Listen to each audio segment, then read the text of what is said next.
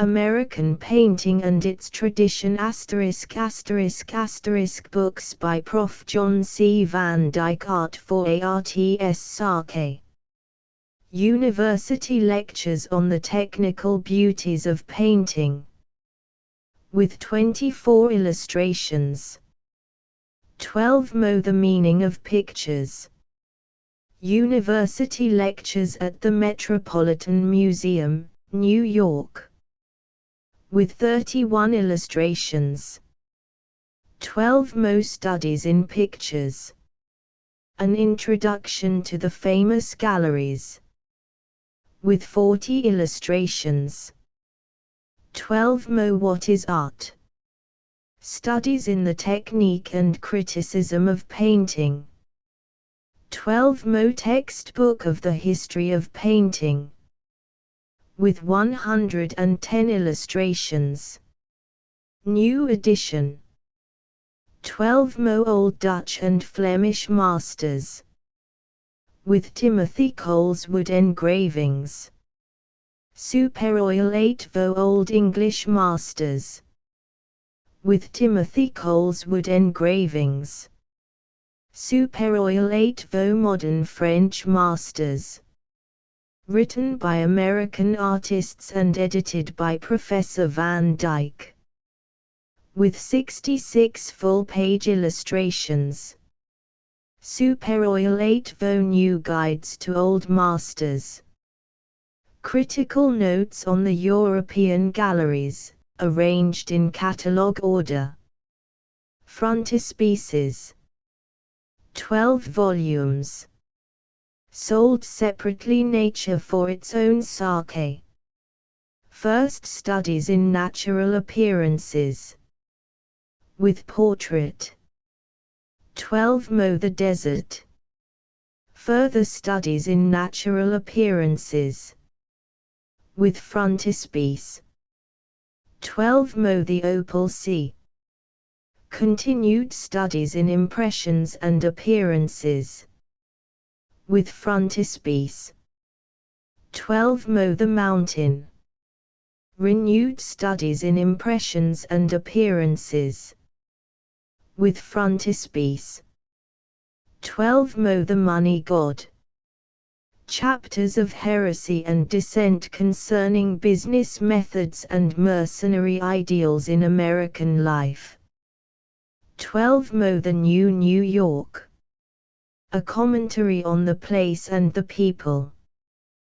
With 125 illustrations by Joseph Pennell.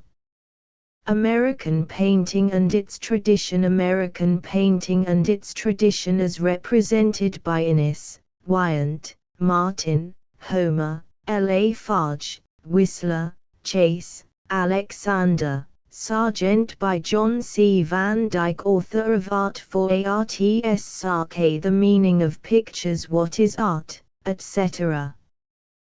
With 24 illustrations. New York, Charles Scribner's Sons, 1919.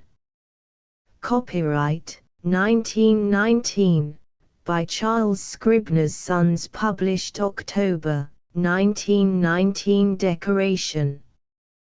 Preface. The painters about whom these chapters are written helped to make up the period in American painting dating, generally, from about 1878 to, say, 1915. That period has practically closed in the sense that a newer generation with different aims and aspirations has come forward, and the men who broke ground years ago in the Society of American Artists have turned their furrow and had their day. Indeed, those I have chosen to write about herein, with the exception of Sargent, have passed on and passed out. Not only their period but their work has ended. We are now beginning to see them in something like historic perspective. Perhaps, then, the time is opportune for speaking of them as a group and of their influence upon American art. Not all of the one-time new movement originated and died with these 9 men. Dozens of painters became identified with American art just after the centennial, and many of those who came back from Munich and Paris in the late 70s and the early 80s are still living and producing.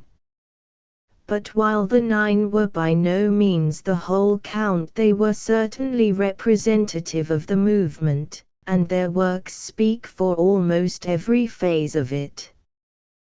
The value of the movement to American art can be rightly enough judged from them.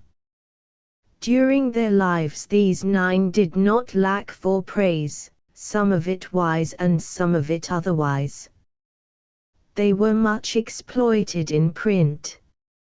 I myself joined in the chorus. I had more or less acquaintance with all of them, lived through the period with them, and from 1880 on wrote much about them.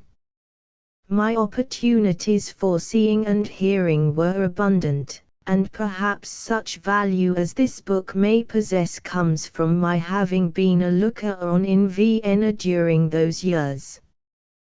To personal impressions I am now adding certain conclusions as to what the men on my list, taken as a body, have established.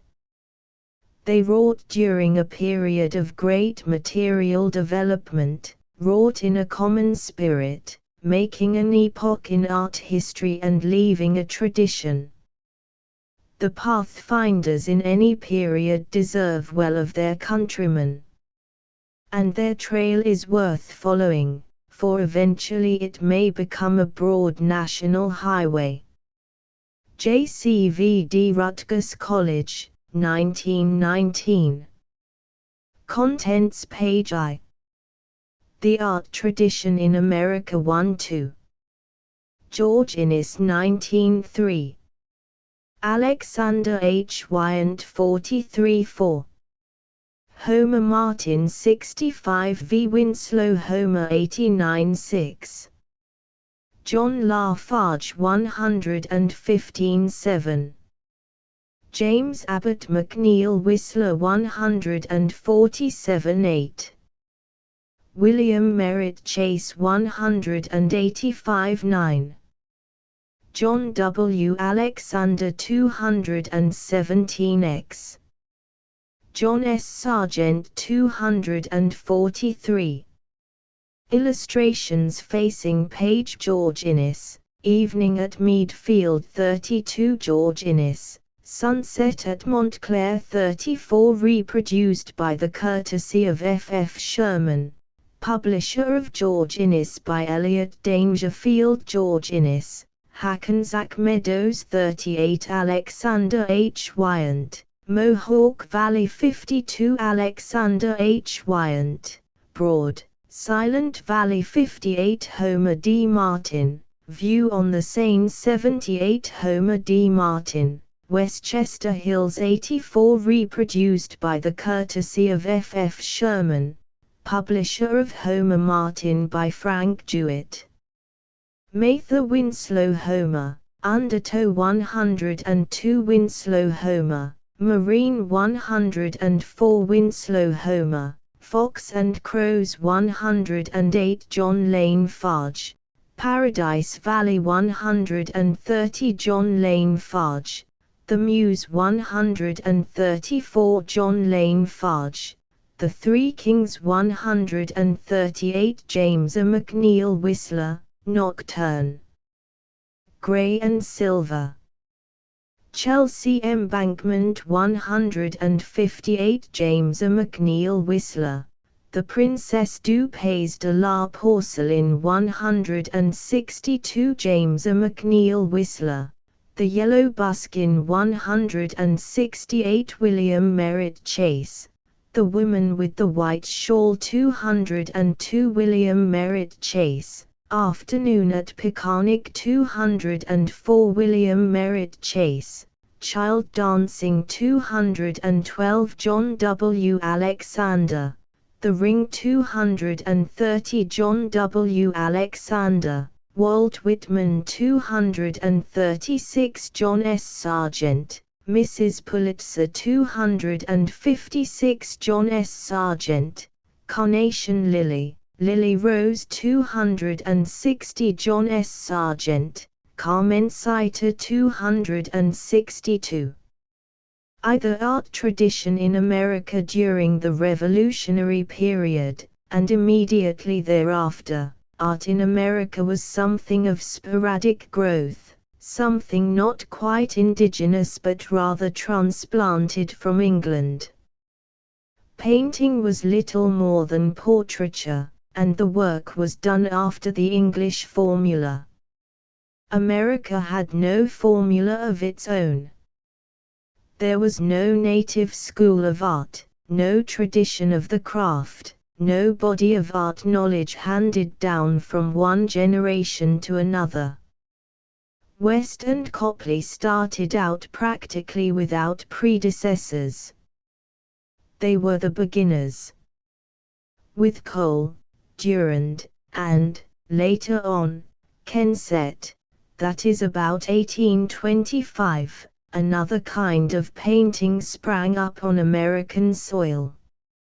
It was the painting of landscape of the Hudson River variety, and, whatever its technical shortcomings, at least it had the merit of being original. Apparently nothing of artistic faith or of accumulated knowledge or art usage was handed down to the Hudson River men by the portrait painters who had preceded them. The leaders worked from nature with little or no instruction. They were self-taught, and if any inkling of how work was carried on in the painting rooms of Copley, Stewart, or Vanderlyn was given them, they turned a deaf ear to it or found it inapplicable to their landscape work. If they knew of a tradition, they ignored it. This matter of tradition, the accumulated point of view and teaching of the craft, is of some importance in our inquiry. It has gone to the making of all the great art of the past. There were several hundred years of sculptors in Greece, with a continuous story, before Scopas and Praxiteles brought their art to final maturity. 4 centuries painters, with their craftsman-making guilds, had preceded Raphael, Leonardo, and Titian. Countless primitives and early men went to the shades unsung before Velázquez, Rubens, Rembrandt, Holbein came to power. In America the Copley-Stewart contingent caught at, and in large measure grasped, the foreign teaching handed down by Reynolds and his school. Perhaps that accounts in some measure for their success. A generation later Cole and Durand started out to paint landscape without any teaching whatever. Does that account in any degree for their failure? They failed to produce any fine quality of art, but they had pupils and followers in whom the Hudson River School finally culminated. It became a school because Cole and Durand established with themselves a teaching, such as it was, and handed down to their pupils a point of view and a body of tradition. Perhaps again that explains, to some extent, the varied successes of such followers of the school as Innes, Wyant, Martin, Swain Gifford, Whitredge, McEntee. But not entirely. Some of these last named were influenced by European art, outgrew the teaching of their forerunners, and in middle life rather forsook their early love and faith. Yet it would be idle to contend that they had not received an inclination, even an inspiration, from contact with the older men. Short-lived though it was, and shallow as were its teachings, the Hudson River School, nevertheless, had weight with its followers. Even error is often helpful in establishing truth, and a feeble precedent is perhaps better than none at all. Some of the pupils, F. E. Church and Sanford Gifford, for examples, never outgrew their basic teaching. To the end they carried on the Cold-Urine tradition, improving and bettering it. They bettered it because they could add to their own viewpoint the observation and teaching of their masters. 3 generations at least are supposed to be necessary to the making of the thorough gentleman. Is it possible to make the thorough artist in one? But the Hudson River School was too frail inherently to carry great weight. Men like Innes, Wyant, and Martin soon began to see its weaknesses.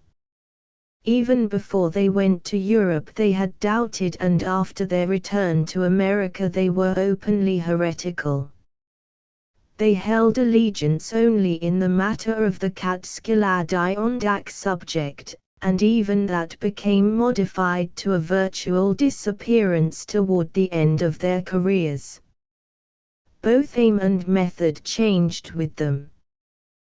They saw deeper and painted freer, until finally they were wholly out of sympathy not only with the thin technique of the school but with its panoramic conception of nature. So it was that in 1876, when the United States held its first national art exhibition, the Centennial, at Philadelphia, the painting of the country was in something of an anomalous condition. The Hudson River School was practically at the end of its rope.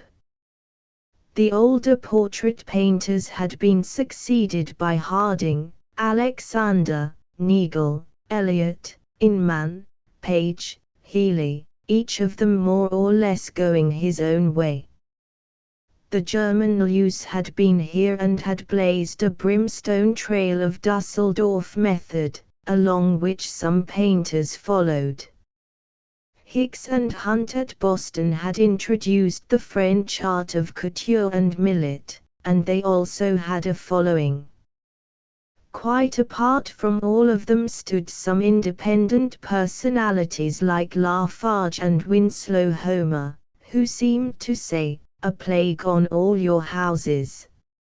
And they, too, went their own ways. There was no school unity. No wonder then, with these conflicting individualities, and with all traditions obsolete or unknown, there was no such thing as an American school of painting at the Centennial Exhibition. The visitor in Memorial Hall wandered hither and yon among the pictures and vainly strove to grasp a consensus of art opinion or even an art tendency. The exhibition was more or less of a hodgepodge. As a result, both painter and public went away in a somewhat bemuddled condition. Perhaps the only thing about the exhibition that impressed one strongly was the general incompetence and inconsequence of it. Just at this time there entered upon the scene another generation, a younger group of American painters. Many of them had seen the exhibition at the Centennial and had, perhaps, been unwarrantably influenced by it. They brought away from it a longing to paint, but they realized that such art as that at Philadelphia was not what they wished to produce, and if American teaching was responsible for it, so much the worse for the teaching. They would have none of it. Once more there was a sharp break with everything that might resemble a school view or a school method. The younger group left the country and sought instruction in European studios, believing that nothing of good could come out of the Nazareth of America. Some of this later generation had gone abroad for study just before 1876. Sherlaw, Chase, and Duveneck were at Munich, Maynard, Minor, and Millet at Antwerp, Blachfield, Brigman, Beckwith, Thayer, Alden Weir, Lowe, Wyatt Eaton at Paris. After 1876 the exodus was greater and Paris was the goal. A few years later some of these students were homeward bound, having finished a more or less advanced course of instruction under competent masters. They immediately set up studios in New York, and, with the enthusiasm and assurance of youth, began to impart information to the effect that the only painting of importance was that of Europe. As for the Native American art, it was not worth reckoning with. The Academy of Design was merely the abiding place of the ossified, and, of course, it would be surrendered on the demand of the younger men.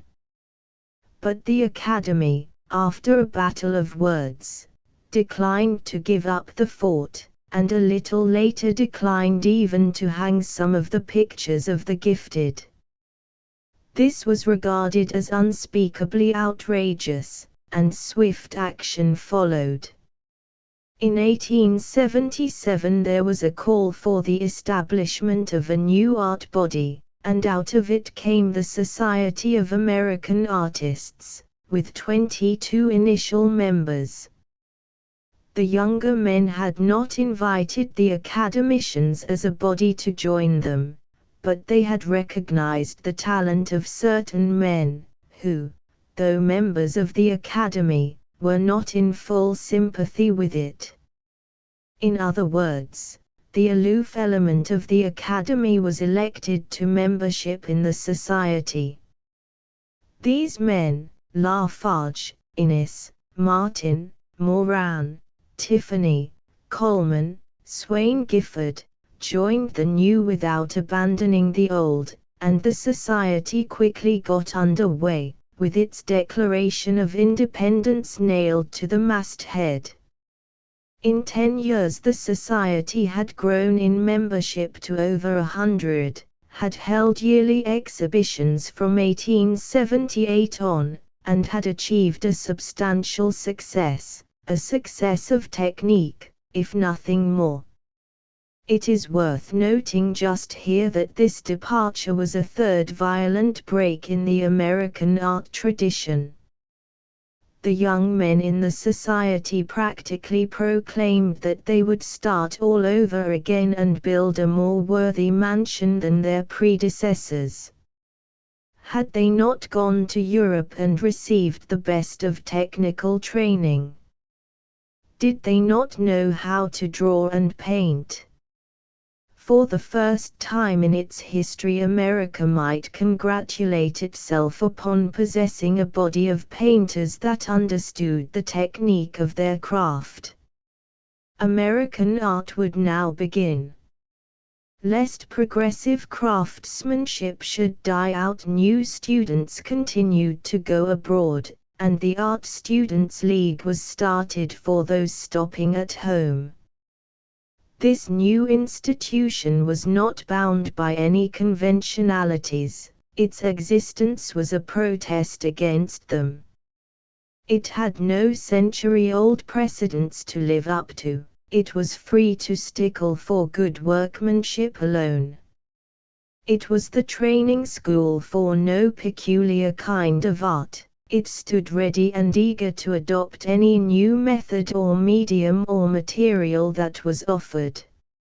It was progressive to the last degree, progressive to the extent of burning every bridge behind it and starting out de novo to produce technicians, and consequent art, worthy of the name.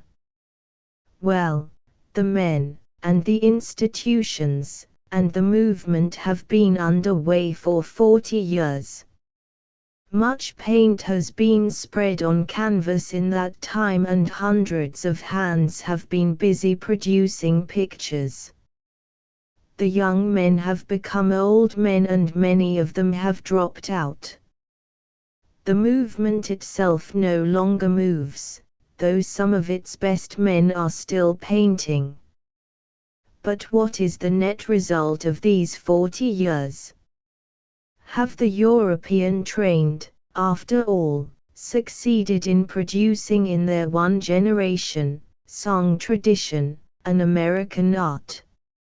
No one will question for a moment that they have produced many exceptionally good works, even masterpieces, that they are a competent, even learned, body of artists. But has what they have said proclaimed American ideals and reflected American life, or has it repeated the conventions and atelier methods of Europe? Has not the manner of saying with them been more in evidence than the thing said? Is their foreign-based art entirely satisfactory or representative of America? From a Whistlerian point of view, this matter of tradition is, of course, great nonsense.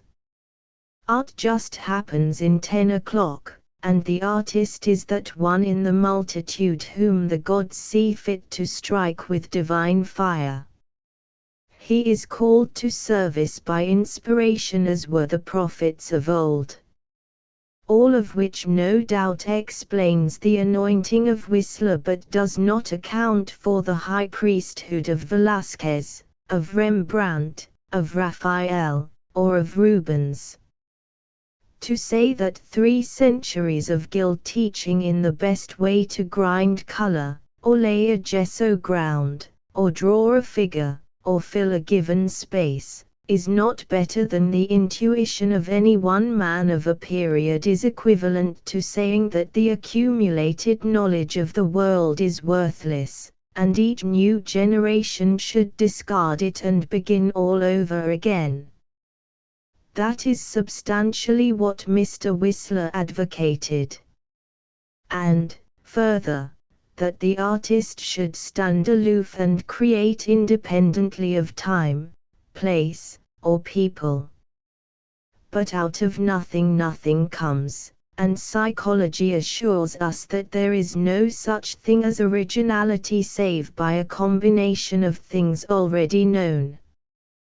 The old is added to and makes the new. The old is the tradition of the craft, the new is the revised point of view and method plus the old. It was so with Whistler, notwithstanding his pretty argument around the clock. He was beholden to Glare, Ingres, Boucher, Velázquez, Courbet, Albert Moore, Hokusai, and helped himself to them when, where, and how he could. He would have been the last one to deny it. Had there been more continuity and stability in his training, had he followed the teaching of the craft more intently, he would not have been worried all his life as to whether his people stood well upon their feet, and he might have produced art with the calmness and poise of his great Velázquez. His misfortune was that he had no thorough schooling, inherited no body of taste, and practically stood alone in art. That he succeeded was owing to exceptional genius. That he was never in the class with Velázquez or Titian or Rembrandt was perhaps due to the fact that they had the training and the tradition and he had not. The Whistler type is not infrequently met in American life, the type that seeks to scale Olympus without the preliminary of antecedent preparation. In art he usually has half a dozen strings to his bow, and paints, lectures, writes, speaks, carries on a business in Wall Street or elsewhere. He is glib in many things, has great facility, is astonishingly clever, but somehow he never gets beyond the superficial. He has not depth or poise or great seriousness. There is no hard training or long tradition or intellectual heritage behind him. He is not to the manner born. Every writer in America knows that present-day American literature, with some precious exceptions, does not reach up to contemporary English literature, that poetry or romance or criticism with us has not the form, the substance, or the technical accomplishment of the same work in France. Every architect in America must realize that with all the get-learned quick of his foreign study, with all his appropriations from the Gothic or the Renaissance or the Georgian, with all his cleverness in solving business needs and doing building stunts under peculiar circumstances, there is something lacking in his productions, that they are not so monumental as he could wish for, that they are not firm set in the ground and do not belong to the soil and remain a part of the land and the people in the sense of contemporary French or even English architecture. Every musician with us must have a similar feeling about our music. As with architecture and painting, there have been some remarkable compositions put forth by our composers. Europe compliments us by playing them and nods approval at the endeavor, but again they do not reach up to corresponding work in Paris or Berlin or Munich. Why not? Have we not as good brains and fiddles in New York as in Vienna? What is it we lack? Surely we are not wanting in energy, in resource, in materials. Is it perhaps the restraint of these that we need? Time and patience are very necessary factors in all of the arts. Attitude of mind, a sense of proportion, a style, in short, cannot be attained in a few years of schooling. To the training of a lifetime must be added a something that has been more or less inherited. That something handed down from father to son, from master to pupil, from generation to generation, is what I have called tradition. It is not technique alone, but a mental outlook, added to the body of belief and experience of those who have gone before.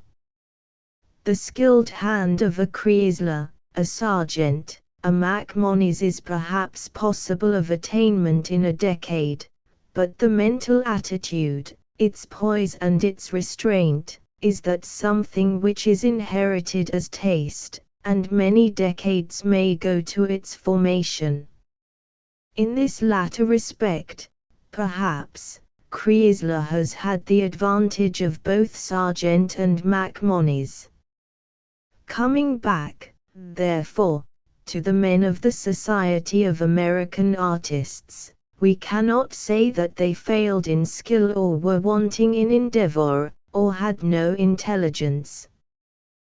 They had all of these, but, unfortunately, they were not of artistic descent, and inherited no patrimony of style. Instead they tried to adopt in a few years the long story of French style, and attained only that part of it relating to technique. They were of the third generation in American art, but each one of these generations had denied and forsworn its predecessor, had flung its mess of pottage, such as it was, out of the window, and had left the ancestral roof never to return. The third generation then had nothing by descent, not even a pictorial or a plastic mind that could see the world in images. It went forth empty-handed into the highways and byways of Europe, became proficient in craftsmanship, and relied upon that for success. This is not merely figure of speech, but statement of fact. None of the American painters spoken of in these pages, with the exception of Lafarge, came from what might be called an artistic family, or had aesthetic antecedents. They were boys on a farm or grew up in the atmosphere of trade or profession, and came to art at 20 or thereabouts. They then learned the technique of painting quickly, and with much facility, but their mental attitude toward art was untrained and remained undetermined. Long after they knew how to paint, they knew not what to paint or how to think. Their point of view was superficial or commonplace, or otherwise negligible. I have accepted Lafarge, for, as we shall see hereafter, he did have an aesthetic legend behind him. Is that why he is now placed as the one Olympian of the period? I would also partly accept Innes, Wyant, and Martin, who did know and follow at one time the rather feeble Hudson River School tradition. I ask again, is that why they remain, even to this day, the best of our rather long line of landscape painters? Is tradition then synonymous with the academic? Not entirely, though the academies are usually the custodians and conservers of it. Unfortunately, their practice tends to perpetuate a manner that soon becomes a mannerism, and finally the mannerism usurps the place of style. The academic in France or Germany or Italy has of recent years become a term of reproach. All the rebels in art have been opposed to it. When they rebelled, their rebellion was called by them, or their biographers, the break with tradition. Rather was it a break with an indurated method or the tyranny of a hanging committee. For tradition has to do more with the spirit and style of art, while the academic is recognized in a method or a formula which, endlessly repeated, finally becomes trite and even banal. The art of old Japan ran on for centuries and was excellent art, notwithstanding it was academic and based in tradition. It did not run into formalism and never became trite until recent years. Its ruin lies straight ahead of it if it shall abandon its traditions and continue to coquet with Occidental art. But the bulk of painting by the young men of the Society of American Artists became commonplace within a dozen years after their return, because they had learned abroad only a manner and reproduced it here in America with the persistence of a mannerism. They never knew the academic in its larger significance, they never felt the spirit and style of the traditional. That is not to proclaim their work worthless or their movement inconsequent. On the contrary, almost everything that one generation in art could do was done. And well done. They established a foundation in sound technique. It remains to be seen if those who come after will build upon it or cast it down.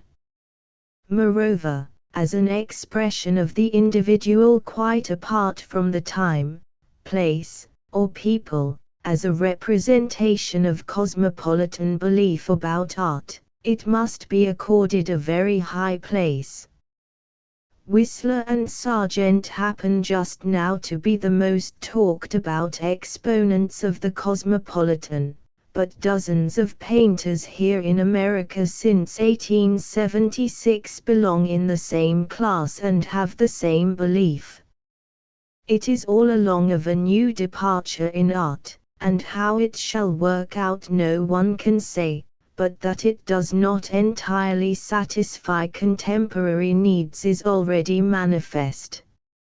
In spite of present practice, and quite apart from 10 o'clock and other painter extravagances, art is still believed to be in some way an expression of a time, a place, and a people. The world has not yet grown so small that it does not continue to exhibit race characteristics in its art manifestations. That the all-the-world as one idea may be farther-reaching, more universal in its scope, and therefore loftier in its art expression than any national or race expression is very possible, nay, probable. Still, even then, with cosmopolitanism in the saddle, there will be the need and the use of tradition, the consensus of opinion and body of belief as to what constitutes style in art. 2 George Innes 1825–1894, a plain man of the business world, knowing nothing of the peculiar manifestations of the artistic mind, would be very apt to wonder over the mental make-up of a George Innes. An artist's way of looking at things is never quite sensible to the man in the street. It is too temperamental, too impulsive, and Innes was super-temperamental even for an artist. When he expressed himself in paint he was very sane, but when he argued, his auditors thought him erratic. And not without reason. He was easily stirred by controversy, and in the heat of discussion he often discoursed like a mad rhapsodist. His thin hands and cheeks, his black eyes, ragged beard, and long dark hair, the dramatic action of his slight figure as he walked and talked, seemed to complete the picture of the perfervid visionary. He was always somewhat hectic. As a boy he was delicate, suffered from epilepsy, and was mentally overwrought. His physician had nothing to recommend but fresh air. As a man, one of his hearers over the dinner table, after listening to his exposition of the feminine element in landscape, or some allied theme, said, "Mr. Innes, what you need is fresh air." Innes used to tell this story about himself with a little smile, as though conscious of having appeared extravagant. As for fresh air in the sense of out of doors, he knew more about it than all his business acquaintances put together, but in the sense of its clearing the vision so that he could see things in a matter-of-fact light, it was wholly unavailing. He was born with the nervous organization of the enthusiast. That is not the best temperament imaginable for a practical businessman. And yet Innes certainly thought that his views about life, faith, government, and ethics were sound and applicable to all humanity. Art was only a part of the universal plan.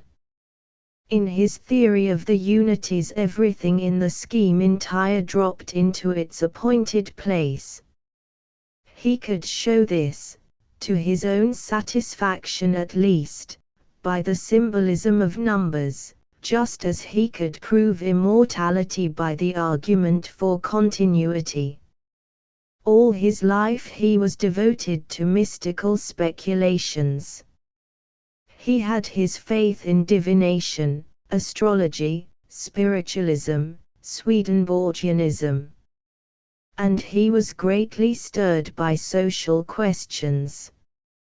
During the rebellion he volunteered to fight for the freedom of the slave but was rejected as physically unfit, and later he became interested in labor problems, believed in Henry George and the single tax, and had views about a socialistic republic.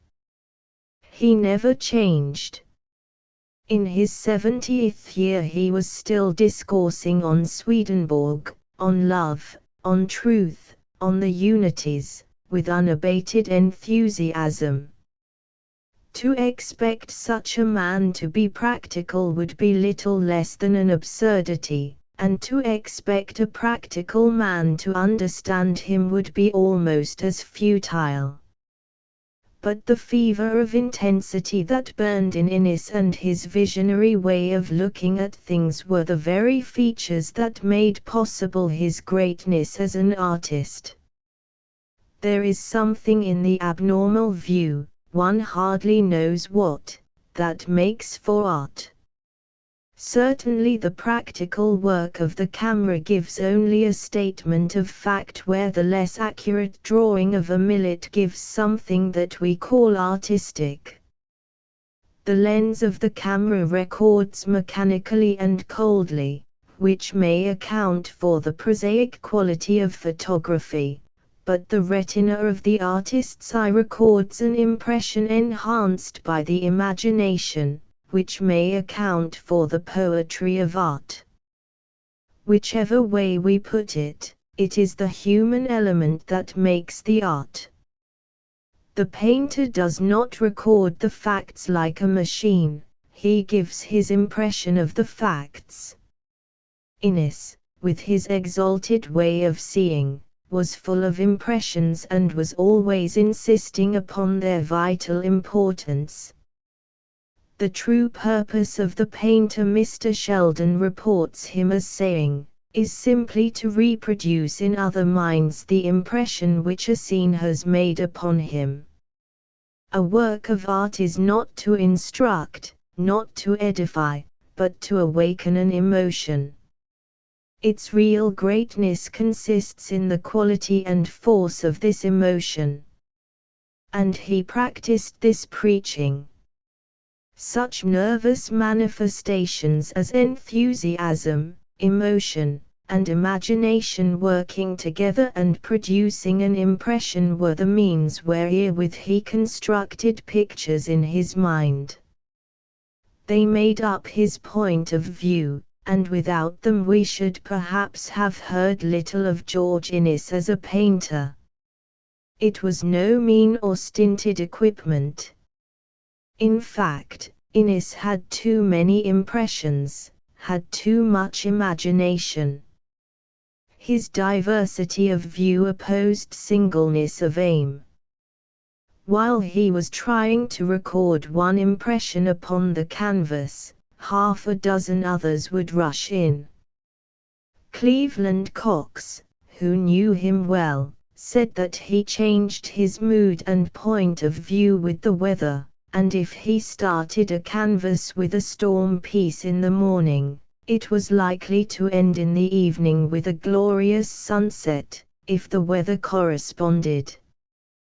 He was never satisfied with his work, he was always altering it and amending it, painting pictures one on top of another, until a single canvas sometimes held a dozen superimposed landscapes.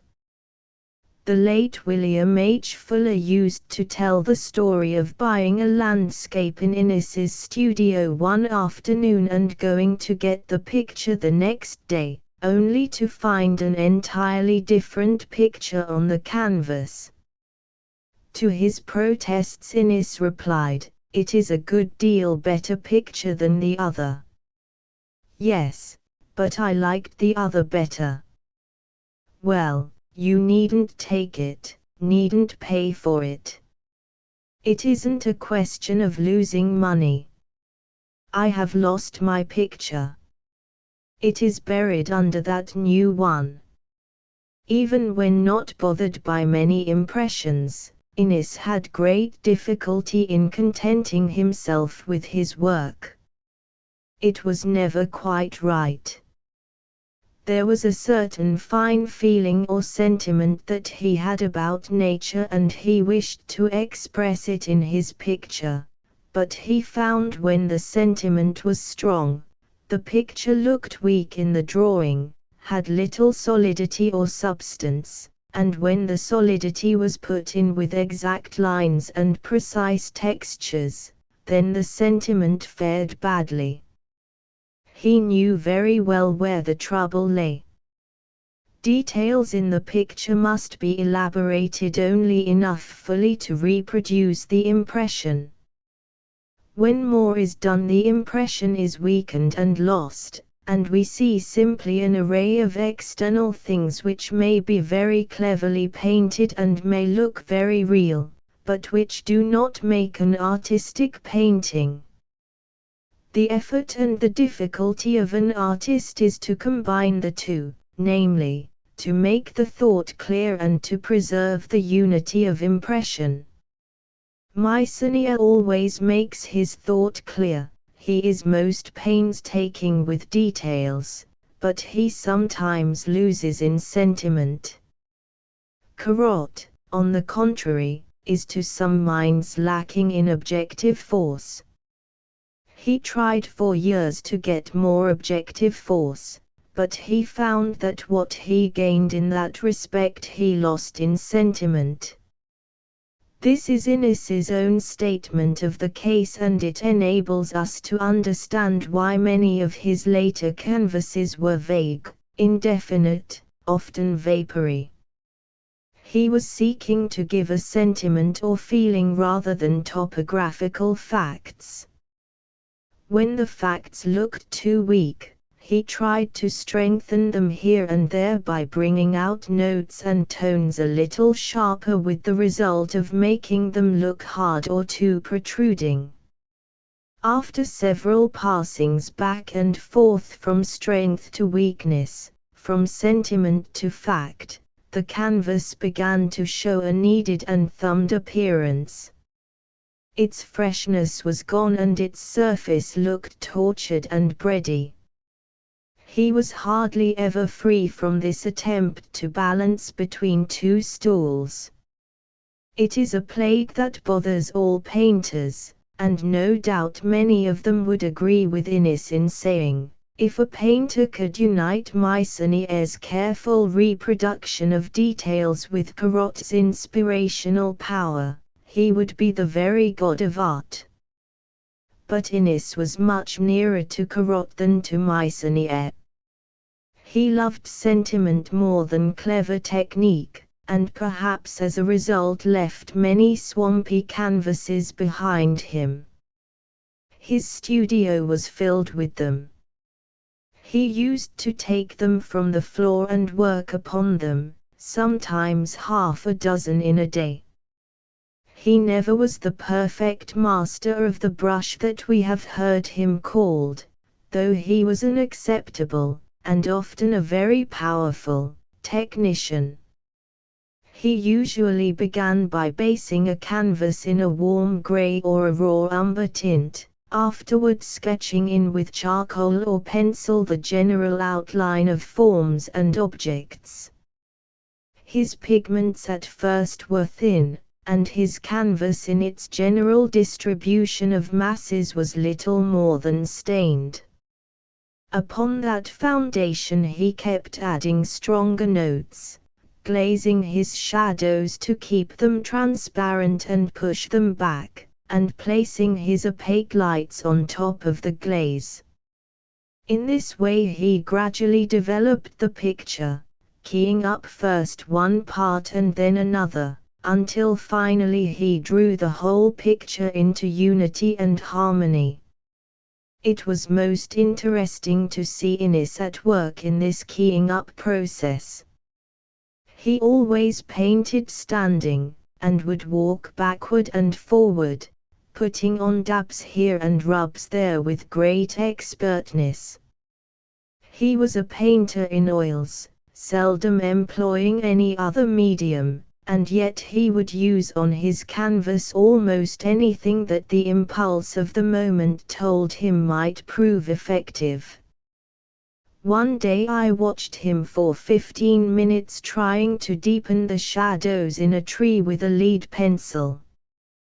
The canvas was dry at the time and he did not want to put any more wet paint upon it. As he painted he talked, argued, declaimed, glared at you over the top of his glasses with apparently little embarrassment to himself or detriment to his canvas. Painting he believed he had reduced to a scientific formula, but he kept changing the formula.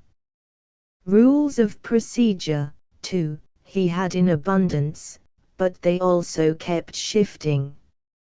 At one time he insisted that a picture should have 3 planes, the middle plane to contain the center of interest, the foreground to be a prologue, and the background an epilogue to this central plane.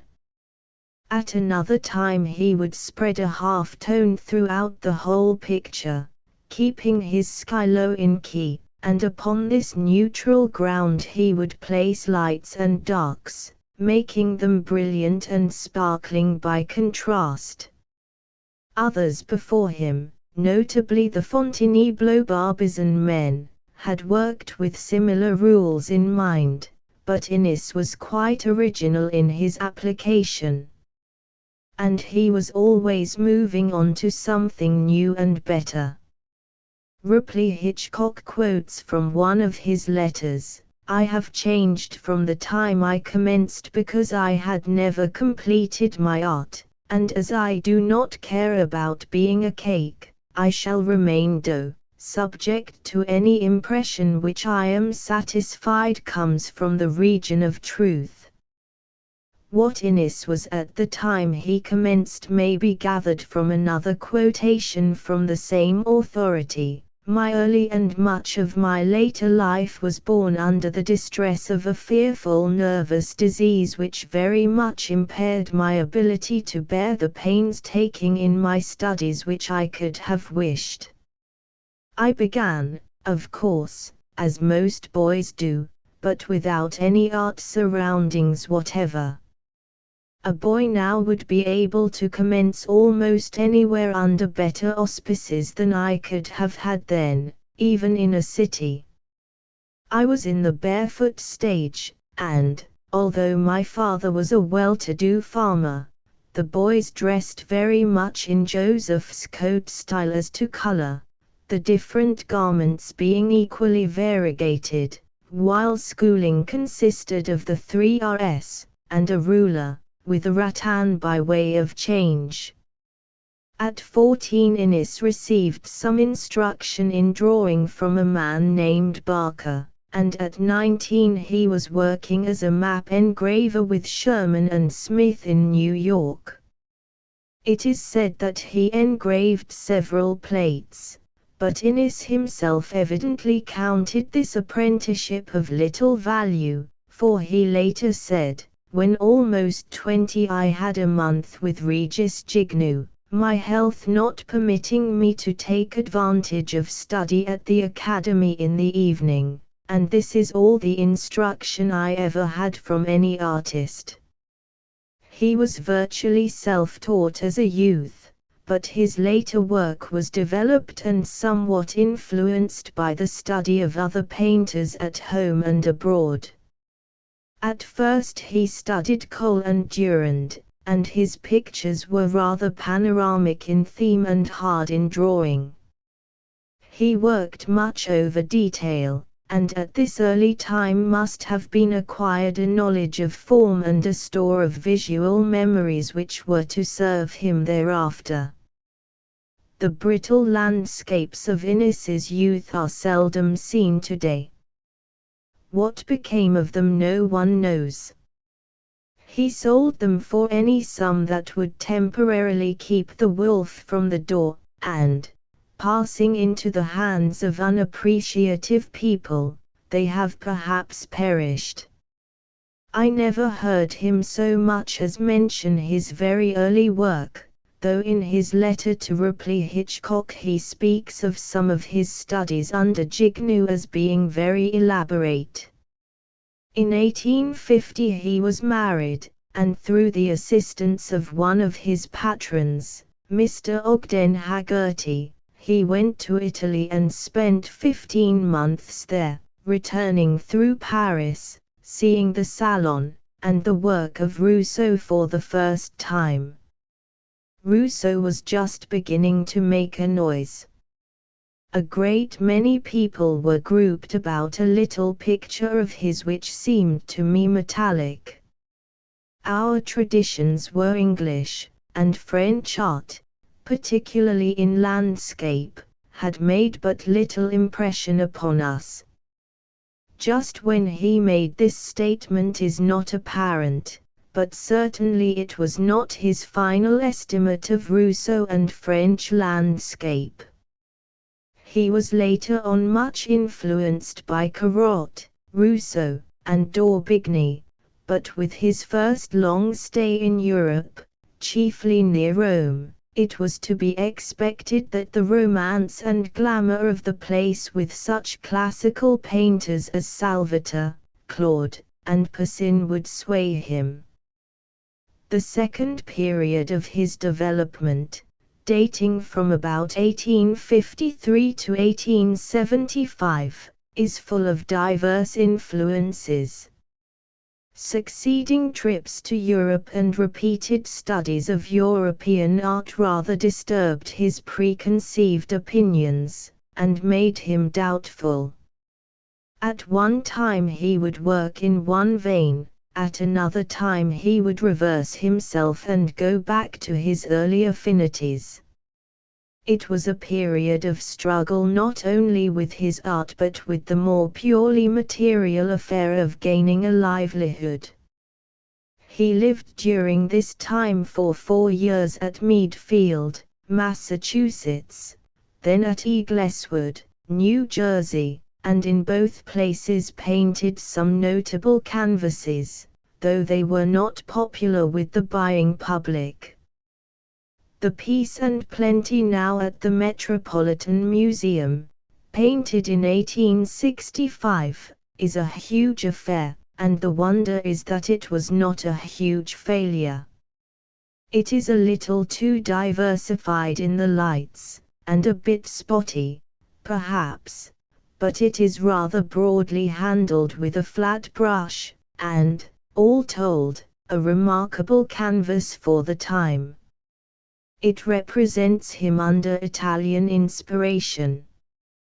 The Evening at Meadfield, also in the Metropolitan, painted in 1875, suggests French influence, perhaps d'Aubigny. It is broader, freer, thinner in handling, simpler in masses, and has more unity. None of the pictures at this period are counted his best output, but they are not the less works of decided merit. It was after 4 continuous years in Europe, 1871 to 1875, that Innes came into a third style of work. The Evening at Meadfield indicates it, quite his own, quite American, and quite splendid. It was during this stay abroad that he seemed finally to find himself. His brush broadened, his light grew more subtle, his color became richer and fuller. Corot had taught him how to sacrifice detail to the mass, Rousseau had improved his use of the tree, d'Aubigny gave him many hints about atmosphere. From Decamps he learned how to drive a light with darks, and Delacroix opened to him a gamut of deep, rich color. He was now in position to graft the French tradition of landscape upon the American stock. And this he did, but in his own manner and with many lapses, even failures, by the way.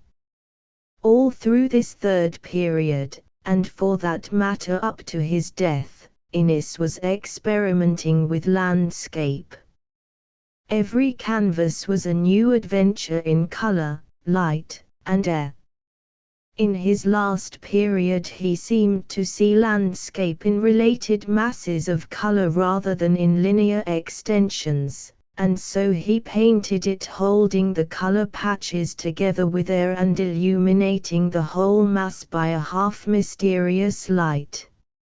It was not attenuated color, mauves, pinks, and sad greys, but strong reds, blues, greens, and yellows keyed up oftentimes to a high pitch and fire-hued by sunlight.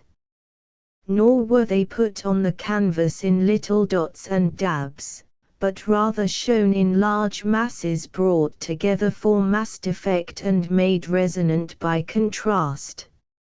Evening at Meadfield by George Innes. In the Metropolitan Museum of Art. Click image to enlarge. Almost all of his later pictures will be found to hinge upon color, light, and atmosphere. He was very fond of moisture-laden air, rain effects, clouds, rainbows, mists, vapors, fogs, smokes, hazes, all phases of the atmosphere. In the same way he fancied dawns, dusks, twilights, moonlights, sunbursts, flying shadows, clouded lights, all phases of illumination. And again, he loved sunset colors, cloud colors, sky colors, autumn tints, winter blues, spring grays, summer greens, all phases of color. And these not for themselves alone, but rather for the impression or effect that they produced. If he painted a moonlight, it was with a great spread of silvery radiance, a hushed effect in the trees, a still air, and the mystery of things half seen. When he painted an early spring morning, he gave the vapor rising from the ground, with dampness in the air, voyaging clouds, and a warming blue in the sky. With an Indian summer afternoon there was the drowsy hum of nature lost in dreamland and the indefinable regret of things passing away. His rainy day, Montclair has the bend and droop of foliage heavy with rain, the sense of saturation in earth and air, the suggestion of the very smell of rain. The Delaware water gap shows the drive of a storm down the valley, with the sweep of the wind felt in the clouds, the trees, and the water. The summer silence is well named, for again it gives that feeling of the hushed woods in July, the deep shadows, the dense foliage that seems to sleep and softly breathe. Always the impression, the feeling which he himself felt in the presence of nature and tried to give back in form and color upon canvas. I remember very well standing beside him before his Niagara and hearing him say what interested him in that scene. It was not so much the thundering mass of the waters, the volume and power, the sublimity of the cataract, as the impression of clouds of mist and vapor boiling up from the great cauldron and being struck into color splendor by the sunlight. Only an Innes in the presence of Niagara could have thrown emphasis upon so ethereal a phase as its mists and color. They made the impression and he responded to it. Every feature of landscape had its peculiar sentiment to him. He said so many times and with no uncertain voice, rivers, streams, the rippling brook, the hillside, the sky, clouds, all things that we see, can convey sentiment if we are in the love of God and the desire of truth. Some persons suppose that landscape has no power of conveying human sentiment. But this is a great mistake. The civilized landscape peculiarly can, and therefore I love it more and think it more worthy of reproduction than that which is savage and untamed.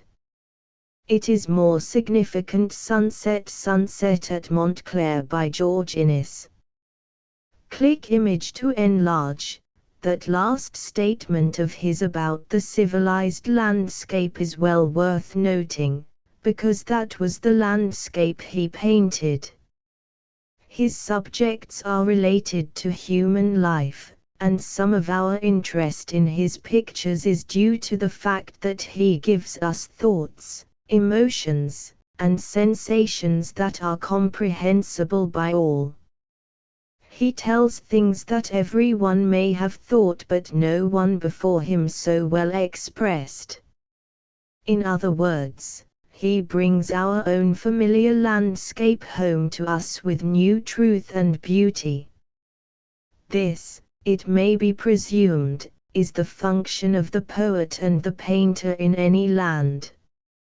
It was the quality that made Burns and Wordsworth great and may account in measure for the fame of Rembrandt, Hobbema, Constable, yes, and Innes. When he was young there were traditions of the Hudson River School in the air. The mappy landscape with its crude color and theatrical composition held the place of honor. Innes was probably captivated by it at first sight, but he soon discovered its emptiness. It had no basis in nature, it was not the landscape we see and know. The course of empire and the voyage of youth were only names for studio fabrications. The truly poetic landscape lay nearer home.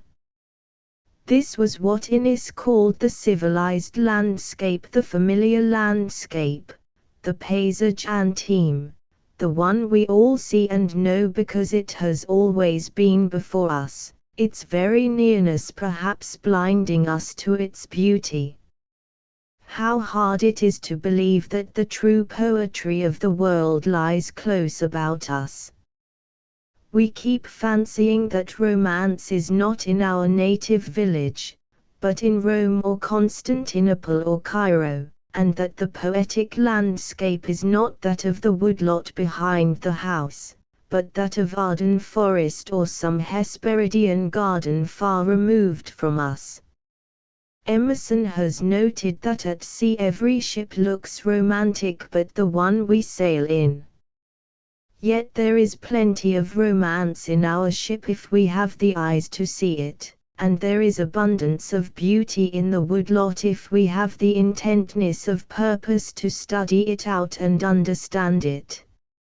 Anyone can admire the view from a mountain top, but it takes some imagination to see beauty in the quiet meadow. And after you have seen it, it requires a great deal of labor and skill to tell what you have seen. Wordsworth and Constable made more failures with it than successes. Just so with Innes. He shot wide of the mark innumerable times, but when he hit, it was with very decided effect. A love of the familiar landscape would seem to have always been with Innes. After a period of following the Hudson River panorama of nature undefiled by man, he gave it up. While in Rome he produced some semi-classic landscapes, but he gave them up, too. Not so with the Fontainebleau Barbizon landscape. Rousseau and his band had broken with the classic and were producing the paysage intime to which Hobbema, not Constable, of whom they knew nothing, had called their attention through his pictures in the Louvre. They had done in France just what Innes had sought to do in America. They had abandoned the grandiloquent and put in its place the familiar. Innes was in sympathy with them almost from the moment he first saw their work.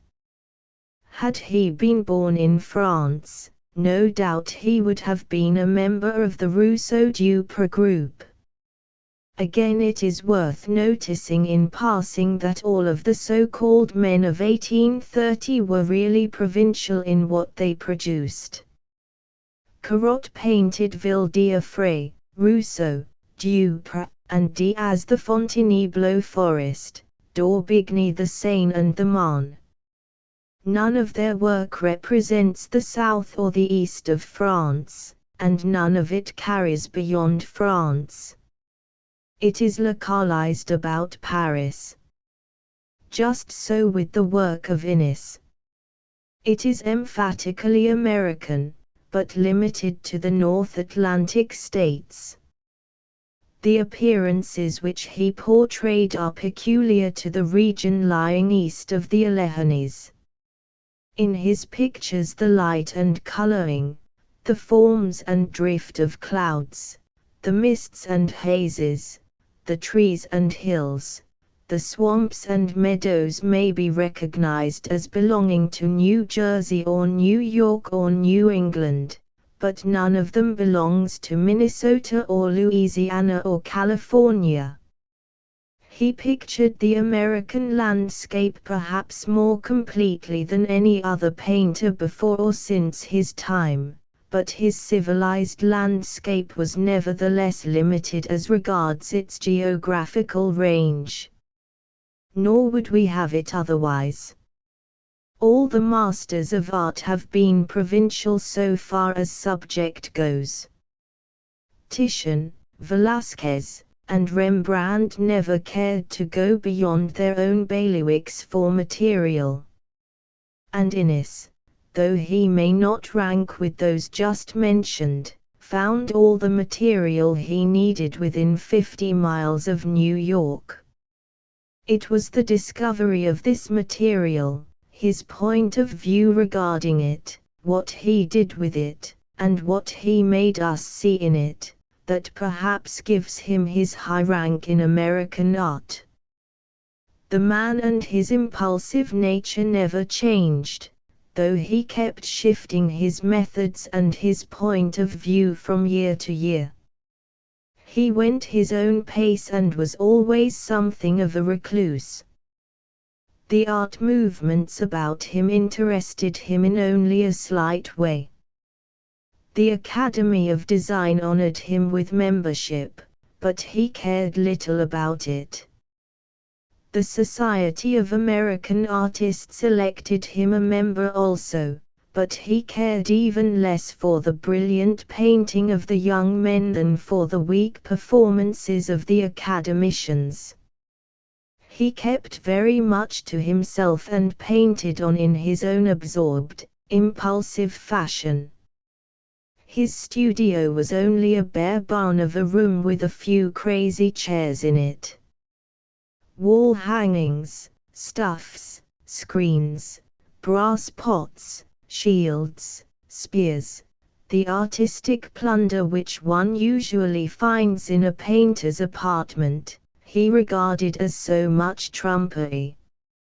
In his later days he came and went to his studio from Montclair, seeing landscapes out of the car window, and in his mind's eye seeing them upon his canvases.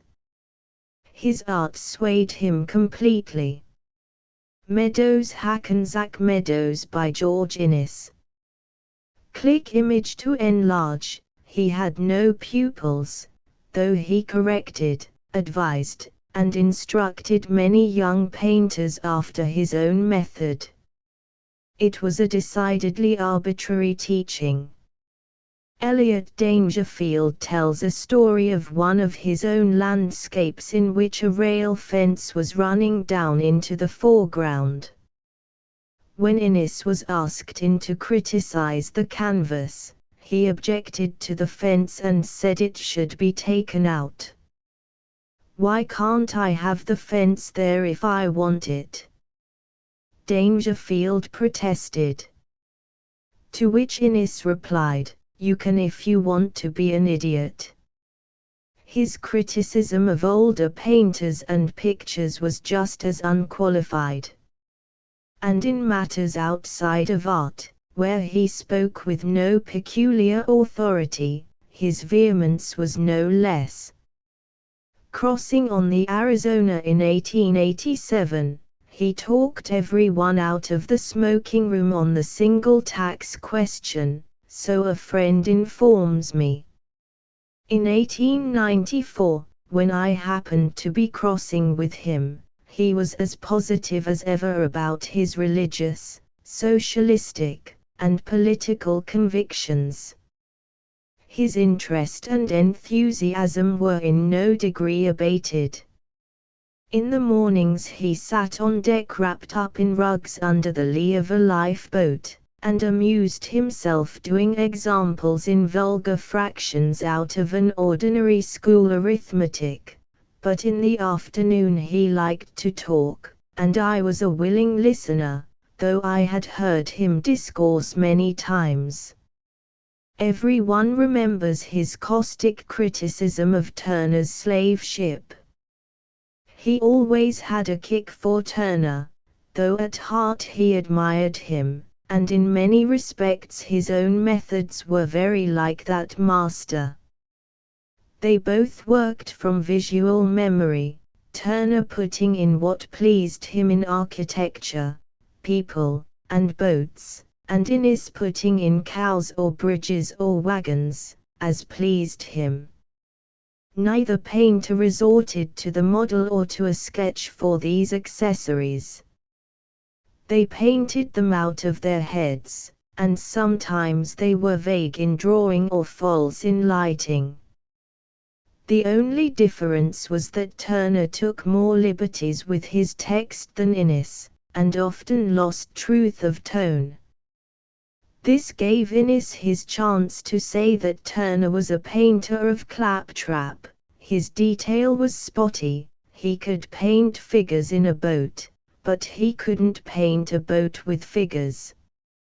For Gainsborough he had some admiration, and in his early days rather followed him, but he outgrew the brown fiddle tone of Gainsborough's foliage and came to think his work lacking in colour. Constable, too, he admired, perhaps because he painted the greens of foliage very frankly, but his light and colour were cold. Turner's heat and Constable's cold he did not believe could both come out of England, except through subjective distortion. The pictures of Watts, he insisted, looked as though dipped in a sewer, so unhealthy and morbid were they in colour.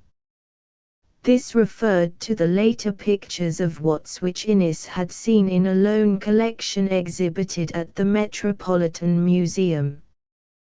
He was fond of brilliant colour himself, and evidently he had never studied the earlier and middle period pictures of Watts. Wilson he liked, though recognizing that he was merely a reviser of the old classic formula of landscape. But Wilson knew how to handle his sky and could tie things together with atmosphere. Corot was a very pretty painter, and by pretty Innes meant clever. He wagged his head in saying it and smiled as though the statement were incontestable. The sentiment of light and air with Corot was something that Innes thoroughly understood. And he greatly fancied Corot's composition. At one time he painted pictures that have a Corotesque arrangement, notably the wood-gatherers formerly in the Clark collection. What he did not understand was Corot's monotony of color, or, as other painters expressed it, Corot's refinement of color. Millet was wonderful, especially in his landscape work, which had attracted so little attention. Delacroix was one of the great gods for his wonderful gamut of color, if nothing else. And so on. The steamer trip in 1894 was the last one that Innes made. He died that summer at the Bridge of Allan in Scotland. His funeral was held in the National Academy of Design in New York, and the Swedenborgian minister who officiated, in the course of his eulogy, said, "Those of you who knew George Innes knew how intense a man he was." Intense is exactly descriptive of the man. He was keyed up all his life and worked with feverish intensity. but the word does not describe his art, for that has no feeling of stress or strain about it. Sometimes one is conscious of its vagueness, as though the painter were groping a way out toward the light, a vagueness that holds the mystery of things half seen, a beautiful glimpse of half-revealed impressions. But usually his pictures are serene, hushed, and yet radiant with the glow of eternal sunfires from sky or cloud. They were lofty and poetic impressions, and the loftier they were the more intense the painter's effort to reveal them. The heights of Parnassus are very calm, but they are not reached without a struggle.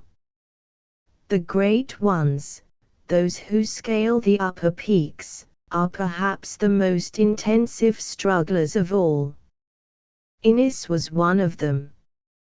3. Alexander H. Wyant. It was Corot who declared that in art Rousseau was an eagle and he himself was merely a lark singing a song from the meadow grasses.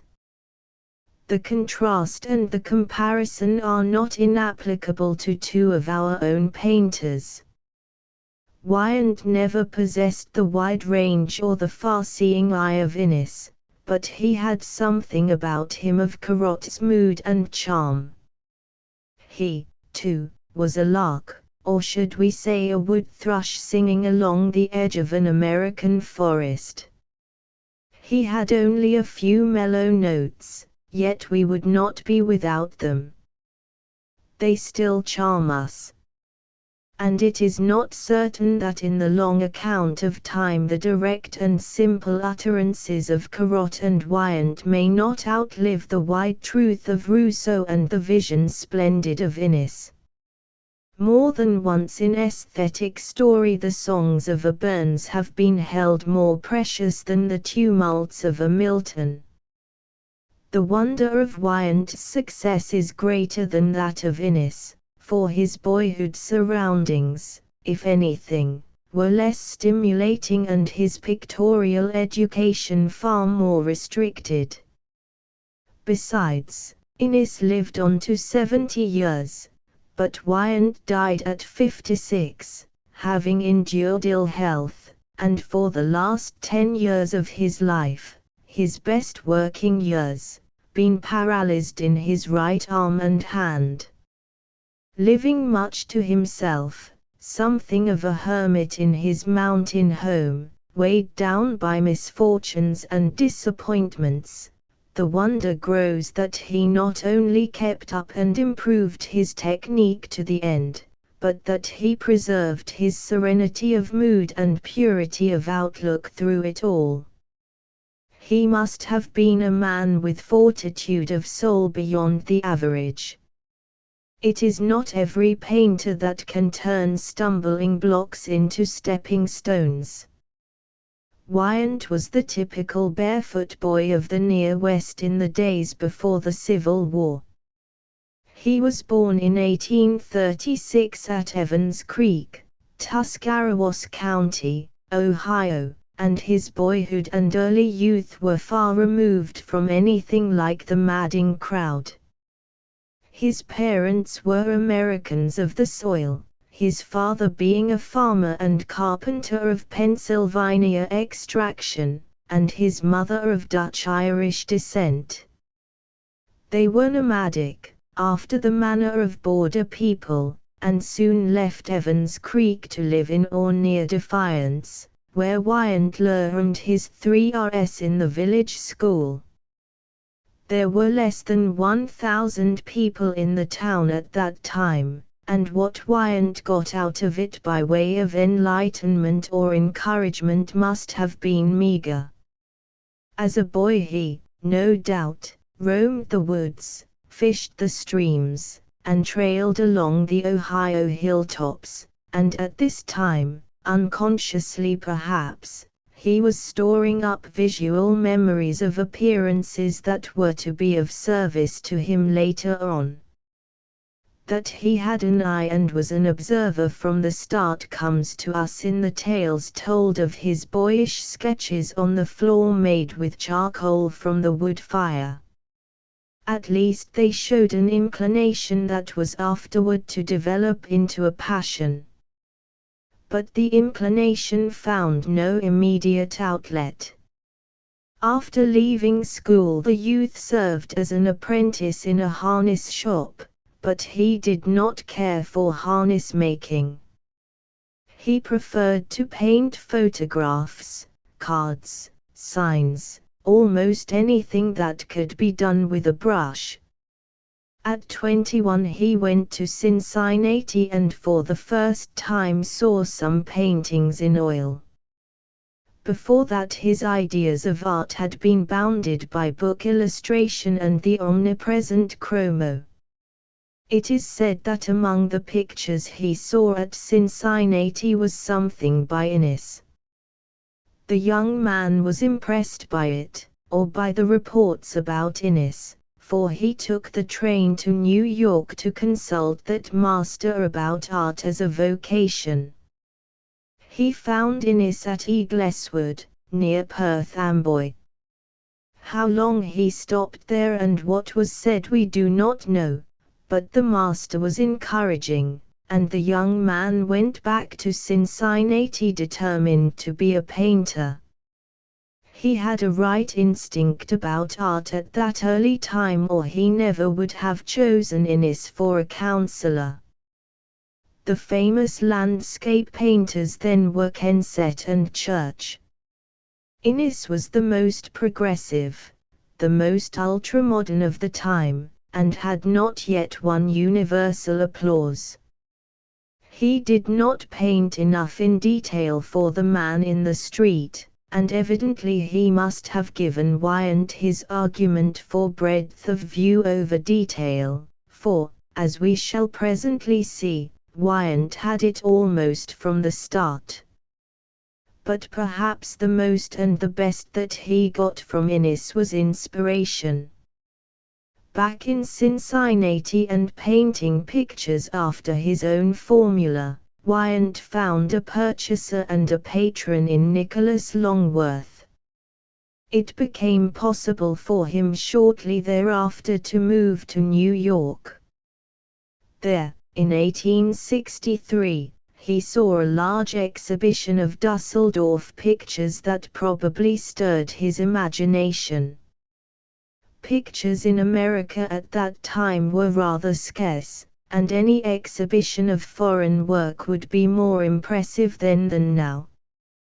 The next year he exhibited at the National Academy of Design for the first time, and in 1865 he went to Europe on a Dusseldorf pilgrimage, impelled thereto by a mountain and waterfall landscape of Goode which he had seen in New York. He went straight to Goode at Karlsruhe and put himself under his tutelage. Goode was a Norwegian painter, influenced by Dahl, and imbued with the Dusseldorf method and point of view. The grand landscape, panoramic in extent and mountainous in height, with a hot sun in the heavens, was then in vogue, and Achenbach was its prophet. From Wyant's short stay with Goode it seems that his enthusiasm was soon chilled down to zero. In afterlife he often referred to the great kindness of Goode and his wife, but he seemed to think that his instruction in art had been fundamentally wrong.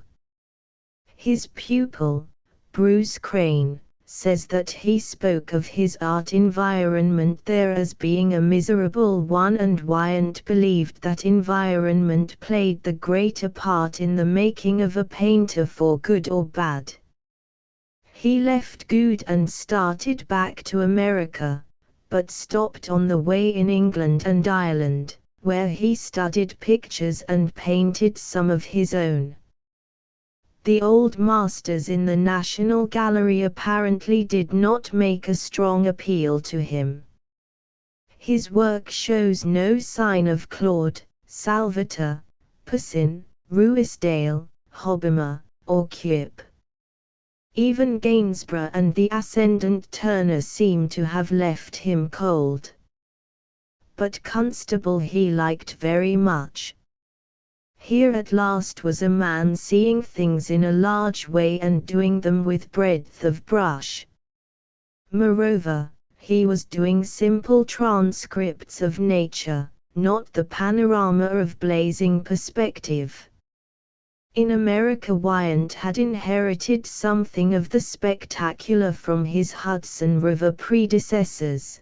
Dusseldorf had aided the conception, and Turner had abetted it, but Constable seemed to be against it. Wyant was inclined to renounce it.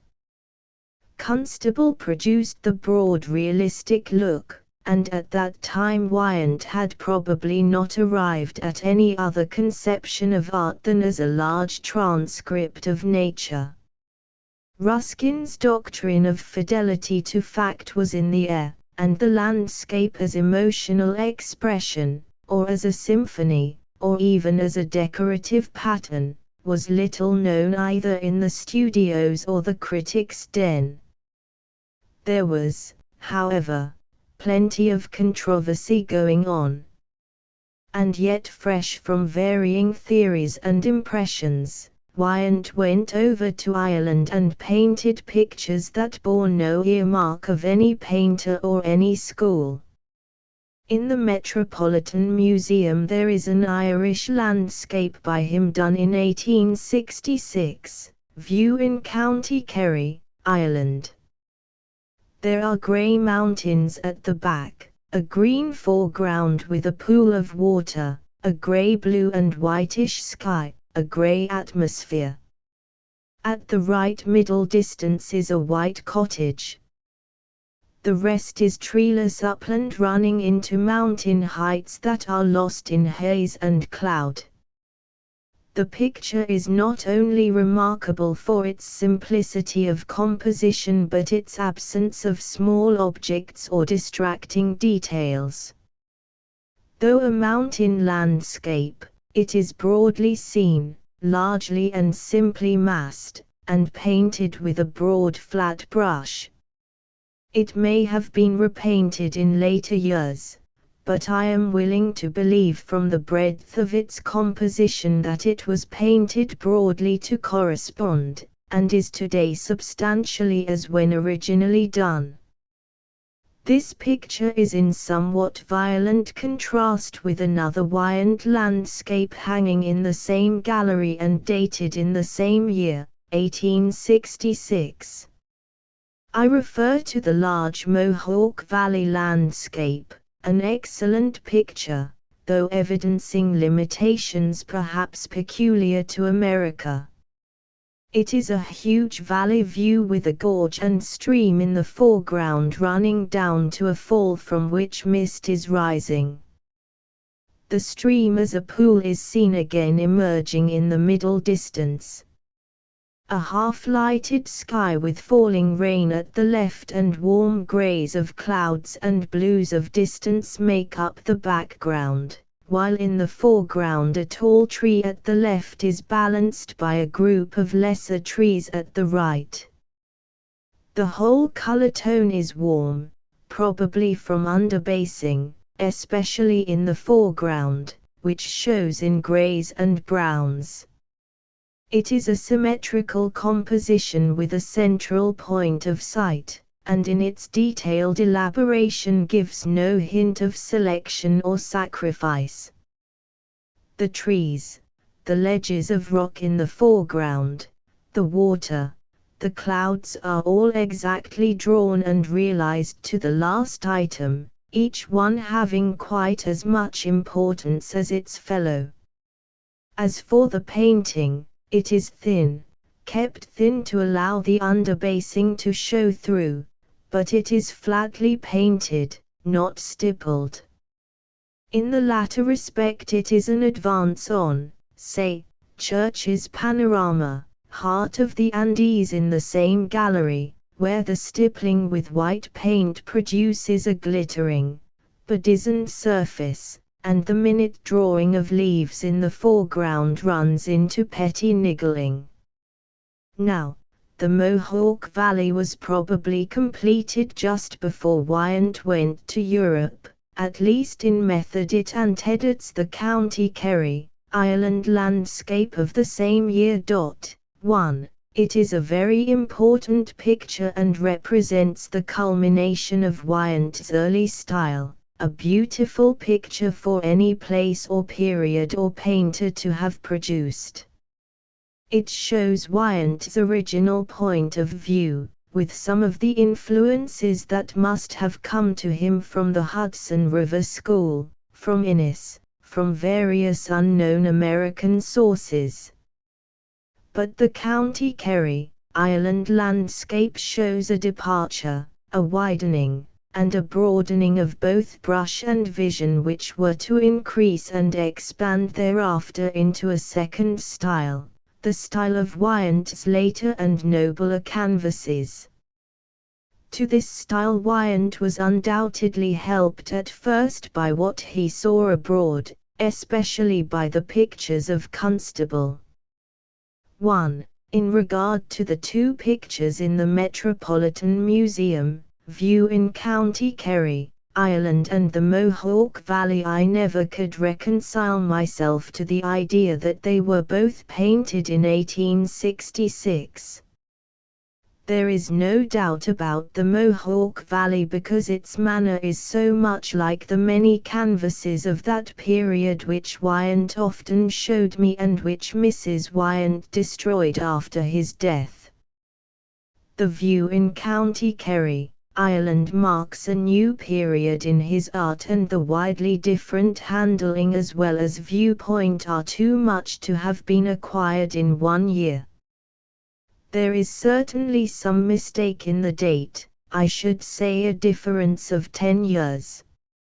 At some time that picture has been cleaned and the restorer accidentally destroying the date restored it incorrectly. Bruce Crane in a letter to the writer, the 13th of December, 1917, Valley Mohawk Valley by Alexander H. Wyant. In the Metropolitan Museum of Art. Click image to enlarge. This was a time of rapid production with Wyant, and he was always afire with his theme. The recognition of artists was coming to him, if not the large patronage of the public. His picture of A View on the Susquehanna resulted in his being elected an associate of the National Academy in 1868, and he was named a full academician in 1869. But ill health was with him, and in the hope of improving his physical condition and at the same time gathering material for his art, he joined in 1873 a government expedition to New Mexico and Arizona. There were many hardships on the trip, and Wyant's never very robust constitution broke down under the strain. He was put on the train and sent back east. It is said that on the way east he passed his hometown of Defiance, but would not get off. Ill as he was, with few friends and less money, he determined to go on to New York and fight it out. The fine courage of all that becomes more marked when we understand that the illness was so severe that it had resulted at Fort Wingate in paralysis of his right hand and arm. He was never to paint with his right hand again. It was a crippled painter coming back to New York, crippled in a vital spot, but he had determined that his left hand should be trained to service. And it was. The West not only maimed him physically but apparently taught him nothing artistically. The deserts that he crossed with their red porphyry mountains, dull yellow sands, and gas blue air, the most wonderful landscapes in the world in their definition of form and their quality of color, seem to have made no impression whatever upon him. This is understandable only by considering the inheritance of tradition and environment. In Wyant's time a handsome landscape meant a mountain valley with forests, rocks, waterfalls, and the variegated foliage of summer or autumn. The desert was unknown and remained for a later generation of painters to discover. The plains were unpainted and thought unpaintable, even the marsh and the meadow, which Corot loved, were considered too slight for art. The grand view conception in landscape painting died hard. In Wyant's time it was very much alive.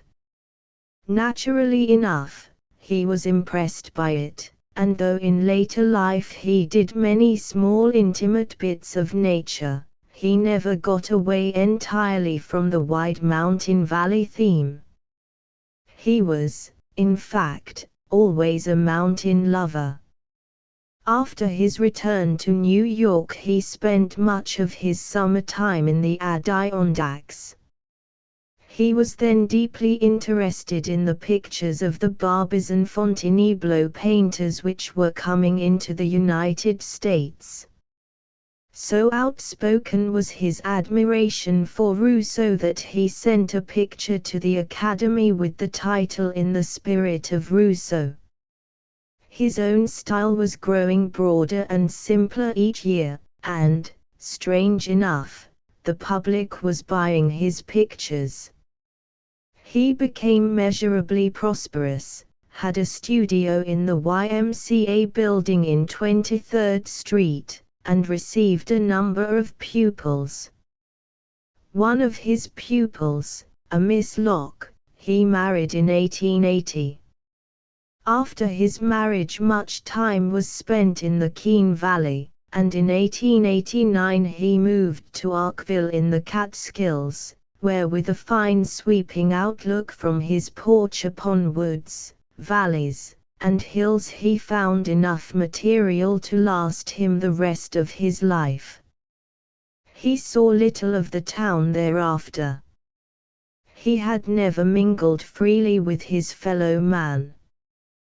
The Society of American Artists had honored him with membership in 1878. He was a founder of the American Watercolor Society, and a member of the Century Association, but he always held somewhat aloof from them. Friendly enough with painters and people who sought him, he was, nevertheless, a little shy, which perhaps gave him the reputation of being gruff. He seemed less fitted to the city street than the Isle of the Forest. It was in his mountain home on the forest edge that he died in 1892, having suffered much physical pain before his going.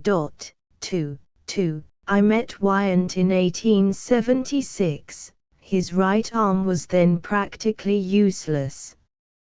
Later on his right side was affected, and the last 6 years he was compelled to walk sideways. Yet through all these years of suffering he worked day and night, and during the last 6 years, when his suffering was the worst, he recorded on canvas some of the beautiful things that survive him. Bruce Crane, Ibid. Like many another painter, Wyant doubtless knew infinite regrets that he could not live to complete his art. For he never believed in his having reached a final goal, and was always changing, experimenting, trying to better his work. My first meeting with him must have been in 1882. I seem to remember him seated before a picture with his palette fastened to the easel, his right arm hanging rather limp, and his left hand holding a brush. There was nothing noteworthy about the meeting except that his first words were a request that I should tell him what was wrong with the picture on the easel. He was so anxious to get a new viewpoint that he was quite willing to listen to a stranger, whether he spoke with authority or not. Of course I did not venture to say anything other than in praise of the canvas, though as I now remember it the picture was bothering him and looked a little tortured in its surface. He worried a good deal over many of his pictures. When Innes came in to see him he relieved the strain in his impetuous way by taking up Wyant's palette and brushes to add a touch here and there. The result usually was that the canvas grew into an Innes before the acquiescent Wyant's eyes. There was so much of this that Mrs. Wyant finally forbade Innes her husband's studio. At least that is the story told by the Innes family. But Wyant would do anything, submit to anything, for the love of painting. Bruce Crane writes me, how that man did love to paint. I often thought he worked too hard, sometimes failing to get his breath between canvases. He wished always to be alone so that he could paint, not for praise nor emolument, never with the thought of reward. I recall Zed visiting the studio one day and remarking that he, Zed, would like to be considered the best landscape painter in America. After he left, Wyant said, "What of an ambition." Loving the mountains and the forests as he did, it was to be expected that he would use them in art. It was his earliest inheritance and his latest love. Anyone at all familiar with the Adirondacks or the Catskills will recognize in Wyant's landscapes not their topography, perhaps, but their characteristics. The valleys, the side hills with outcropping rock, the pines, beeches, and birches, the little streams and pools, the clearings with their brush edgings, are all there. Wyant arranged them in his pictures with the skill of a Japanese placing flowers in a pot. He made not so much of a bouquet as an arabesque of trees and foliage, illuminated by sunlight filtered through thin clouds at the back and warmed with golden gray colors. Atmosphere, the silvery blue air of the mountains, held the pattern together, lent it sentiment, sometimes, with shadow masses, gave it mystery. Perhaps the best illustration of this in any public gallery is the broad silent valley in the Metropolitan Museum. It is doubtful if Wyant ever expressed himself better or more completely than in this picture. It is a large upright canvas, the very shape of which adds to the dignity and loftiness of the composition placed upon it. At the left are half a dozen large trees, at the right a rocky hillside, in the central plain a reflecting pool of water, at the back a high, clouded sky, radiant with the light beyond it. Simple in materials, not brilliant in color but rather somber in tones of golden gray, devoid of any classic or romantic interest, it is nevertheless profoundly impressive in its fine sentiment of light, air, and color. It is as strong almost as a Rousseau in its foreground and trees, and as charming as a Corot in its light and air. But you cannot detect either Corot or Rousseau in it. When it was painted, Wyant was greatly taken with those painters, but he did not imitate or follow them. His pictures were always his own, the broad silent valley not excepted. The beauty and charm of its sentiment with the wonder of its strong mental grasp are paralleled by the workmanship displayed. Looking closely at the canvas, one finds it not heavily loaded, but dragged broadly and laid flatly with pigment. The ground has been underbased in warm browns, the shadows kept transparent and distant by glazes, the lights put in with opaque pigments. The handling is very broad if thin, and there has been little or no kneading or emendation or fumbling. It is straightforward flat painting of a masterful kind. And this was done with that late-trained left hand. Valley Broad, Silent Valley by Alexander H. Wyant. In the Metropolitan Museum of Art. As for the drawing, it does not bother with the edges of objects, but concentrates force on the body and bulk, the color mass. Wyant had learned linear drawing with the exactness of a Durand and used it in his early pictures, but he soon outgrew the fancy for photographic detail. It was not effective. And he could give the solidity of a ledge of rock or the lightness of a floating cloud much better with a broader brush. As he grew in art, his brush continued to broaden. His work became more sketchy, his brush freer and fuller, and possibly before he died he may have heard his work referred to as impressionistic. Heaven save the word.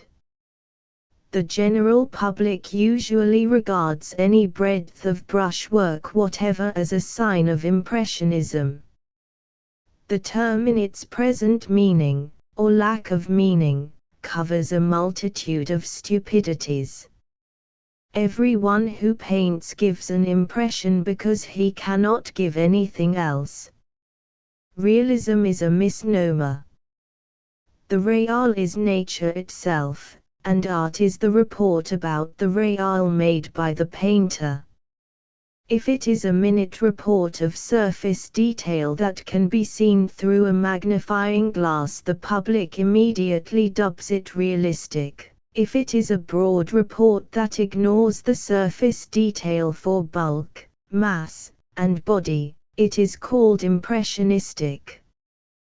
But the difference is merely between the smallness and the largeness of the viewpoint.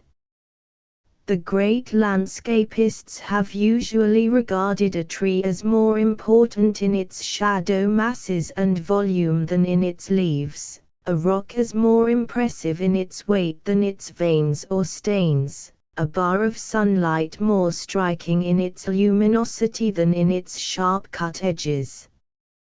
Seeing and painting that way, it is easy to comprehend how they should be set down as impressionists when in a large sense they are making more faithful record than the men who see only the surface glitter. Such men were Corot, Constable, Innes, Wyant, not to mention Manet or Monet. Wyant probably came to that point of view at first through Innes and then, later on, through Constable, Corot, and Rousseau. It was the right point of view, though he never gave it with quite the breadth of Corot or with the solid painting of Rousseau. His canvases were always sufficiently covered with pigment, but no more. Some of his late pictures show a freer use of pigment, but he seldom if ever did any fat or unctuous painting, and never painted for mere display of dexterity. He had certain formulas of composition, methods of getting certain effects that he employed continuously. For instance, he liked a dark foreground, a lighted middle distance, and a veiled sunlight effect at the back. To avoid the obviousness of this composition, he often introduced light spots from a pool in the dark foreground and dark stumps or tree trunks in the light middle distance, or otherwise varied the contrast of light with dark. but these with glazed shadows and opaque highlights were not exactly painter's tricks but rather the conventional practices of the studio at that time. Wyatt up to the last 10 years of his life painted much out of doors and directly from the model. From that he got exact knowledge of forms, lights, and colors, so that in after years he was able to draw and paint largely from visual memory. Working directly from the model led him into much detail, and some of his earlier pictures are burdened with a multitude of facts, but when he worked from memory in the studio all that was changed. He simplified his composition to a few large masses, threw out detail, and depended for effect largely upon light, air, and diffused color. A little valley view with half a dozen beeches at the left, a clump of bushes with a ledge of rock at the right, a veiled distance, that was enough for him. Occasionally in his pictures one sees a white cottage in the background, a road or a bridge, but these do not occur frequently, and I cannot remember any picture by him that shows man, woman, or child. The human interest was not his. He believed that nature was sufficient unto itself and needed no association with mankind to make it beautiful or interesting.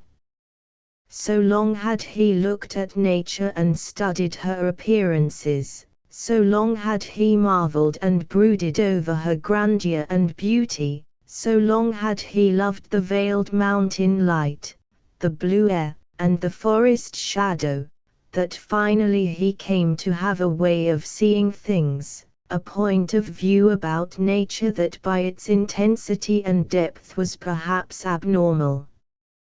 He saw not as we see but as an absorbed nature lover sees. The disturbing prose of facts was no longer there. The poetry of light, air, and color alone remained.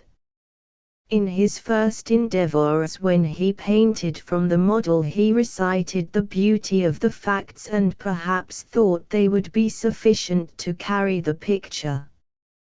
Nature was beautiful in itself, if faithfully transcribed on canvas why would not the beauty carry on into the transcription?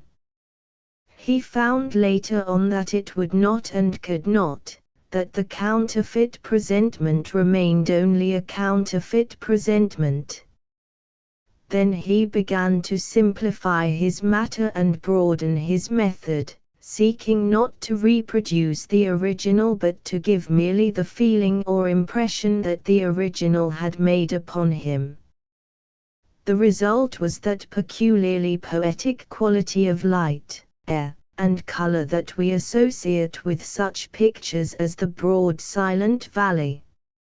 Of its kind no finer quality of pictorial poetry was ever produced than is shown in Wyatt's later landscapes. It is not exactly epic, though it has wonderful descriptive passages, sustained effect, and often very positive strength of utterance. Lyric is the term that describes it better. For it is a song rather than a recitation, a wood theme worthy of a Pan's piping, though it gives no hint of the old world, and belongs emphatically in this new western land with its unbroken soil and virgin forests.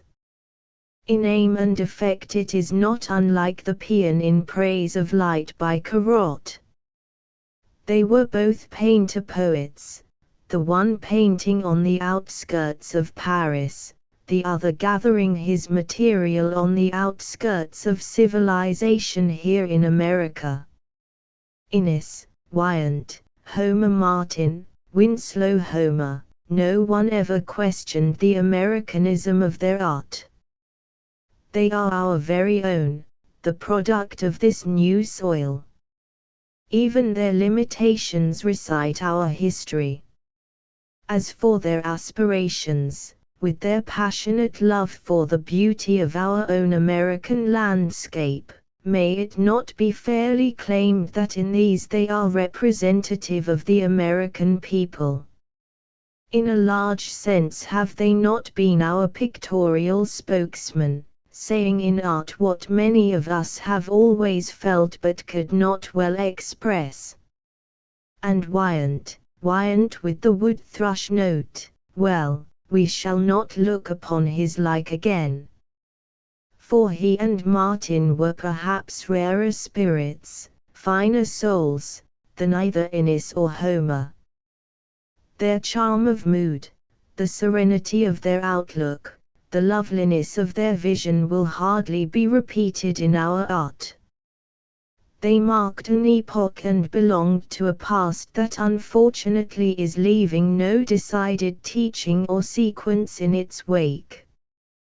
The trend in art today is not toward serenity but turbulence.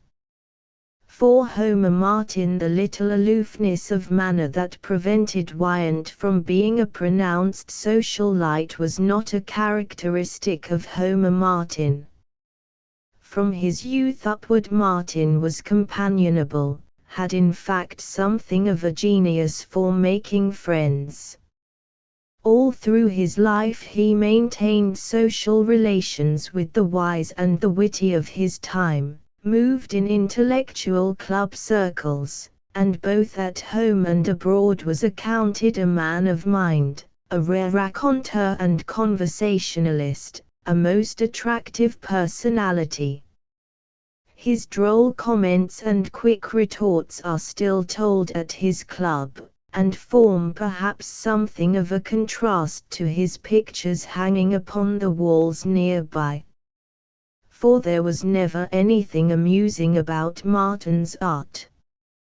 He indulged in no drollery of the brush, and no intelligent person ever got a smile out of his canvases. They are serious, almost solemn, affairs.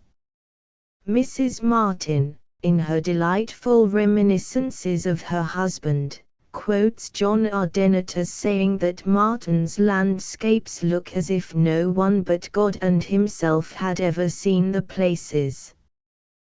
There is, indeed, nothing of human interest about them. A distant figure or a house is occasionally introduced as a light spot in a dark plain, or otherwise to help out the composition, but the figure always suggests a wraith or a spook, and the house is deserted or haunted. Says Mrs. Martin, there is an austerity, a remoteness, a certain savagery in even the sunniest and most peaceful of his landscapes, which were also in him, and an instinctive perception of which had made me say to him in the very earliest days of our acquaintance that he reminded me of Ishmael.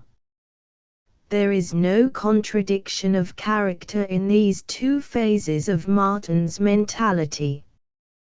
They argue merely versatility. He was exceedingly fond of the silent, even melancholy, beauty of nature, as he was of the solemn seriousness of fine poetry, but these were not themes for talk at the club. Mrs. Martin says she never heard him talk shop, and that, with several notable exceptions such as Lafarge and Winslow Homer, most of his close friends were people in other professions than painting. He never tabooed art as a topic of conversation, but he could talk on other themes quite as well. The mental facet that reflected him as a man of the world gave out a different light from that which proclaimed him a poet in landscape. His was not a one-facet mind. What part heredity played in his equipment may only be guessed at. His father was a mild-mannered carpenter of New England descent, his mother a strong-willed, quick-witted woman belonging to an old Albany family. It is usually assumed that Martin derived from his mother and got his artistic instincts from her. These latter, it seems, developed early, the mother testifying that before he was 2 years old she was accustomed to quiet him by giving him pencil and paper. At 5 he did what has been called a spirited drawing of a horse. Doubtless everyone can remember something of the same sort told about his own infancy. The drawing habit is common to almost all children and usually means little. But Martin was to demonstrate shortly that he could do nothing else but draw and make pictures. At school in Albany, where he had been born in 1836, he was not a shining success. He said himself that his school days had been spent in looking through the windows at the Greenbush Hills and longing for the time when he could get over there and draw them. At 13 his schooling ended, much to his after regret. He then went into his father's carpenter shop, but that proved as little attractive as the schoolroom. A clerkship in a store ended disastrously owing to his non-recognition of the amenities of business life. Then he entered an architect's office and failed there because of defective eyesight. He could not see or draw a vertical line properly. Later on he was eliminated from the Civil War draft because of this same defective vision. His special fitness for the painter's craft was not very obvious at this time, and yet he was headed strongly that way. It was E. D. Palmer, the sculptor, who persuaded the father to allow Martin to go on with art. Palmer was then the art oracle of Albany, with a little coterie of painters about him consisting of such men as James and William Hart, George H. Borton, Edward Gay, Lord Thomson. Martin knew them as a boy, and, after 16, doing pretty much as he pleased, he frequented their studios, and for 2 weeks was a pupil of James Hart. That is the only direct instruction he ever received. Before he was 20 he had opened a studio of his own in Albany, was quite well known as a youthful prodigy, and was generally thought to have in him the making of an artist. It was in Albany that he met and married in 1861 Elizabeth Gilbert Davis, a clever woman who afterward developed much literary ability and became well known not only as a reviewer in The Nation and other periodicals but as a novelist and magazine writer. The marriage was altogether fortunate and happy, though at times pecuniary difficulties incident to the artistic and literary life weighed heavily upon them. She was a rod and a staff to comfort him, and there is no record that she ever flinched or failed or regretted her choice. In their early married life there were few trials, she recording that they were fairly prosperous, that he received numerous commissions for pictures, and that they had made many friends. They had stayed on in Albany until the winter of 1862 to 1863, and then had moved to New York. In 1864 he had a studio in the 10th Street building, and his near neighbors were Sanford Gifford, Hubbard, Greifswald, J. G. Brown, McEntee, Eastman Johnson, and, later, John Lafarge. This was a time of comparatively rapid production with Martin and also a time when many influences might be supposed at work upon him, but in reality none of the influences seems to have made much of an impression. His early work is now infrequently seen, but what there is of it, though small, bright, and a little crude, is nevertheless quite distinctly Martinesque. He had, of course, inherited from the Hudson River School, a name that Professor Mather declares Martin originated, the view in landscape. With the panorama had come down the studio method of small detailed treatment, and Martin at first paid it allegiance, but he very soon saw its defects. As a boy he could speak of a picture by his master, James Hart, as a scene of niggled magnitude, and Mr. Brownell tells me that he had always talked much of generalization in landscape. His early pictures show this generalization not so much perhaps in breadth of handling as in breadth of view. He was even then seeing the large elements of earth, air, water, and sky. Naturally enough, his brush was a little fussy with foliage, dead tree trunks, rock strata, and foreground properties in general, but he could see the unity of mountain ranges, the continuity of air, the omnipresent radiance of light, the great heave of the sky. He already had the vision, but not, as yet, the full means of revealing it. It was practically the same nature that Cole and Church had seen, but they saw it in its surface aspect, where Martin saw it in its depth.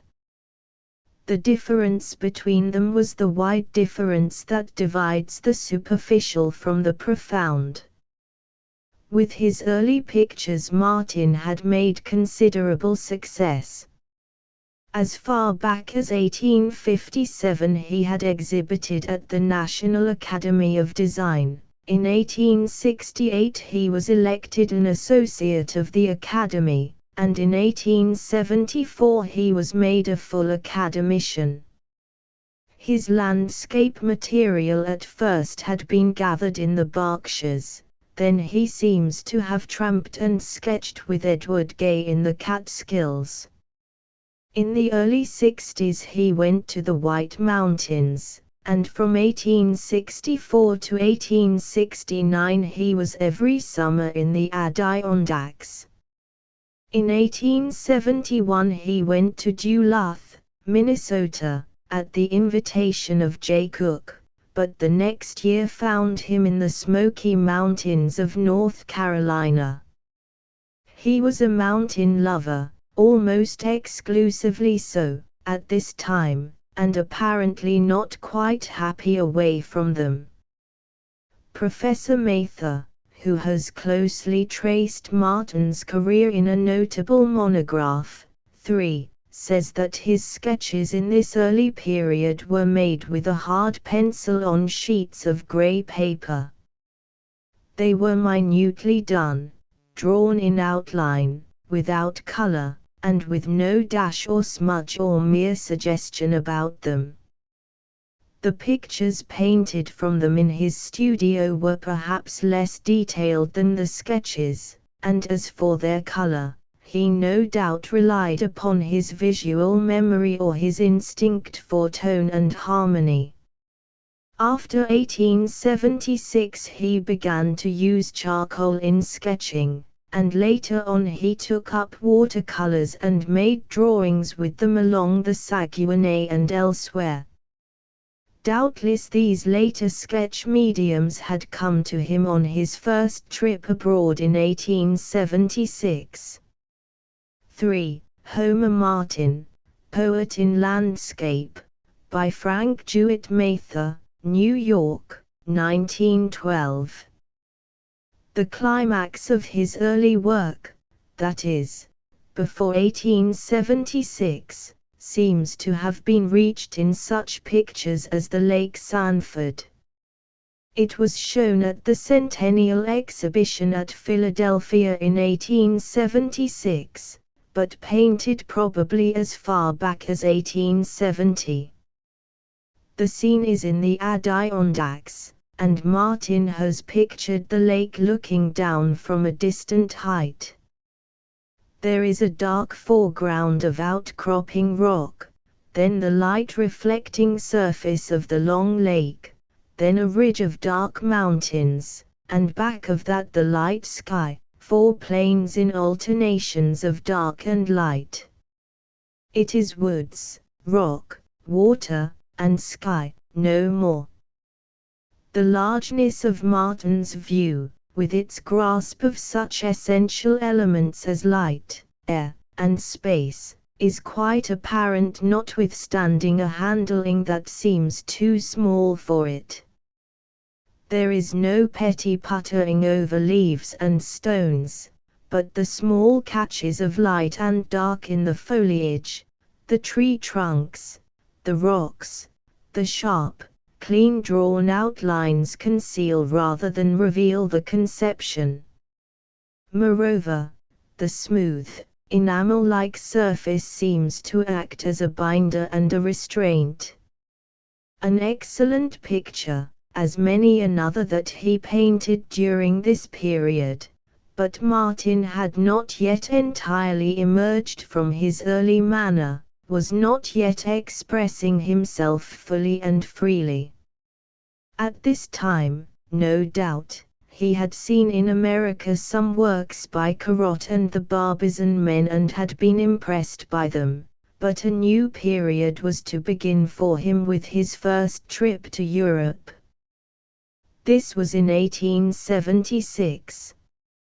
He went to England, where he met and became intimate with Whistler and Albert Moore, then to France, where he visited Barbizon, though Millet and Rousseau were dead. He also went to St. Cloud to see Corot's sketching ground, and sketched there a bit himself. He did not do much painting. All of his sojourns abroad were times of study and observation. Mrs. Martin says that his working periods were very irregular, that he absorbed things by a slow means rather than painted by willful effort, and he himself insisted that he could not paint without the impulse. Of course all this was set down to him as indolence by the hypercritical, but at the present time it is well understood that mental preparedness is necessary for the production of any great work, and that periods of long reflection are not periods of idleness. He returned to New York in December of the same year and took up his painting, but he was now making some decided changes in both his matter and his manner. The generous expanse of the panoramic view was cut down to more modest landscape proportions. No doubt that had come to him from seeing the paysage intime of Corot, Rousseau, and d'Orbigny. Possibly, too, he had been persuaded by the broad, simple landscapes of Georges Michel, whose pictures were then well known not only in Paris but in New York. At any rate it is quite apparent in Martin's work after 1876 that he was gradually discarding the view for something smaller and more intimate. It was still a mountain landscape known only to God and himself and had no human appeal, but it expressed Martin's thought and feeling much better than the earlier affair. His brush, too, was broadening. It was beginning to sweep over details, spots, and sparkles, and to emphasize masses of light or dark or color. Exactness of statement, sharpness of line, emphasis of drawing were hindrances rather than helps to expression. Later on, no doubt, he would have agreed in toto with a remark attributed by Charles Ricketts to Puvis de Chavannes, La perfection beat qui n'est rien faire avec le vrai dessin, le dessin expressif. It was not until near the end of his career, when his eyesight had nearly gone, that Martin felt himself free from the restraint of method and materials. He then said to his wife in reply to some praise of a picture on the easel, "I have learned to paint at last. If I were quite blind now and knew just where the colors were on my palette, I could express myself." But long before he thought himself able to paint, he had arrived with painters and paint lovers. In 1877 he was asked in at the birth of the Society of American Artists, and was an initial member of that organization. The next year he went to Concord for Scribner's Monthly, to do some illustrations for an article on that place, and in 1881 he was sent to England by the Century magazine, to prepare some illustrations of George Eliot's Country. Martin did not altogether like making the illustrations and considered it as only hack work.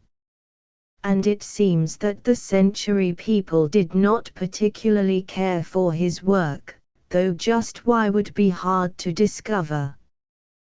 To the casual critic of today looking at these drawings in the magazine, they seem excellent, and, moreover, they are decidedly Martinesque though worked over by an engraver. 4. Scribner's Monthly, February, 1879. 5. Century Magazine, Volume 30, 1885. In London once more, the Martins saw much of Whistler and something of such literary people as Henley and the Gosses. After the illustrations were made, they crossed over to France. It was planned to return soon to New York, but some unexpected money arrived and they stayed on at Villaville in Normandy. There and at Honfleur they remained until late in 1886. It was perhaps the most enjoyable period of their lives, for though they were poor in purse they were well off in friends, and W. J. Hennessy, Dews, Reinhardt, the Forbes Robertsons, the Brownells, and others came to see them. Life in Normandy was very attractive, perhaps too attractive for Martin's work, for he seems to have completed few pictures while there. It was another period of absorption during which he sketched and laid in many pictures which were afterward finished in America, such pictures as Low Tide, Villaville, Honfleur Light, Criqueberth Church, Normandy Trees, Normandy Farms, Sun Worshippers, and The View on the Seine. He was not a painter to do a picture at one sitting. He required time and much musing before production. Back once more in New York, Martin took a studio in 55th Street, where he completed many of his Normandy canvases. After 1890 he had a painting room in 59th Street, where he did The Haunted House and the Normandy Trees. In 1892 he made a last trip to England, and spent some time at Bournemouth with George Chalmers. Returned again to America, he went to St. Paul to join Mrs. Martin, stopping on the way at the Chicago Fair, where a number of his pictures were shown. At St. Paul his eyesight began failing to an alarming degree. A famous oculist declared the optic nerve of one eye dead and the other eye clouded with cataract. But Martin now painted on with redoubled energy, as though conscious that his time was short. He finished a number of pictures and sent them on to New York, where he had a selling arrangement with a dealer. But alas! The pictures did not sell, and shortly afterward the painter laid aside his brushes. He was fatally ill with a malignant growth in the throat, and death came to him as something of a relief in 1897. Sane View on the Seine by Homer D. Martin. In the Metropolitan Museum of Art. Click image to enlarge. It was in these latter years only that Martin said that at last he had learned how to paint. Mrs. Martin had been lauding a picture called the Adirondacks, saying that if he never did another stroke he would go out in a blaze of glory, and it was his answer to her. He probably meant by the remark that he had arrived at a method of handling that fully expressed his thought. In reality it was the same old method, only it had been broadened and simplified.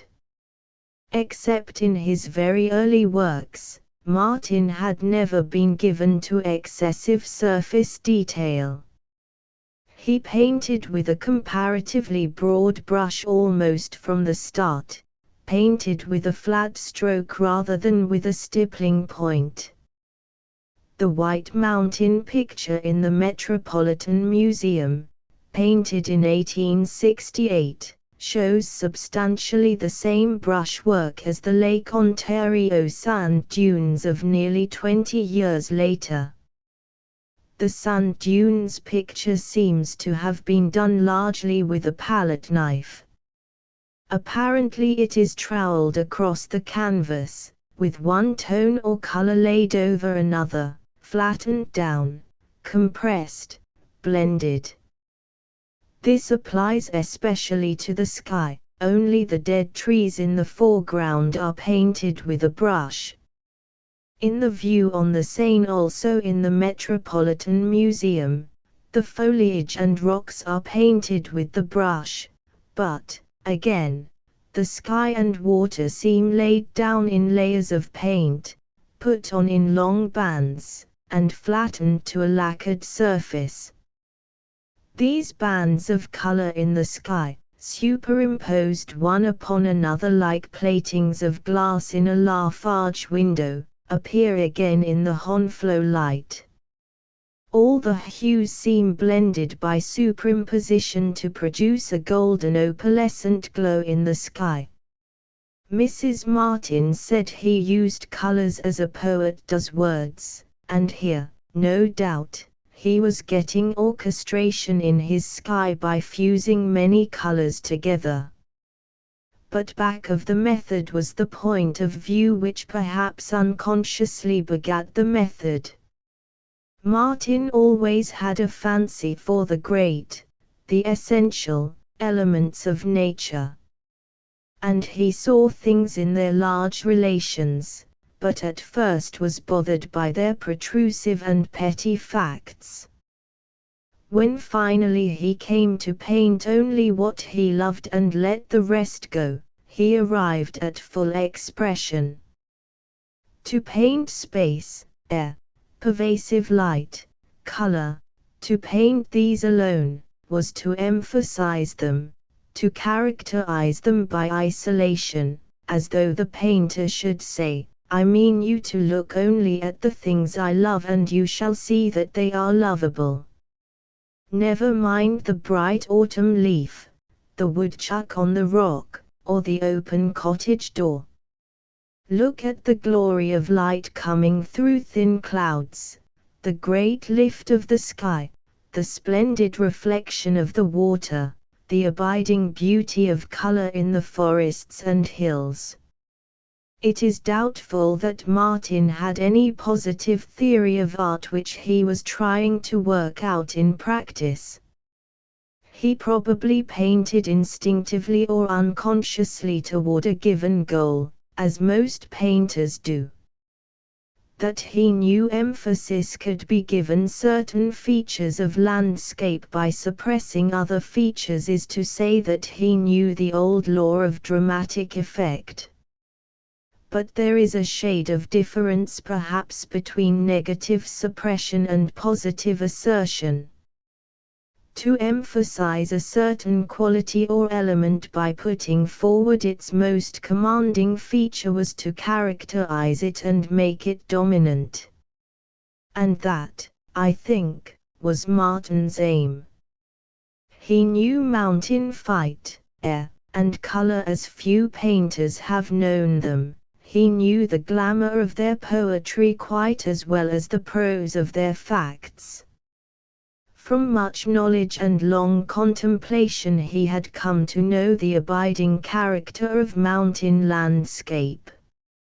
And when at last he had simplified his composition and his handling, it seemed an easy matter for him to put the characterization upon canvas. His remark to Mrs. Martin, "If I were quite blind now and knew just where the colors were on my palette I could express myself," was not an empty boast. This is perhaps reducing theories of painting to a very elementary basis. The formula prescribes merely an omission of what you do not care for and a strong characterization of the things you do care for.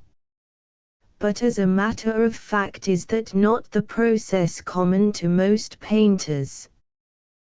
The Meissoniers and Gérômes who paint the shoe button and the eyelash do so because they love shoe buttons and eyelashes just as Durand and Church loved birch bark and trailing ivy. Almost all of our early landscapists made no discrimination whatever in what they liked or disliked. A red sun in the background was of no more artistic importance than a red September maple in the foreground. They took nature in its entirety, omitting nothing, adding nothing. In result they produced something only a grade above the colored photograph. But Corot, Innes, Wyant, Martin had a more intelligent viewpoint. To them there were certain features of nature that were characteristic in their universality and permanence, and other features that were merely casual or accidental.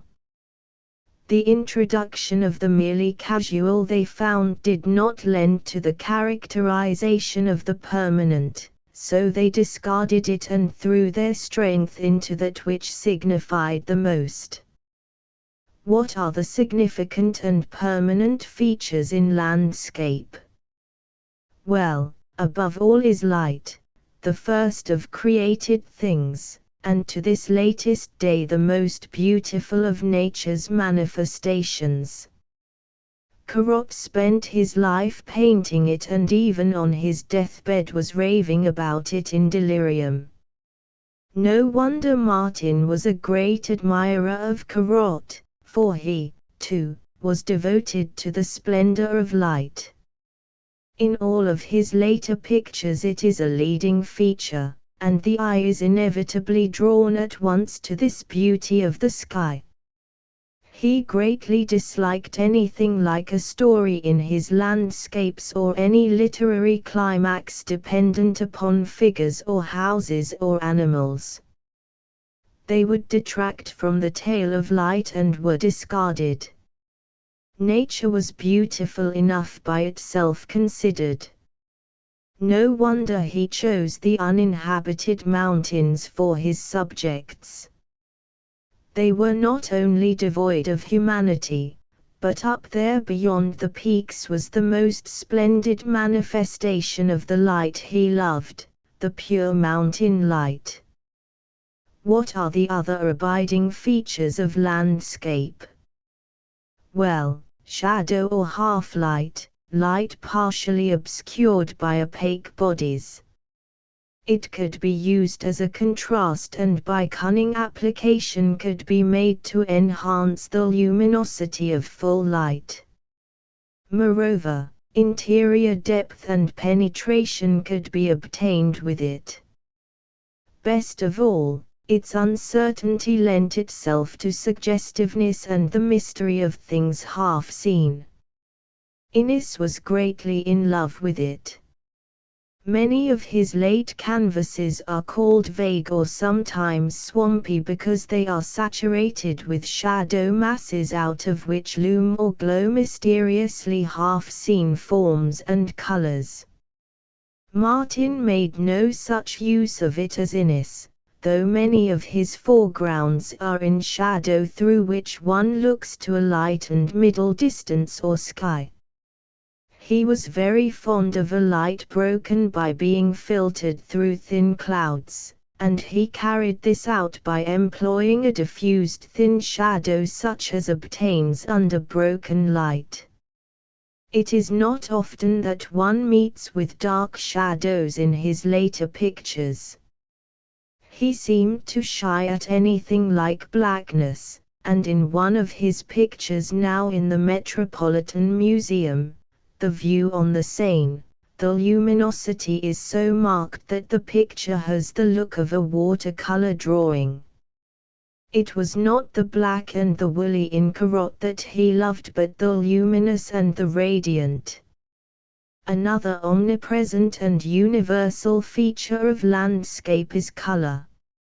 It is an emanation of light, is, in fact, no more than its dispersed beams.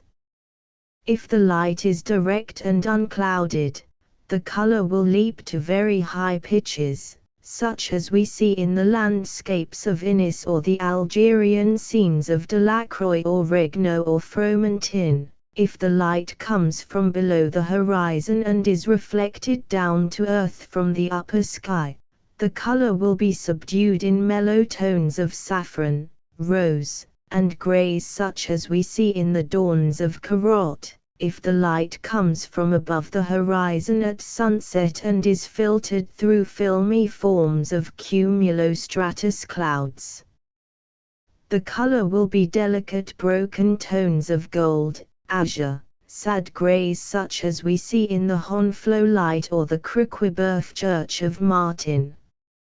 He reveled in these subdued tones of broken light.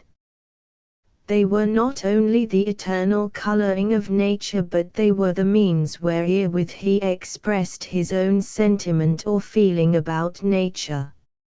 Still other and not less universal features of landscape to Martin were enveloping atmosphere which bound all things together and made harmony, space which lifted above the reach of the earth and was limitless, heave and bulge in the mountain ranges with continuity in their interbonded lines and massive strength in their rock strata, a limitless expanse to the mountain forests, a splendid broken reflection from the surface of river, pond, and pool.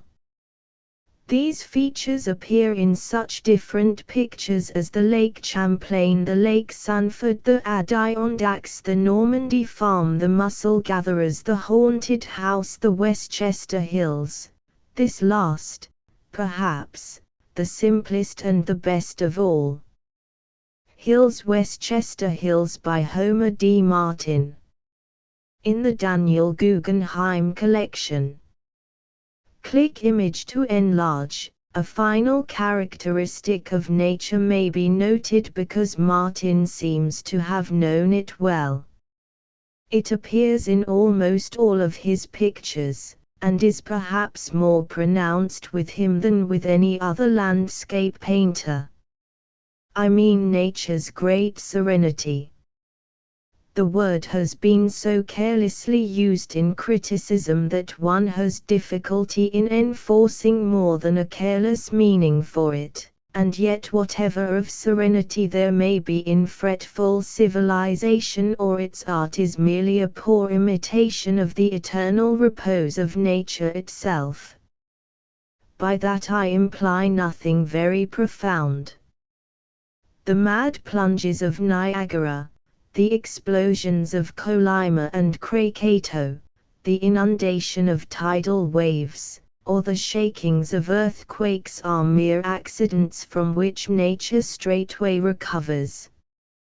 The winds, the storms, the great sea waves again are only momentary incidents. After they have passed, nature once more returns to herself. She is ruffled merely for a moment and then only in a small localized area. Her normal condition is repose, that immobility which we associate with the realms of space. In the arts some attempt has been made to give this quality of supreme restfulness. The early Egyptians in their colossal pharaonic statues attained a formal repose by the bulk and weight and hardness of the granite and the calm attitude of the figure seated in its great stone chair. The Parthenon as a building and the Phidian sculptures of the pediment, now in the British Museum, again have a poise and style not inaptly called restful. Once more in painting serenity has often been attributed to the landscapes of Claude and Corot, and not without good reason. Martin liked that feature in both these landscape painters. Standing before the paralleled and contrasted Claude and Turner in the National Gallery, he called George Chalmers's attention to the serene dignity of the Claude and the fussiness and laboured work of the Turner. But before ever he saw Turner or Claude or Corot, he was picturing this attribute of nature with marked effect. His critics and admirers called attention to the absence of anything dramatic in his art. They noticed that his landscapes were deserted of man, that they were silent, forsaken places with a solemn stillness about them. Nothing stirred in them, God and Martin only had seen them.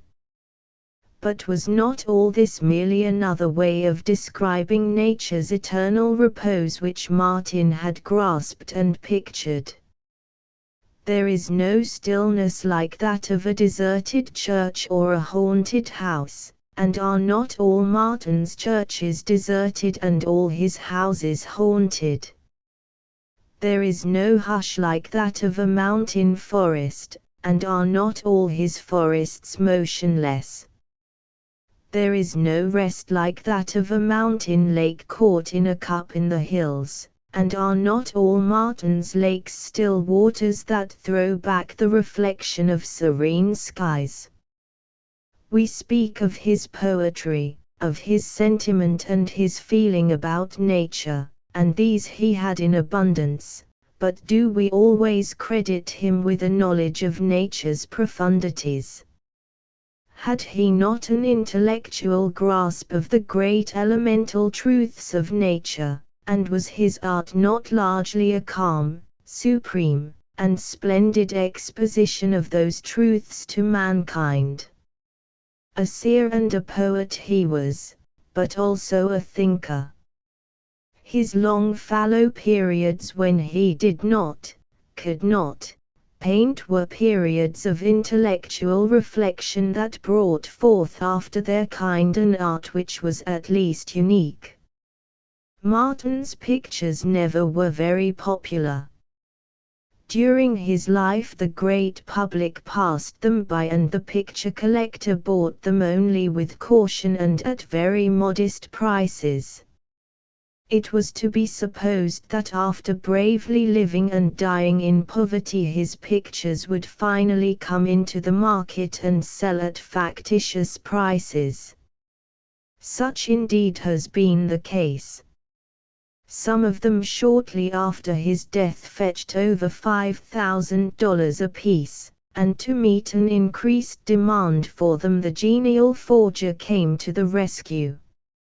Spurious Martins were made and sold to picture collectors until finally the scandal of it had an airing in open court. What a commentary on an age and a people that would appreciate and patronize art! The real jewel lying unnoticed in the dust for years and then a quarrel in court over its paste imitation. Verily the annals of art furnish forth strange reading, and not the least remarkable page is the story of Homer Martin and his pictures. V. Winslow Homer. I never had more than a nodding acquaintance with Winslow Homer.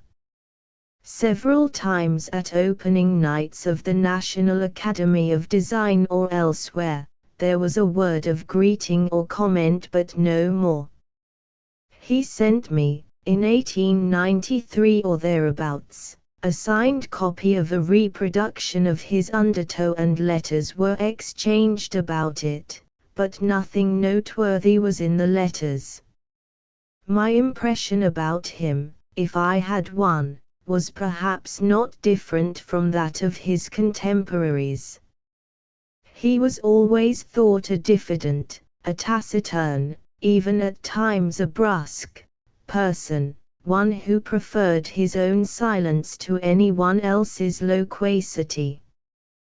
Chase once remarked that he would thank no one for entertainment because he liked his own art better than anyone's society, but that was mere scorn he was just then flinging out at a Philistine millionaire.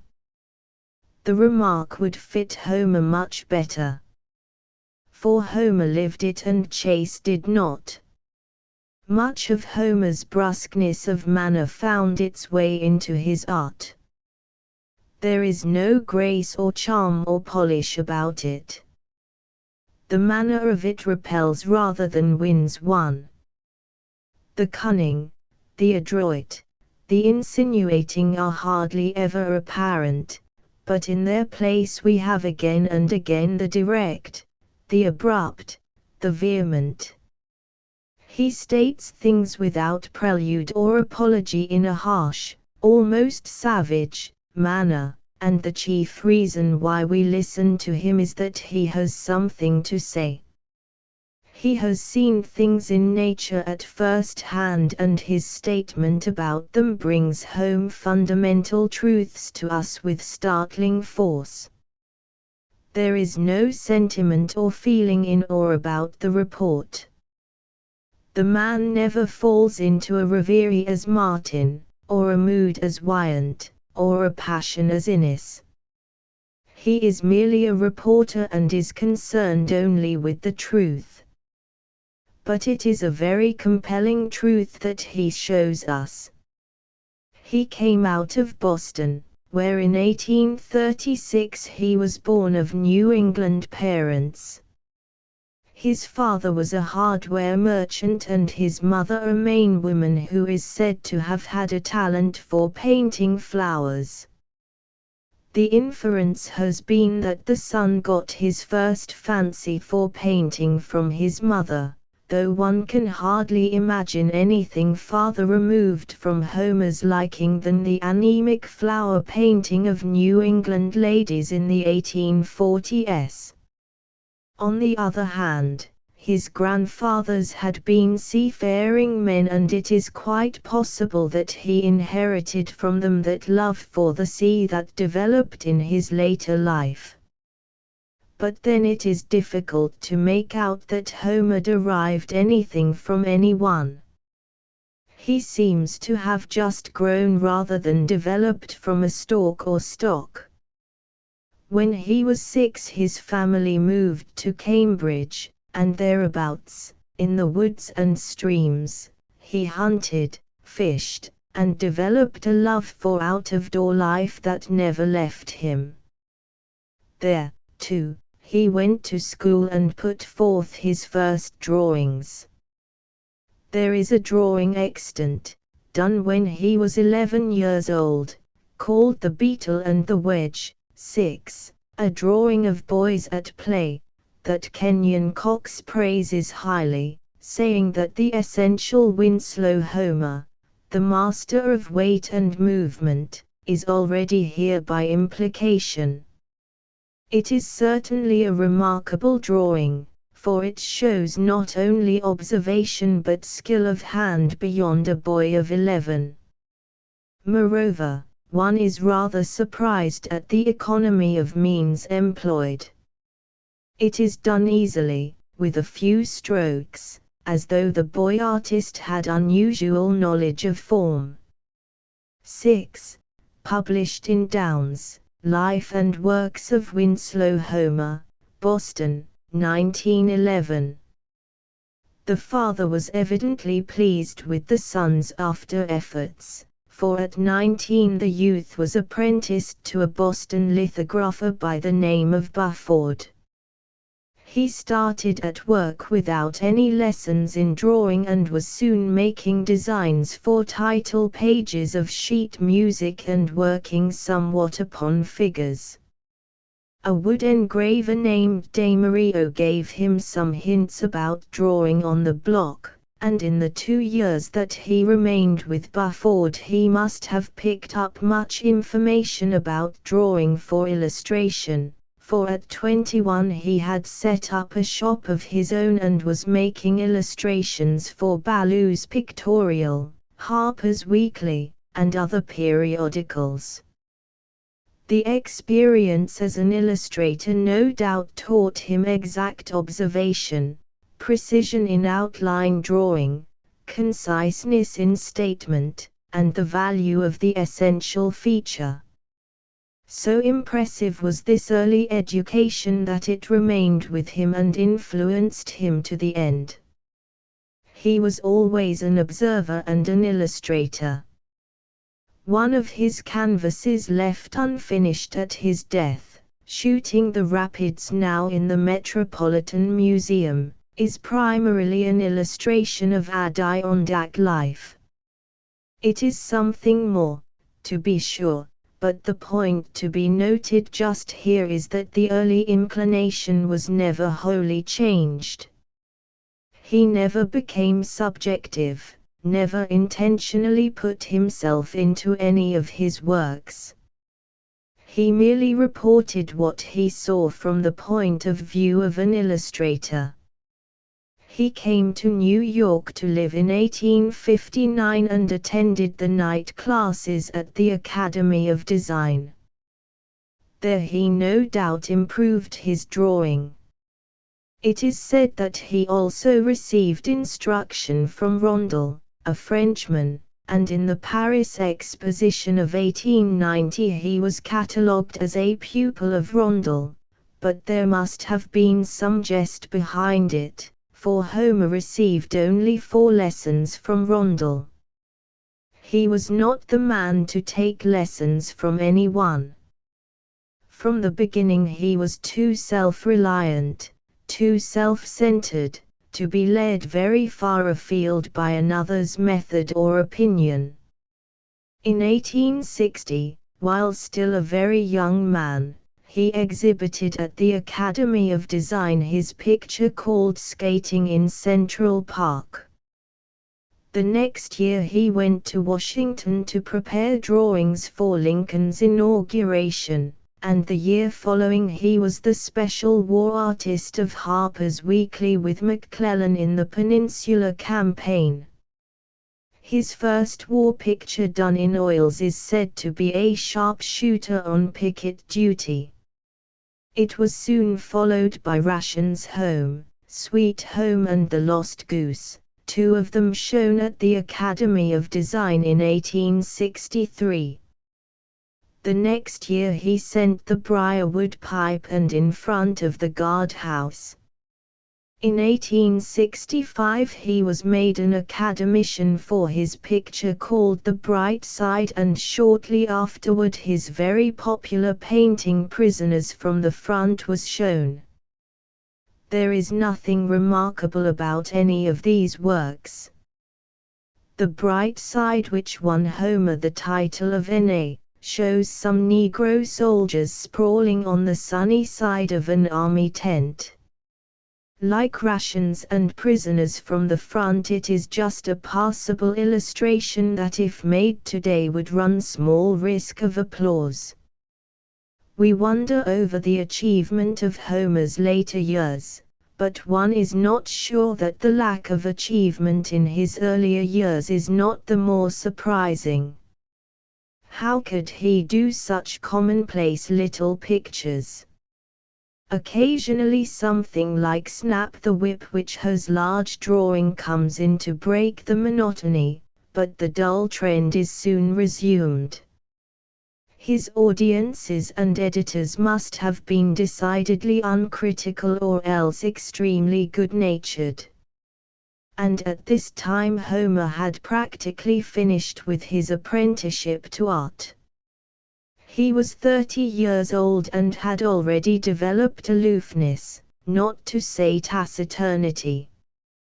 He kept much by himself, would not look at other people's pictures or discuss them, would not take advice from anyone.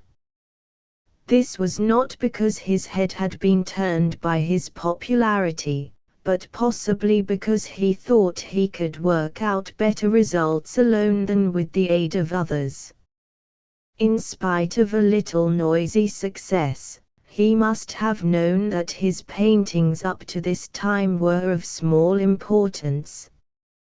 They were hard in drawing, brick-like in color, cramped in handling. Their illustrative quality and the fact that Homer did them are the only interesting things about them today. In 1867 he went to France and spent 10 months in Paris, but what he did there can only be guessed at. He evidently attended no schools, haunted no galleries, made no friends among painters. He did some drawings of people copying in the Louvre and dancing in the students' quarter, that is about all. The inclination of the illustrator was with him rather than the prying instincts of an art student. What cared he about Titian's nobles or Watteau's gallants or Chardine's cooks? They were not themes for him to conjure with. What to him was the École des Beaux-Arts or the Atelier of Couture? He was well past the student age. He might have thought highly of the works of Millet or Courbet had he studied them, but there is no hint in his work that he had even seen them, though John Lafarge said that Homer was largely made by studying the lithographs of the men of 1830.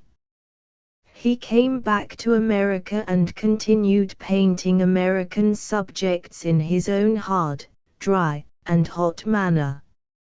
He did some shore themes at Gloucester showing a first interest in the sea, some pictures of girls picking berries or grouped in a country store, some sketches of boys swimming, and men in the hay fields, all of them showing an interest in country life. But none of them was in any way remarkable. His sand swallow colony with boys robbing the nests under the bank's edge, is the best type of his illustrations done at this time. It appeared in Harper's Weekly, served its purpose, and went its way without making any perceptible impression upon American art.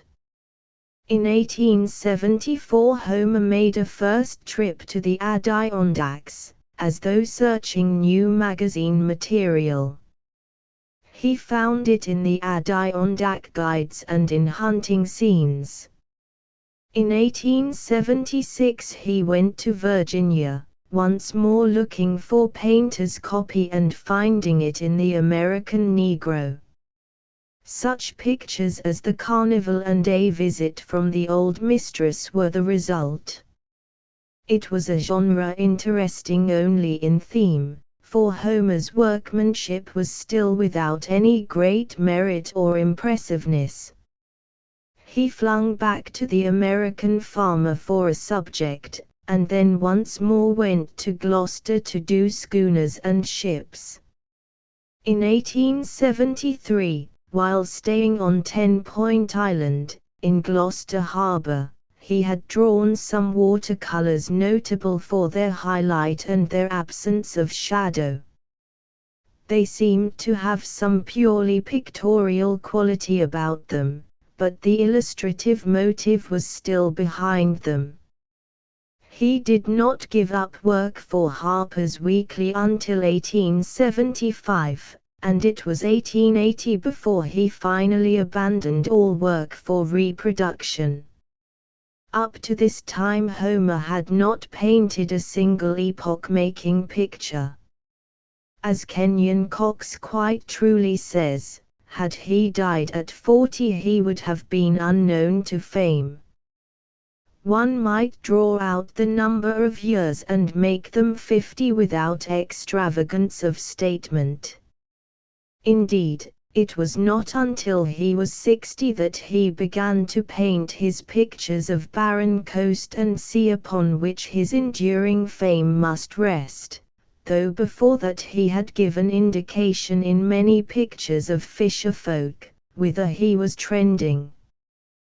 The blood of his sailor ancestors was coming to the fore at last, and the sea was to be his main theme thereafter. If we believe in genius that is born rather than made, then that, too, began to crop out in his later life. He went to Tynemouth, England, in 1881, and stayed there for 2 years in close contact with the fisher people of the coast. This produced a decided change in his art. The large, robust type of English fisher lass, the strongly built sailor in oilskins, appealed to him and remained with him. They were rugged, forceful people that well met his hard drawing and severe brush. There, too, he began picturing the grey sky and mist and sea of England. The heavy atmosphere that hangs like a pall upon the North Sea in stormy weather caught his fancy, and the grey-blue, grey-green waters gave him a new idea of colour. The old airless, brick-coloured picture of his early days was never taken up again. He dropped readily into cool greys, which in themselves were perhaps no nearer a fine colour harmony than his earlier hot colours, but at the least they were neutral and they were emphatically true of the sea in its stormy phases. Even Homer's rigid method of painting began to break a little at Tynemouth. He was working then in watercolours, and perhaps the lighter medium lent itself more readily to a freer handling.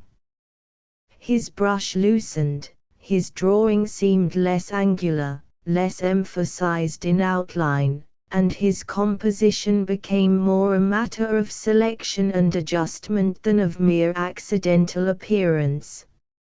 Mr. Cox, whose excellent monograph on Homer I am glad to quote, 7, thinks that Homer quite found himself at Tynemouth, and points out in The Voice from the Cliff his rhythm of line whereby he holds the 3 figures together, but I am not sure that Homer did not get a suggestion of that rhythm of line up in London town on his perhaps occasional visits there. A hint of the types of the fisher girls, the repeated lines of the arms and dresses, with the strength gotten from the repetition, I seem to remember in Leighton's picture called The Summer Moon. Albert Moore, too, was turning out rhythmical repetitions at that time and using models that remind us somewhat of those used by Homer, though, of course, slighter and more fanciful. The fisher girls in The Voice from the Cliff and the 3 girls are a little too pretty to be wholly original with Homer, and yet it must be acknowledged that such watercolors as Mending the Nets and Watching the Tempest give warning of the coming man. The 2 women seated on a bench in the Mending the Nets are young-faced, large-boned, big-bodied types that have a sculpturesque quality about them, and the Watching the Tempest throws out a suggestion of the Homeric sea that is to be. 7. Winslow Homer, An Appreciation, by Kenyon Cox, New York, 1914. It was in 1884 that Homer finally went to Prout's Neck, near Scarborough, where he built a cottage on the shore and lived for the rest of his life, quite alone, practically shut out from art and artists, a recluse and a hermit yet within gunshot of a crowd. He lived there much as Thoreau at Walden Pond, cooking his own meals, doing his own gardening, raising his own tobacco, and rolling his own cigars. The city had never been attractive to him, and from first to last he preferred picturing the open spaces rather than streets and houses. It was from the isolation of Prout's Neck that he began sending forth the pictures that made him famous. One of the earliest was The Lifeline of 1884. It is a most dramatic illustration of a rescue at sea, a girl being brought ashore by a life-saving station man. The two are swung in a buoy from the taut lifeline and are being windlassed through the great waves. The girl is unconscious, and, lying helpless, catches the eye and the sympathy at once. That our interest in her might be all-absorbing, the painter has hidden the man's face by a woolen muffler blown out by the wind. Now the lifeline is very forceful storytelling with the brush, but let it not be overlooked that it is storytelling, illustration. The illustrator, with an eye for the critical moment and the appealing interest, is just as apparent here as in Snap the Whip or Prisoners from the Front. Winslow Homer, the pictorial reporter, is still present. All along he has been answering the question, what does it mean? He is still interested in that, but he is now beginning to think about the artist's question, how does it look? He is just a little concerned about his form and his color, his composition, and his general pictorial effect. They are not what they should be. The wet, clinging garments of the girl reveal a large and very hard figure. It is rigid in its outlines and stony in its texture, as though reinforced for purposes of mechanical reproduction. The man is little more than so much tackle and line, so rope-like is his treatment, and the enormous hollow of the sea is merely a perilous background. As for color, the picture is gray and would lose none of its fetching quality if done in black and white. There is no love for color as color nor for painting as painting here. The handling was evidently as little pleasure to the painter as it is to us. It is as flat, as monotonous, and as negative as the plaster on a kitchen wall. There is no suspicion of subtlety, facility, or suavity in it. But when all that is said, there is a large something left behind unaccounted for, a grip and knowledge and point of view, that we respect and admire. Homer Undertow by Winslow Homer. In the Edward D. Adams collection. Click image to enlarge. A second dramatic and harrowing picture finished at Prout's Neck was Undertow. It is a rescue of two girl bathers by lifesavers, something that the painter had seen in the surf at Atlantic City. It appealed to him. Why? Because it was beautiful in itself. Hardly that, but because it had great illustrative possibilities. There once more was the critical moment and the appealing interest. He could not resist such copy as that. But now in putting the picture together he is something more than a reporter of the fact. He embellishes the fact to make it not only more effective but more attractive. He places the figures on the canvas in a diagonal line that echoes the diagonal of the incoming wave at the back. The lines give a swing and surge forward not only to the sea but to the figures. The 4 figures are locked in a long chain, almost a death grip, with clutching hands and arms and much use of angle lines. The angle lines repeat one another, interlock, and run on until the whole group is of a piece, moves as a piece. All this, of course, helps on the literary, but it also indicates a growing sense of the pictorial. The 4 figures begin to have the monumental quality of a Greek pedimental group. The very sharpness of their drawing and the hardness of their texture seem to help out the plastic feeling.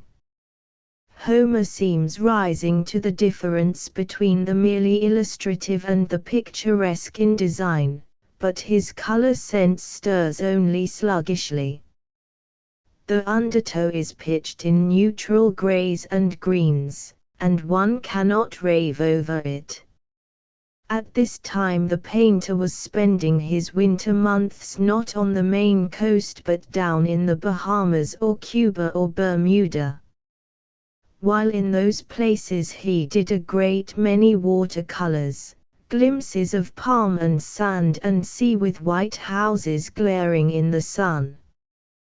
They were done with much freedom, with a sense of blinding light, and some realization of color. The quality of mere copy drops out of them, or perhaps was never in them. They seem scraps of pictures, delightful glimpses of such pictorial features as sun and shade and bright hues. It looks from them as though Homer would finally emerge as a great painter and forget his early point of view. And at times he does. But he has lapses, and the bias of his early days returns to him. From his southern trips came the material for the Gulf Stream done about 1886. Once more the painter has grasped the psychological moment. A shipwrecked, starving Negro is lying on the deck of a dismasted schooner drifting in the Gulf Stream. In the shadowed water of the foreground sharks are playing, beyond the boat are whitecaps and running seas, in the distance is the suggestion of a waterspout under a blue-gray sky. There is quite a display of color. It is in the sea and sky, but its breadth is somewhat disturbed by being flecked with white in patches. The picture is spotty in the foam and the clouds, and does not sum up as a complete harmony. It seems as though color were not an integral part of it but something brought in as an afterthought, color added to design rather than design in color. Marine by Winslow Homer. In the Emerson Macmillan collection. Click image to enlarge. This is not the case, however, with the very beautiful herring net done at about the same time. It is another open sea piece with fishermen drawing into a boat a net full of wriggling fish caught in the meshes. Herring, as they come out of the water, are brilliant in iridescent hues, and no doubt that in itself appealed to Homer and was the reason for the picture's existence. The color at once became the illustrative motive, became the picture. There is no feeling now of color as an afterthought or as playing second part to the men or the sea. The eye goes to the glittering herring at once. You comprehend at a glance that this is a color scheme per se, and that the gray men and the gray sea are only a ground upon which the iridescent hues appear. Whether Homer realized how beautiful the color was, whether he had any emotional feeling about it, or saw any fine pictorial poetry in it, who shall say?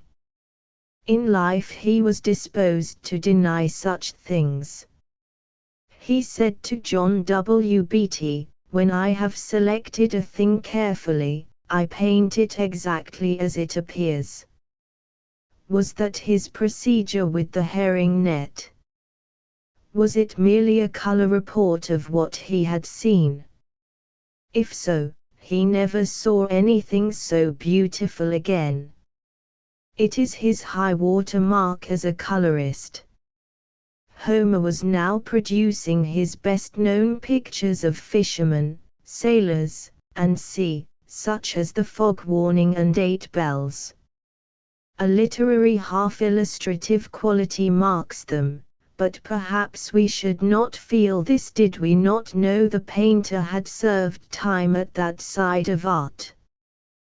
They can stand as great pictures all by themselves, simply because they are powerful characterizations of the sea. They have a driving truth about them that sweeps away any demur on account of their method. And in them all there is indication and suggestion of an expanding pictorial sense. It came late, for Homer was 50. It was never to become a complete expansion. It was always more of a suggestion than a realization, but it was a welcome addition and showed the painter's active and receptive mind. While in Cuba Homer got the material for his Searchlight, Santiago Harbor, which he put in picture form about 1899. There is a great dark gun in the foreground, the dramatic catch point, again, with a suggestion of a masonwork fort around it. A searchlight flares up the sky itself is a grey-blue night effect. The arrangement is large, big in simplicity of masses. The color is the usual grey-blue, but there is a fine note about it, with a light and an air that would count for little in reproduction but are very effective in the picture itself. The canvas comes precious near being a great affair of form, light, and air. It is as sharp in drawing and as flat and dull in its surface painting as his other works. The naive simplicity of the brushwork is astonishing. Homer knows no tricks of handling, and will resort to no glazes, scumbles, or stipples. He makes his statement so unadorned that it seems almost crude or immature. And yet with these shortcomings we still have an unusual quality of light, a rare night sky, and a suggestion, at least, of fine color. If the artistic sense seemed to be growing with Homer in his late years, the early illustrative sense was not exactly dead or dying. From first to last he knew how to characterize things, to catch and give the salient features with force. Nothing he ever did shows this better than his Fox and Crows now in the Pennsylvania Academy. A red fox is trailing through soft, deep snow and some crows are hawking and dipping at him, as is their wont. Off in the distance is a glimpse of the sea under a grey sky. It is composition, characterization, and illustration all in one. Nothing could be more original or more truthful. From this picture alone one might think Homer an experienced animal painter, but it happens to be his one and only animal picture. It is practically an arrangement in black and white, well massed and effectively placed on the canvas. The blacks of the near crows are repeated in the far crows and in the ears and forepaws of the fox. The white of the snow is repeated in the sea and sky. The grey half-tones are echoed in the fox and rocks and clouds. It is not only an excellent design fully wrought, but the effect of the skill is apparent in the convincing truth of fox and snow and winter shore. Finally came a series of pictures in which bird and beast and man are left out, and only the great sea and its fearsome fret on the shore remain. Cannon Rock, done about 1895, shows a section of rocky coast with blue-green waves pushing in and curling in white crests. In the northeaster a green and white wave is breaking over a rock, and the spray and foam are flung high in air. The main coast is a wild day along shore, with rain and mist and spindrift and flying scud in the air. There is blue-grey sky and sea, and far out the huge waves are lifting and rolling shoreward with irresistible force. On the rocky coast the foaming crests are falling amid split and shattered rock strata. High cliff and the great gale are variations of the same theme. Fox, Fox and Crows by Winslow Homer. From a copyrighted photograph of the painting, reproduced by courtesy of the Pennsylvania Academy of the Fine Arts.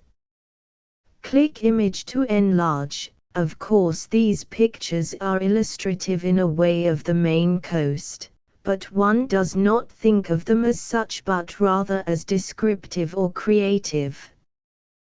They are reports of the power of the sea, wonderful viewpoints of a great element.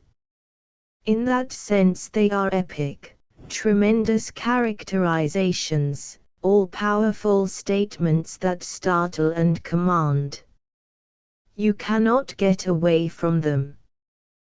They fascinate, and yet are not attractive in the sense that you would like to have one of them in your drawing room. They are elemental rather than ornamental. As Kenyon Coxwell puts it, you might as well let the sea itself into your house as one of Homer's sea pictures. The picture would sweep everything before it, put everything else out of key, make a black spot on the wall, and continually irritate you with its harshness of method. From his youth upward Homer seems to have had a scorn for the decorative. Charm either in his personality or his art seems to have been a gift withheld by the fairy godmother. He had the giant's strength, and with it he had to accept the limitations of that endowment. The gentler side of the sea, the flat summer plains of glorious color and light, he did not care for, and even such features of the stormy sea as the flashing, foaming crests he could not do except in hard, immovable form. The crests in the wood's island light look like inlays of white marble on lapis lazuli. The bubbling surge, full of color and evanescent as champagne, was too charming, too lovely for him. There were returns to the illustrative during his later years in such pictures as The Wreck kissing the moon and in Adirondack scenes, but by 1900 he had reached his apogee and thereafter changed little. He was not to break out any new sales. Nor was there need of it. His great ability and originality had been abundantly displayed and universally recognized by both painter and public. Honors, enough and to spare, were his. In 1893, at Chicago, he had been awarded the gold medal, and everything that art societies could do or artists and critics could say had been done and said.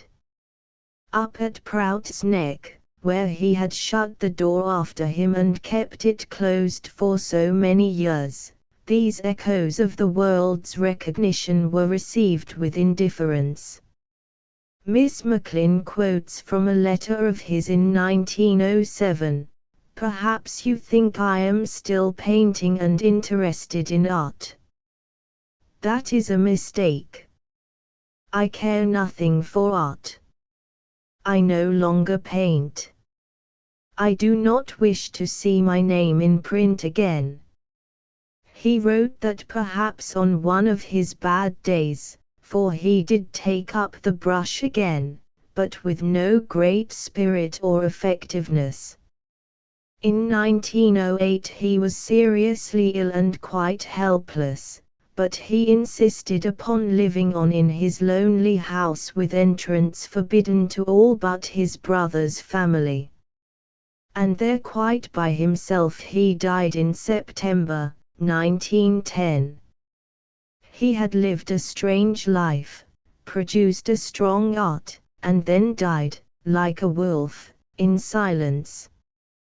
One often wonders regarding such a character as Winslow Homer what would have been the result if the strange in both his life and his art had been eliminated. Would it have helped matters, or would his strength have been dissipated thereby? And wherein lay the strangeness of Homer if not that he never inherited a single social or artistic tradition nor would adopt one in later life? He made his own manners and his own methods, in life as in art, with the result that in both he was always a rough diamond. He never received anything of importance by teaching or training. Culture of mind and hand, emotional feeling or romance, were practically unknown to him. He was as far removed from romanticism as classicism, and cared nothing about any of the isms of art.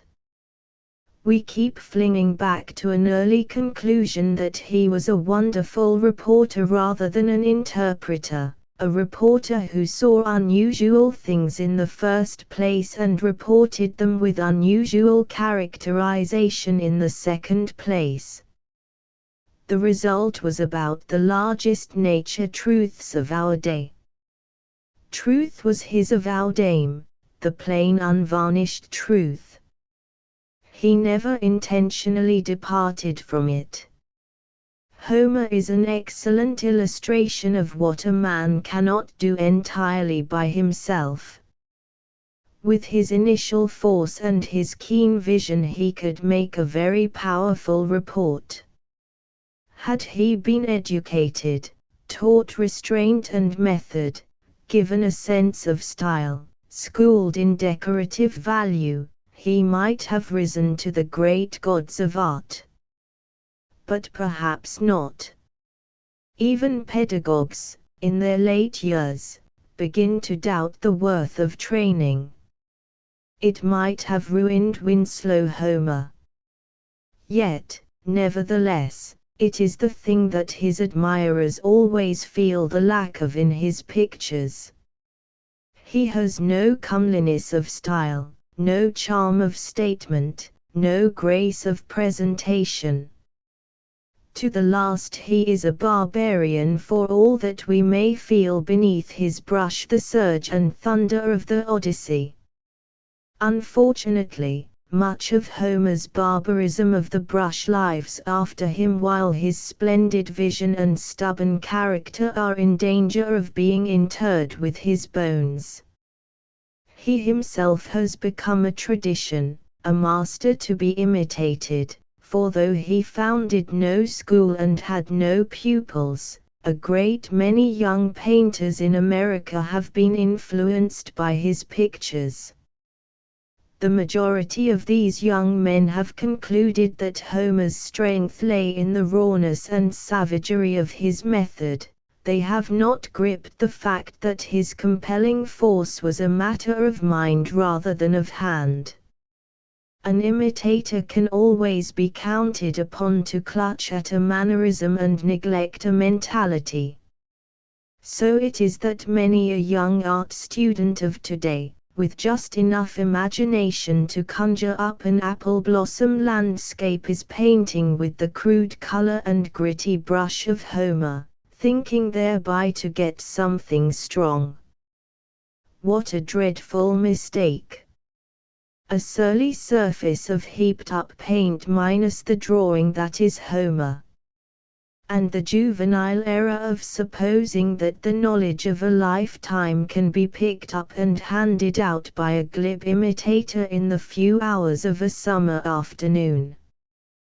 The attempt presupposes art to be merely a conjurer's trick, a supposition that history does not sustain. Homer cannot be counted fortunate in his followers.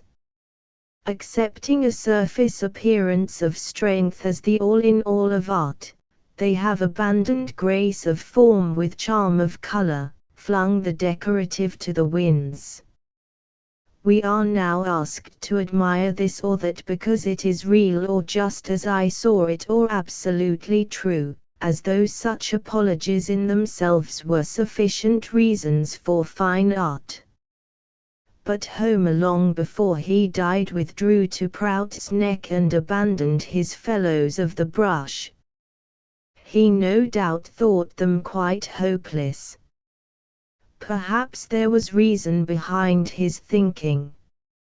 Of course he cannot be held responsible for their paint pretenses.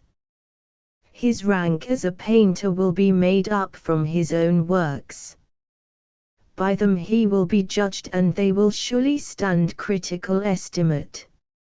For nothing more virile, more positive, more wholesome has ever been turned out in American art. He had something to say worth listening to. And he said it about our things and in our way.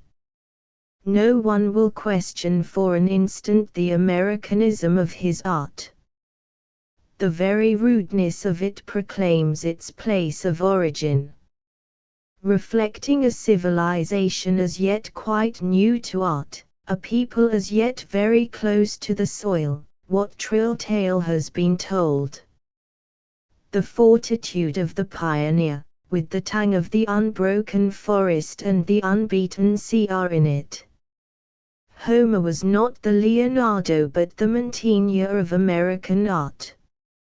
He came too early for perfect expression, but, like many of the rude forefathers, he had the fine virtue of sincerity.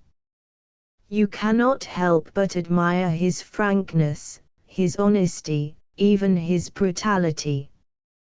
There is no pretense about him, he makes no apology, offers no preface or explanation. He presents a point of view, and in the very brusqueness of his presentation seems to say, take it or let it alone. He must have known his expression was incomplete. Did he realize that art was too long and life too short to round the whole circle? The majority of painters move over only a small segment of the span. At 60, Homer had no more than found his theme. It would have taken another lifetime to have given him style and method. And even then, grace of accomplishment might have weakened force of conception. He had his errors, but perhaps they emphasized his fundamental truths. So perhaps we should be thankful that he was just what he was, a great American painter who was sufficient unto himself in both thought and expression. 6. John Lafarge Lafarge is an exceptional man in American painting, the exception that will perhaps prove the value of tradition and education in the craft. More than any other in our history he was born to art. He did not live through a barefoot stage on a farm and then by chance come to a speaking acquaintance with painting at 20 or thereabouts. He could not boast of a struggle against adverse circumstances in an uncongenial environment. On the contrary, he was rather luxuriously raised in a city, and as a child found art in the family circle and a part of the family life. He had begun to see, hear, and think about it at 6 years of age. At 30, when he definitely decided to accept painting as a vocation, he knew the tale quite well, was highly endowed intellectually, and had the insight and the imagination to see things in significant aspects. What wonder that he made an impression and left a body of work that voiced authority. He himself became a master, caught up the torch and carried on the light, spreading it and diffusing it in this new world. He was an inheritor and transmitter of art as well as a creator of it. By that I do not mean that Lafarge was raised in a studio and trained in hand and eye like a Florentine apprentice, but rather that his family, with its collateral branches, was made up of highly educated dilettanti, and art as a theme was ever up with them for discussion and appreciation. He grasped it historically and aesthetically long before he took it up professionally. The practical processes were taught him, to some extent, even as a child, but the philosophy came first and remained with him to the last. It was the French philosophy of taste, the best of the time, and Lafarge himself was French save for the accident of his birth here in New York. It was the tradition of Delacroix that he finally accepted and transplanted here in American soil, adding to it, of course, his own profound thought and fine feeling. He prided himself on faithfulness to tradition and convention according to his longtime friend Henry Adams. The story of his birth and education reads somewhat romantically today, though it was only yesterday that he was here. His father as a young man was an officer in the French Navy and had been sent to Santo Domingo, during an uprising there, to seize Toussaint the revolutionist. The enterprise went against him, but he escaped the general massacre that followed and eventually found himself a refugee in the United States. He did not return to France, but instead went into sugar growing in Louisiana, acquired property in New York, and married there a daughter of M. Bince de Saint Victor, a Santo Domingo sugar planter, who, like himself, had been driven from the island by the uprising under Toussaint. These French refugees were Lafarge's parents, and he, himself, was born in Beach Street near St. John's Church, in 1835. The house was in what has latterly been called Old New York, and Lafarge never entirely got out of that quarter. During his life he did not live above 10th Street. His parents were very cultivated people, and as a boy Lafarge's education was precisely guided. His father was a rather severe type and instilled rugged principles. He was a good teacher, and the pupil was brought up to do exact thinking. In his reading he was not permitted to roam at large. He tells us in his letters and communications to Mr. Cortissoge, whose admirable account I am paraphrasing, 8, that as a child he read French and English, read Saint Pierre, Rousseau, Bossuet, Homer, Defoe, Voltaire, certainly an odd lot of authors for childish consumption. The house was full of books, Molière, Racine, Corneille, servants, Byron, some of them illustrated with handsome Turneresque engravings, which no doubt had quite as much influence on the boy as the printed texts. The outlook of his parents was large, and Lafarge grew up in an atmosphere of liberal ideas. 8. John Lafarge, A Memoir and a Study, by Royal Courtisoge, Boston, 1911.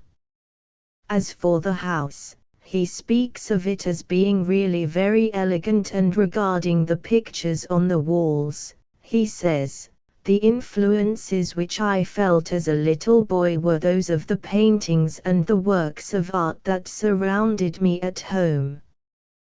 There were examples in the house of Vernet, Lemoyne, Salvator Rosa, Sebastiano del Piombo, many Dutch pictures, particularly a beautiful Salomon Ridsdale.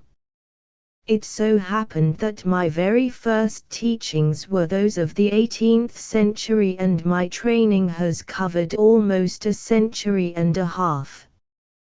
At 6 he had wished to draw and paint, and was handed over to his maternal grandfather to be taught.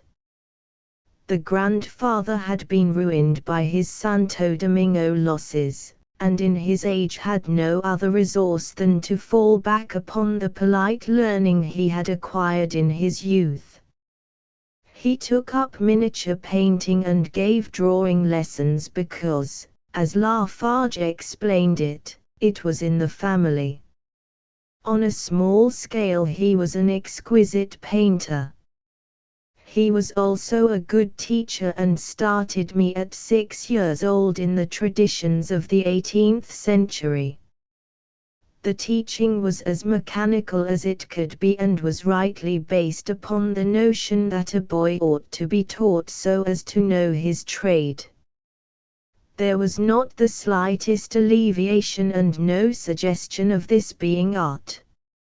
He was taught to sharpen crayons, to fasten paper, to draw parallel lines, and produce a tint.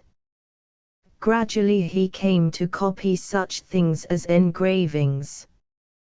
The work became more interesting, and at 8 he could do something that had resemblance to an original. Later he copied everything that came to hand and was free to do as he pleased. In the meantime his general education was not neglected. His grandmother Binster St. Victor had opened a school for young ladies which was very successful. Lafarge as a boy took lessons under her, and in his reminiscences recalls the severity of his drilling in 18th century French. He got English from an English governess, and some German from an Alsatian nurse. Then came books and school and the dreariness of lessons on dry themes. He was sent to Columbia Grammar School, passed into Columbia College, changed over to Fordham, and finally, in 1853, graduated at Mount St. Mary's in Maryland. He recalls that during his school days there was much reading of history, literature, and archaeology. In English his professor led him to read Newman and Ruskin, the two great masters of style, though the one was classic and the other romantic. In French there was de Musset, Balzac, Heine. He was familiar with Greek and Latin. He could not have graduated from a Catholic college without knowing Latin, and had early gone over the classical writers in the original languages. As for art, he studied engravings of Dürer and lithographs of the old masters. An English watercolor painter had been found who gave me thoroughly English lessons. After college days he got lessons from a French artist. In later life, looking at his drawings made in the early 50s, he thought them respectable. They were largely based on line and construction, which of course gives a basis of seriousness. After graduation he entered a lawyer's office and began studying law, though he still held his interest in art. Some pictures of the men of 1830 were beginning to come into the country, and he recalls buying for a few dollars a Diaz, a Troyon, and a Bargue, and his delight in them. He met artists like Innes, talked art and thought much about it, but he was not yet prepared to embrace it for better or worse. In 1856, when he was 21, he went to Europe, not minded even then to study art professionally, but merely wishing travel for travel's sake and to be for a time a looker-on. He went directly to Paris and joined his cousin, Paul Binz, or Binz, Comte de Saint-Victor, who was just then holding prominent place in literary and journalistic Paris. The cousin was writing in a brilliant style dramatic, literary, and art criticism for Le Pays, La Presse, and La Liberté, and publishing books such as Hommes et Dieux, Barbers et Bandits, Les Dieux et les Demi-Dieux de la Peinture. He was in association with the Goncourts, Sainte-Beuve, Théophile Gautier, Victor Hugo, Flaubert, all the great gods of Little Paris. The father, Jacques Benjamin Maximilien Binz, Comte de Saint-Victor, had had a literary and artistic vogue before the son. He had been the editor of La France and the Journal des Débats, had written for the stage and the opera, and was the author of numerous books of poetry, archaeology, and history. He was still alive and flourishing when Lafarge reached Paris, and his house was opened to the young man from America. It was the house of a collector of paintings. The most famous artists and literary men met there. There was much comment and criticism in the air, much roaring of the lions. Lafarge was in the midst of it. As he expressed it, art and literature were there at my hand, in rather an ancient form, but with the charm of the past, the 18th century, and the wonderful beginning of the 19th. The great-uncle was in sympathy with the classic and the academic, stood up for David and Guérin, and looked askance at everything new, but the cousin, Paul de Saint-Victor, was the champion of the younger men. Lafarge was between two fires in the home and listened to both sides when he went abroad. He met Jerome, then a young man, frequented the house of Chassériau, heard much of the controversy between Ingres and Delacroix. He never met Delacroix, but was profoundly impressed by his works. He was also much impressed at this early time by the glass in the Paris churches, and during a trip to Brussels met Henry Lestrange, who had decorated Ely Cathedral, and through him became interested in methods of mural painting. The father in America thought that his son was wasting his time and wrote him urging that he take up art seriously. The result was that Lafarge went to Couture's studio and had a talk with the master. He did not even then think of art as a profession, and wanted from Couture not so much technical education as general education in art. He spent only 2 weeks in the studio and then set about copying the drawings of the old masters in the Louvre. Presently he went to Munich and afterward to Dresden, copying in each place more of the drawings of the old masters. He thought this a logical and very serious way of learning art. And so it was. In copying the drawings he got at the understructure, whereas in the paintings he got only the surface. Lafarge from first to last was always seeking the logical, philosophical, and scientific basis of things. And meanwhile thereby I kept in touch with that greatest of all characters of art, style, not the style of the academy or any one man, but the style of all the schools, the manner of looking at art which is common to all important personalities, however fluctuating its form may be. In Copenhagen he made a copy of a Rembrandt. I was enabled to learn a great deal of the methods of Rembrandt and to connect them with my studies. Rubens I followed in Belgium, trying to see every painting of his throughout the whole kingdom and as many of his pupils as I could gather in. He had an admiration for the severe training of Rubens and for his later prodigal expenditure of energy and paint on canvas.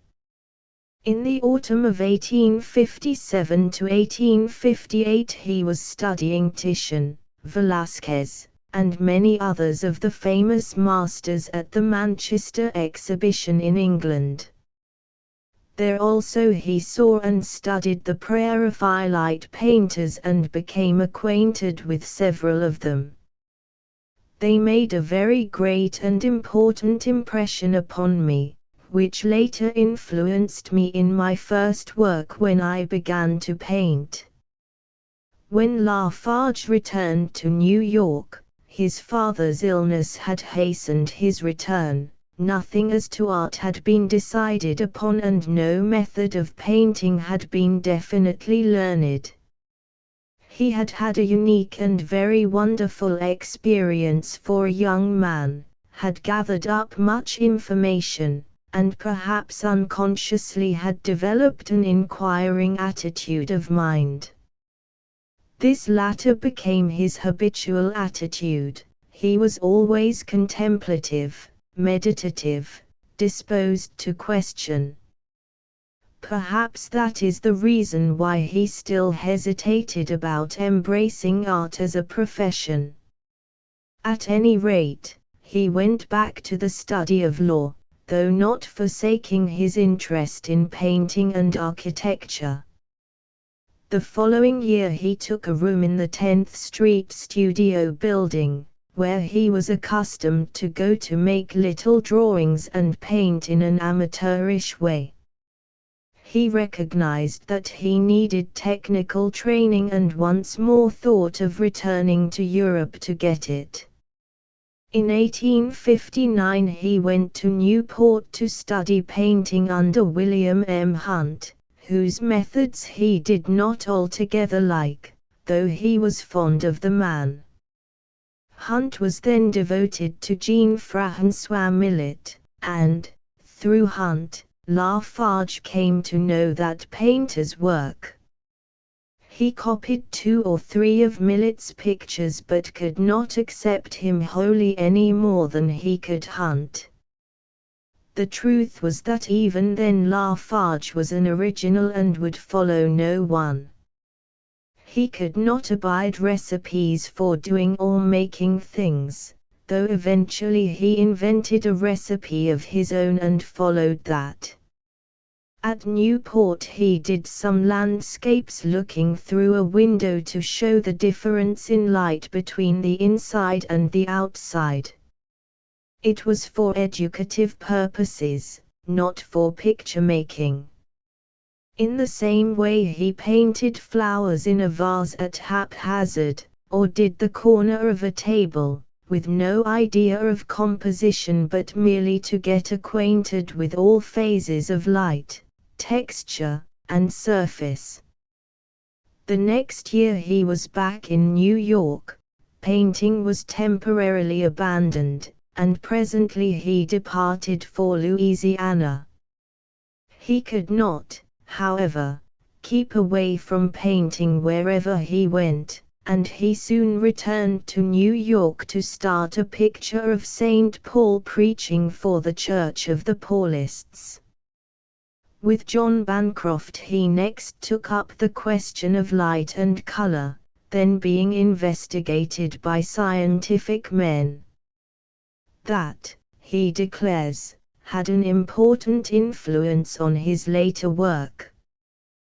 But probably the event that definitely decided him for an art career was his marriage in 1860 to Miss Margaret Brown Perry, a great-granddaughter of Benjamin Franklin. I have helped myself largely to Mr. Cortissoge's book, for which I am sure he will not quarrel with me, regarding these educational happenings of Lafarge's early days, because they point to an unusual acquaintance with philosophic, literary, and artistic traditions. Lafarge was saturated with them at 22. His education was extraordinary when compared with his American contemporaries, Innes, Wyant, Martin, Homer. He had found himself before he was 30 and knew what he wanted to say and do, whereas Homer at 60 was still uncertain and groping. Art had come to Lafarge almost as a child learns to talk, that is, unconsciously, without great effort. The formulas had been largely thought out for him and he had merely to accept them. With Innes, Wyant, and Martin it was necessary to make their own formulas, work out their own philosophy, establish their own premises. And that, too, after they had come to man's estate. Lafarge had a great advantage over them. He was not only born to art but had it thrust upon him. With his fine natural endowments of mind and eye, it is not, perhaps, remarkable that he afterward was able to achieve art in a large way and in more than one department. But he did not rest content with his early experiences. He took up new problems and remained a student to his latest day. His mental curiosity was remarkable. He was always trying to get at the cause or sequence of things. I remember very well arguing at him one day, with undue vehemence perhaps, about some question of the hour, and hearing his quiet answer that it made no difference which of us was right, but that we should go along together and try to get at the truth. That was his Gallic cast of mind. He had no wish or care to put the other fellow in the wrong, and as for disputatious argument, it was not intellectually good form. In this respect Ruskin had amused and vexed him during his early years. The great critic was not only wrong in matter but in the method of presenting it. Fromentin, on the contrary, pleased him much. The French critic's mind was of the same order as his own. Lafarge had evidently heard of Japanese art in Paris, for in 1863 he began collecting Japanese prints, sending directly to Japan for them. He records that he imported at that time many for himself and his friend Bancroft. He was interested not only in their linear patterns but in their color relations, particularly as shown in landscape. He was painting landscapes at this time and working out of doors. My program was to paint from nature a portrait and yet to make distinctly a work of art which should remain as a type of the sort of subject I undertook. Almost the whole of his theory of art lies in that sentence. It will apply to his painting of water lilies as well as to his figures or landscapes. He was after a type of the species, something typical and universal rather than something odd or singular. Perhaps the most notable result of his theory and practice at this time was the landscape called Paradise Valley, painted between 1866 and 1868. The material for the Paradise Valley was found along the Rhode Island coast near Newport. It is a bare, almost treeless, scene, looking down toward the sea, and is cut up somewhat in the middle distance by the angle lines of stone fences. There is nothing about it of the view, nothing that a Hudson River painter would have looked at the second time. Yet Lafarge added beauty to its bare truth in such degree that it became a masterpiece. All of the painter's studies in light and line were put into it, and yet kept from attracting too much attention in the exposition. And all of the infinite variety of tone and color common to the Atlantic shore landscape were added and blended together as one. The type as a whole emerged, the universal came out of the commonplace. A more perfect piece of work, a more beautiful picture of landscape, had not then, and has not since, been produced in American art. Of its kind it is unequaled. Valley, copyright by John Lafarge. Paradise Valley by John Lafarge. In the collection of General Thornton K. Lothrop. Click image to enlarge. The last time I saw this landscape was many years ago at an exhibition in the gallery of the Century Club.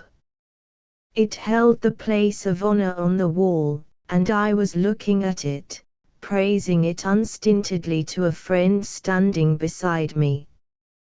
After I had exhausted my adjectives, I became aware of someone in the room behind me. I turned and saw Lafarge standing there. Whether or not he had overheard me I did not know, but there being nothing to conceal, I told him just what I had been saying to my companion. He smiled and bowed and seemed greatly pleased. He was always too polite to question the compliments of his admirers, and much too broad-minded to scoff at praise, however unintelligent he might think it. But the point of my story is further along.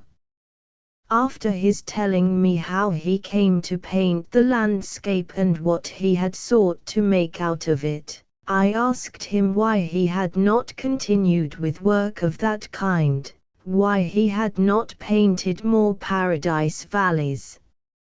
His answer was that he had done a number of landscapes similar in character, but that no one seemed to care for them. There was no audience, no demand for them, and, worst of all, no one would buy them. He was forced to do something that would produce a revenue.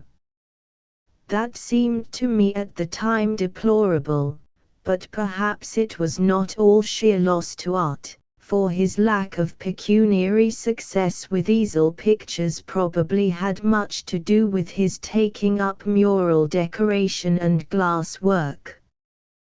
With a select public, however, Lafarge had already won recognition. His landscapes and flower pictures, especially the latter with their lovely color, texture, and surface, and that indefinable feeling that is Lafarge, met with appreciation from artists and amateurs. The Academy of Design elected him to its membership, and, a little later, a firm of Boston publishers began publishing some of his illustrations made for Browning's poems. He had planned some 300 drawings for Browning, and for an edition of the Gospels many more. These were Lafarge's romantic days, and the influences of French Romanticism intellectually and his Japanese prints technically were rather strong with him. In fancy he was harking back to Greek and medieval myths, Bible legends, and Arabian Nights tales. But only a few drawings from each field finally found their way into print. They appeared in the old Riverside magazine and were accounted very effective, even after the engraver had translated them. Everyone who has written about Lafarge has devoted a page or so to an analysis of his Wolf Charmer and Piper of Hamelin. Criticized they were for what has been declared faulty construction and drawing, but never for their lack of life. They were excellent examples of naturalistic drawing wherein accuracy is often sacrificed to vitality. But the telling quality of the illustrations was not so much their technique as their imagination. Lafarge had inner as well as outer vision, and the conception of the wolf charmer, for example, as half-wolf himself, gnawing rather than playing his pipe, was perhaps the better part of its excellence. But illustration was to engage his attention for only a short period. He was interested in things of larger decorative significance.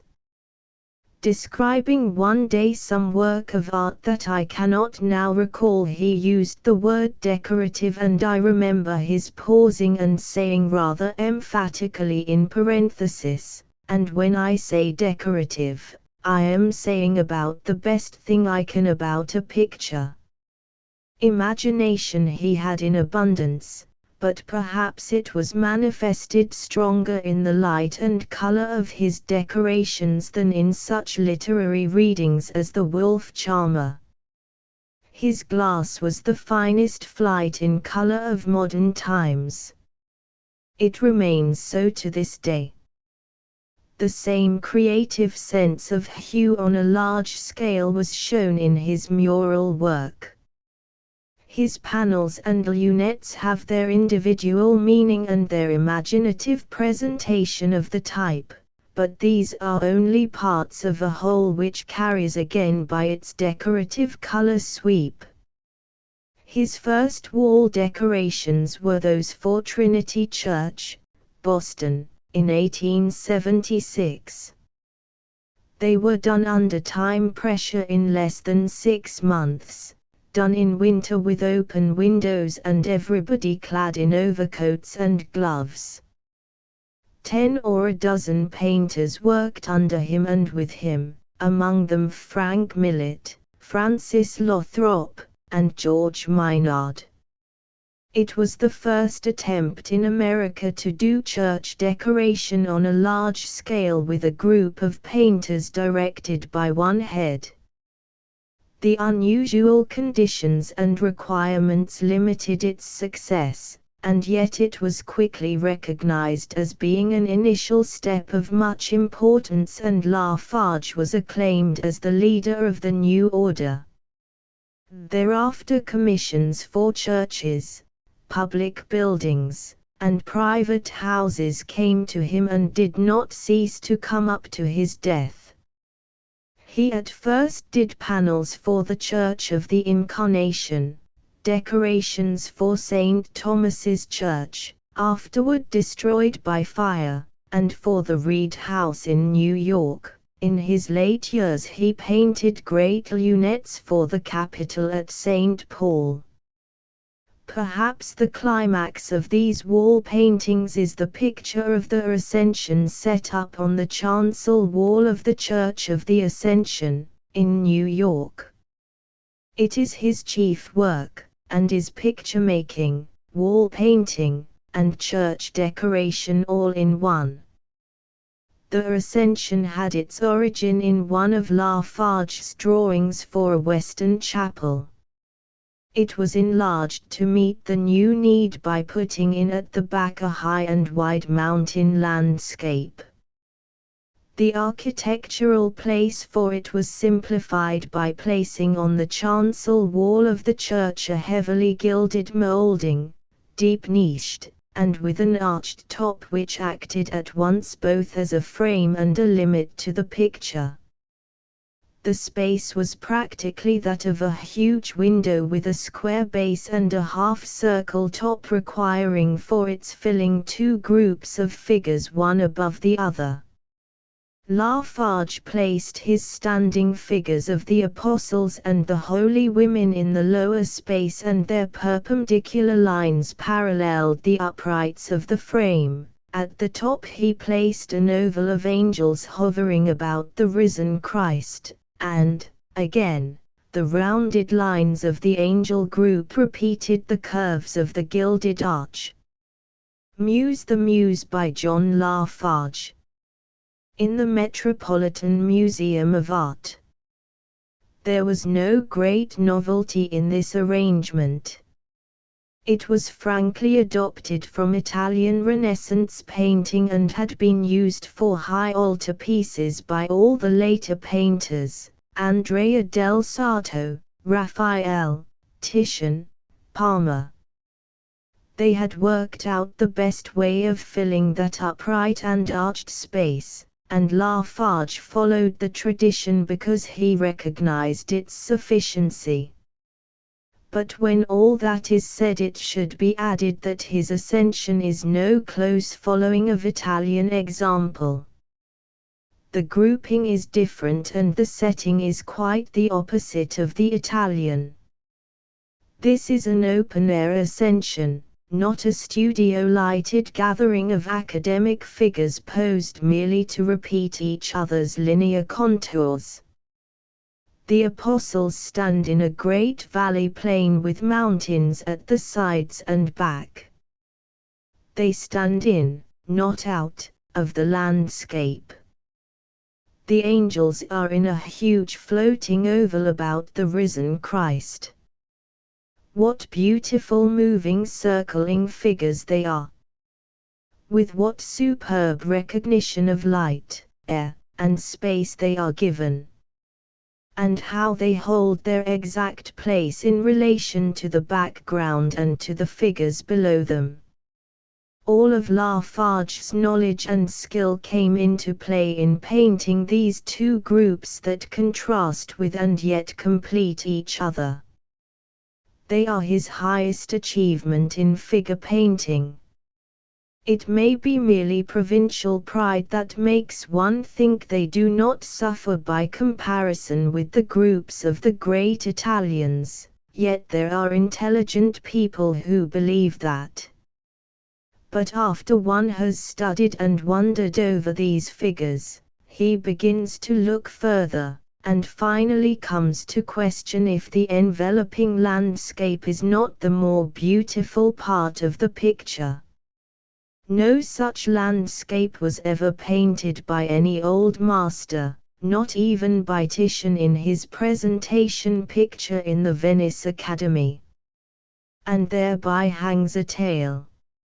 Lafarge could not at first get the right landscape for it, and in the middle of the work, that is in 1886, he and his friend Henry Adams went on a long trip to Japan. It was in the mountains of Japan, or was it, perhaps, later in the South Sea Islands, that he saw and sketched the superb landscape that now does service in the background of the Ascension. It fitted the figures exactly and is their natural and proper environment. Figures and groups from Italy that are not Italian and landscapes from Japan that are not Japanese blend together perfectly because translated, transmuted, by the genius of Lafarge into something that is peculiarly his own type of the Ascension. In such fashion, and of such materials, is great art brought into being. Lafarge's glass work carried over the greater part of his artistic life. Mr. Cortissoge tells us that he did several thousand windows of various patterns and designs. For many years, and up to his death, he had a shop in South Washington Square where, with assistants and workmen, the more mechanical part of window construction was carried on. But he looked after every part of it from start to finish. He never let go of his workmen, never allowed himself as a designer to be eliminated by turning his design over wholly to the shop. He followed up everything and exacted results while inspiring enthusiasm and intelligence in his men. The result was that the work, in spite of the touch of others, remained peculiarly that of Lafarge and bore his individual stamp. In window making he tried dozens of different experiments to get depth, variation, and complement of tone by repeated platings of pot metal glass. As a result he produced brilliant jewel-like glass theretofore never dreamed of. With iridescent and opalescent sheets at hand in countless tones and shades he began the construction of his window, not in patches of color, but with a crayon cartoon, just as he had designed pictures. He made a pattern, filled the spaces rightly, and thought of the colors afterward. The lead lines helped out the design and did not break or block it by haphazard crossings at stated intervals. In other words, his radiant color schemes were every one of them based in design and had a foundation of drawing under them. This, then, is a study of line and is different from the notion of some intellectual friends that the line is to be put on afterward. 9. Lafarge in a letter to Mr. Cortissoge. And yet there was no attempt to do in glass what could be better done on canvas. The brilliant transparent tones were peculiarly fitted for glass because they could not be squeezed out of a tube or laid down with a brush. I recall seeing in his shop years ago a tall narrow window, done, if I remember rightly, for the Whitney House, showing a robed female figure scattering autumn leaves upon a pool. The brilliant autumn tints, the light from the reflecting water, would have been impossible to render fully with pigments, and the blending of light and air seemed attainable only with Lafarge's delicate opaline glass. It seemed to me at the time a quite wonderful window, and yet he did many of them pitched in the same key of splendor.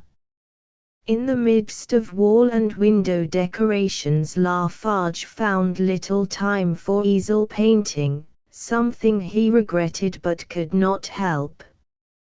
Twice, however, he broke away from the shop and went upon long trips. The first was to Japan with Henry Adams in 1886. Out of that came many watercolor sketches and drawings, besides a charming book, An Artist's Letters from Japan. To some the book is of more interest than the drawings. The temple doors and interiors and Buddhas of his sketches are, no doubt, truthfully illustrative, and that is perhaps their failing as pictures. The model was too apparent and the artist not so much in evidence as could be wished for. His own negative definition of art applies just here: it is never the mere representation of what we see.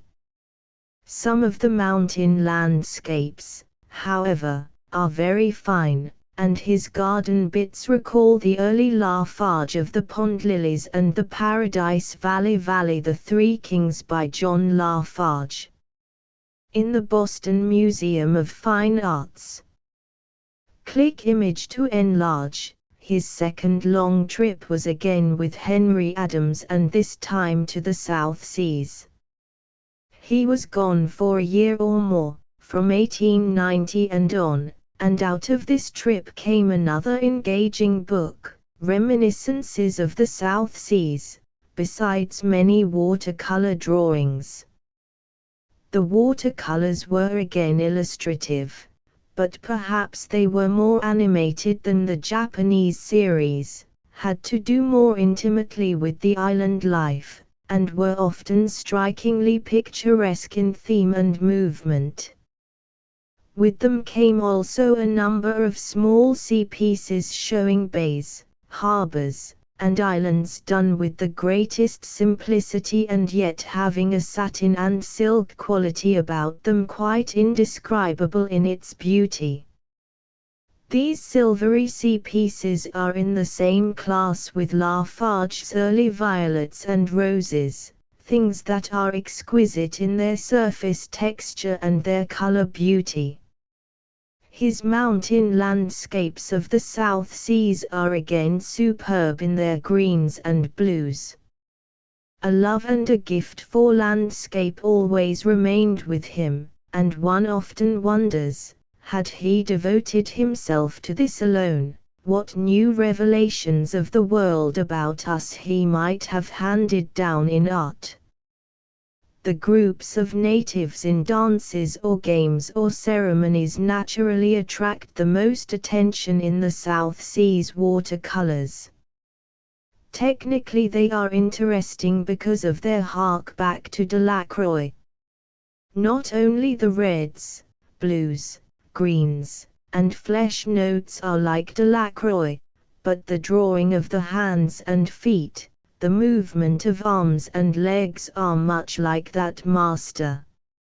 All his life Lafarge had carried that impress about with him.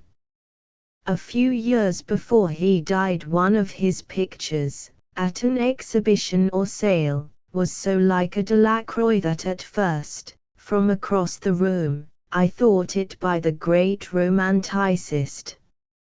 Some time later, in mentioning the fact to Lafarge, he nodded his head and said that he had been very much influenced by Delacroix and no doubt unconsciously did things in his style or manner.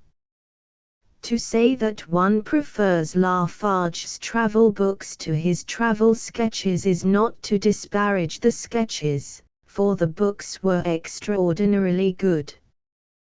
He had a great admiration for Fromentin's Un année dans le Sahel, and perhaps that volume had not a little to do in suggesting the form of the volumes on Japan and the South Seas. They are impressionistic in that they record moods, thoughts, and talks that make up a quite perfect text for his sketches. They are both grave and gay, profound and volatile, forceful and yet charming. Lafarge had the literary sense quite as much as the pictorial, and had he chosen to make a profession of letters he would perhaps have risen to as great a height as he did in painting. While a student under Hunt at Newport he became well acquainted with Henry James, whom he later on advised to take up literature. In the light of subsequent achievement that must be regarded as good advice, and yet James had the pictorial cast of mind and might have made a fine painter. At any rate, some of his best work in writing was his criticism of painting. Lafarge, too, with a mind pictorially inclined, put out some of his best thoughts in a book of art criticism entitled Considerations on Painting. It was delivered originally as lectures to art students, but it must have shot far over their little heads. It is too profound to be grasped at once and often requires a second reading to apprehend the meaning, but it is the best piece of art criticism put forth in America. In kind and excellence it ranks with Fromentin's Les Maîtres d'Autrefois, the classic of the craft. Fromentin was about the only writer on art that Lafarge cared for. He was kind enough to send me a copy of his Considerations on Painting when it was published, and later, in talking over the book with him, he took occasion to remark, as afterward in print, that he had read thousands of pages of art criticism without finding anything that a person seriously devoted to his profession of art could find of the slightest use. At the time I ventured to suggest to him that aid to artists was not the object of art criticism, that an attempt to instruct professionals would argue greater knowledge in the critic than in the artist and be presumptuous, that the critic wrote for the public and thought to be of service by calling attention to and explaining certain things that might otherwise be overlooked or misjudged. Moreover, it was suggested that the writer, too, had his design and pattern in words which he was trying to work out artistically and decoratively, and that the subject, whether criticism, history, poetry, or fiction, was of as little importance with him as with the painter. Ruskin in art criticism, Newman in sermons and lectures, and Carlyle in history and essay were possibly greater artists than Dickens and Thackeray in fiction. There was nothing new about that to Lafarge, but he acquiesced in it by bowing and smiling a little, especially over Ruskin, for whom he came as near having contempt as for anyone. Not only Ruskin's ideas but his vehemence of style were not to Lafarge's fancy. He wrote in no such hectic vein in his Considerations on Painting. The whole treatise is an inquiry, not an argument, and through it all you feel the evenly poised, well-balanced mind that is weighing the question and is not to be stampeded by rhetoric or eloquence of any kind. He was too intelligent for enthusiasm or emotion. He thought out everything very calmly, and in the midst of conviction often doubted or questioned his own conclusions. It was his normal attitude of mind, a mind that indulged in subtleties, that saw as many meanings in a problem as a rug weaver's eye sees colors in a pattern of tapestry. It was the attempt to put these subtleties in parenthesis that sometimes makes his Considerations on Painting hard reading, and yet no one would wish them deleted. They are sidelights that illumine the quest. The book is an epitome of Lafarge's method of thinking and is a type of its kind in literature as truly as his Paradise Valley is a type in painting. As for the philosophic mind, he practically describes himself in one passage in an article in Scribner's Magazine, 10, on the teaching of art. It is worth quoting.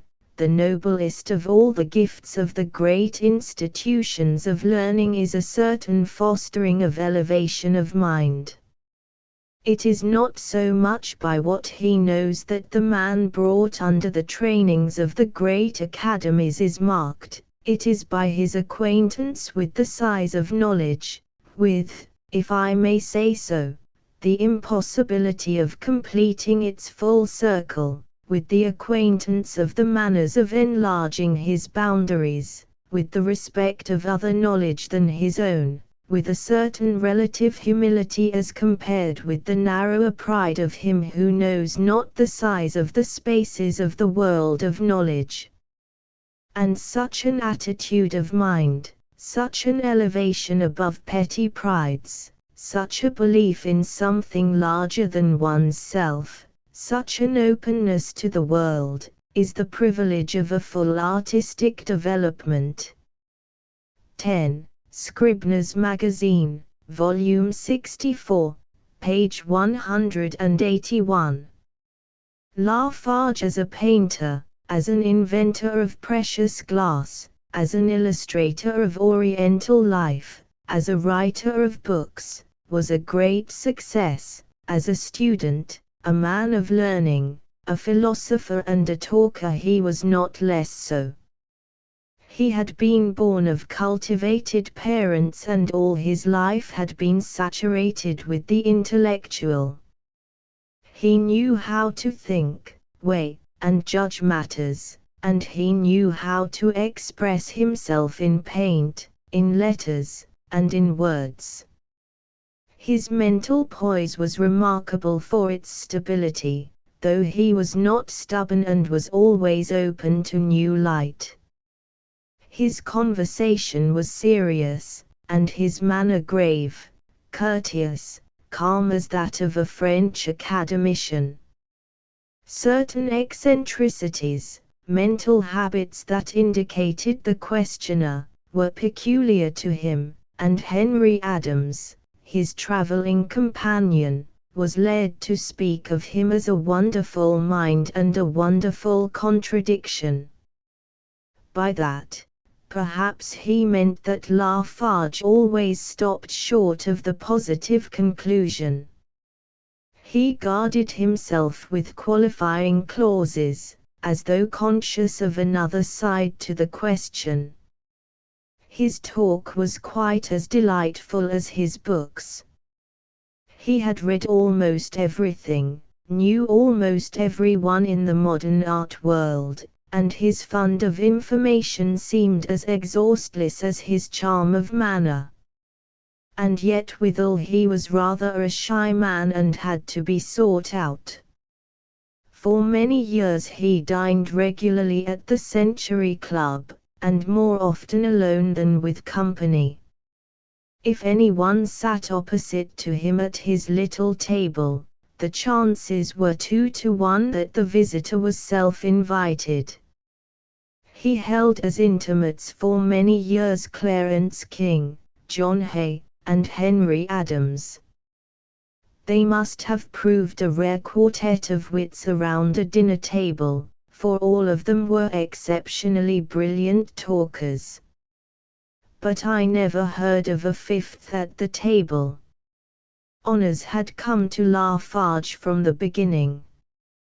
He had received medals and prizes and degrees, he wore the Legion of Honor in his buttonhole, was president of the Society of American Artists, and an initial member of the American Academy of Arts and Sciences.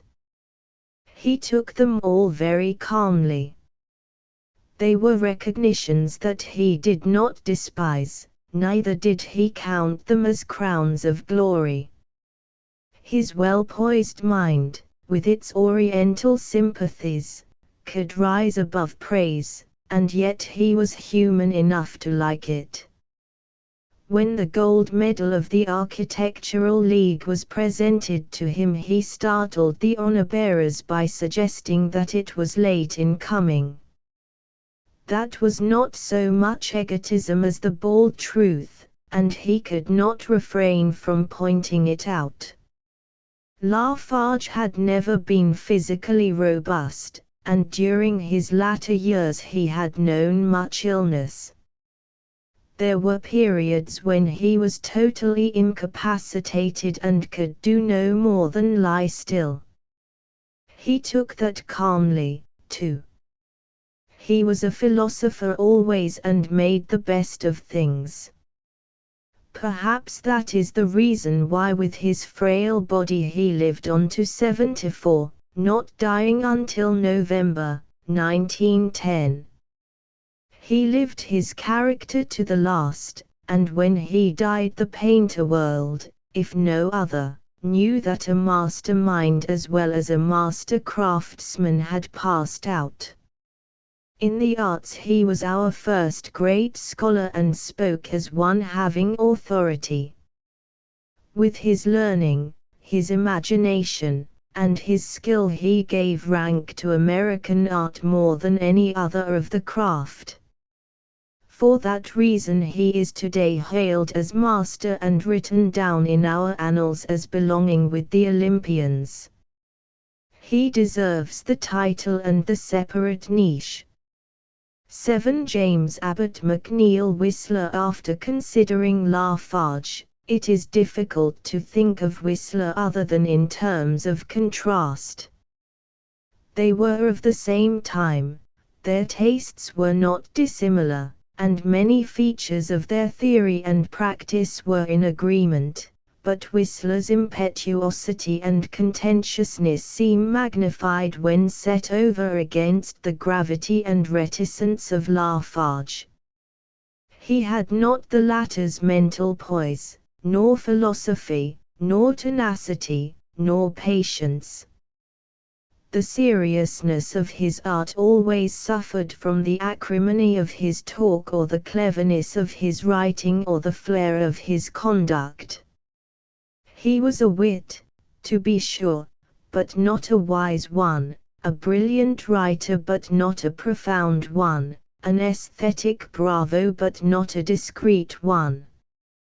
His social activities gave his art a wide notoriety, but that rather harmed than helped its permanent fame. The mob enjoyed his caustic utterances but continued to look askance at his symphonies and nocturnes. What else could have been expected? Art explains itself or it falls. Talk may make it talked about but does not establish its final worth. And so one, at times, wishes that Whistler had said nothing, written nothing, explained nothing.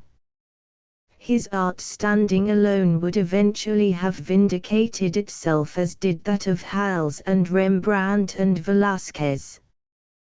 There is not the least bit of flippancy or irritability or waspishness about it.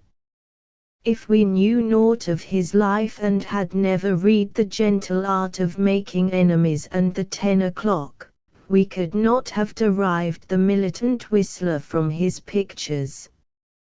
They are cast in a vein of decorative beauty and done not only with the greatest seriousness but with the greatest tranquility. With their simplicity and largeness of vision, their fastidiousness of arrangement, their charm of mood and loveliness of color, they would point to an Ariel-like creator who was in love with color refinements, a devotee of nature's minor chords, her shadowy manifestations, her evanescent harmonies. And that would have been the true Whistler, the Whistler that fame will not allow to die. But his clarification is still some distance away. Appreciation is clouded by the presence of the egotist, the dandy, the bitter-tongued wit, the maker of paradoxes, passing phases of temperament quite aside from his reckoning as an artist, mental poses forced upon him by circumstances which he doubtless felt he had to meet and overcome.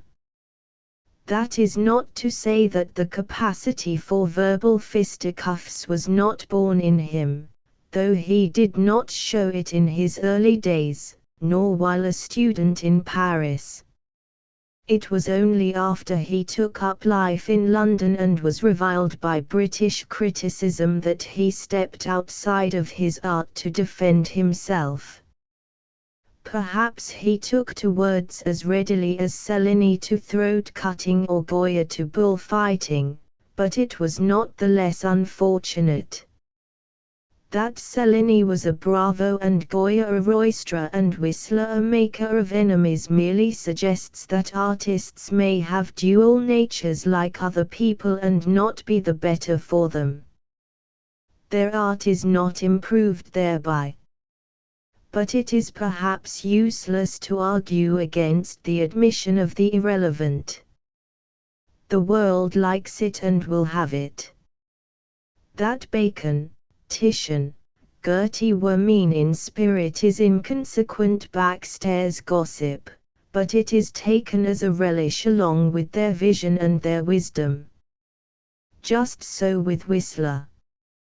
The present generation of painters thinks his 10 o'clock the law and gospel of art, and a dozen biographies of him record his epigrams and corrosive remarks along with his epoch-making pictures. We shall have to take the chaff with the wheat. Perhaps the chief infirmity of Whistler's makeup was his lack of patience. Nature had endowed him with a bright, alert mind that flashed and scintillated but wavered perhaps in continuity of purpose.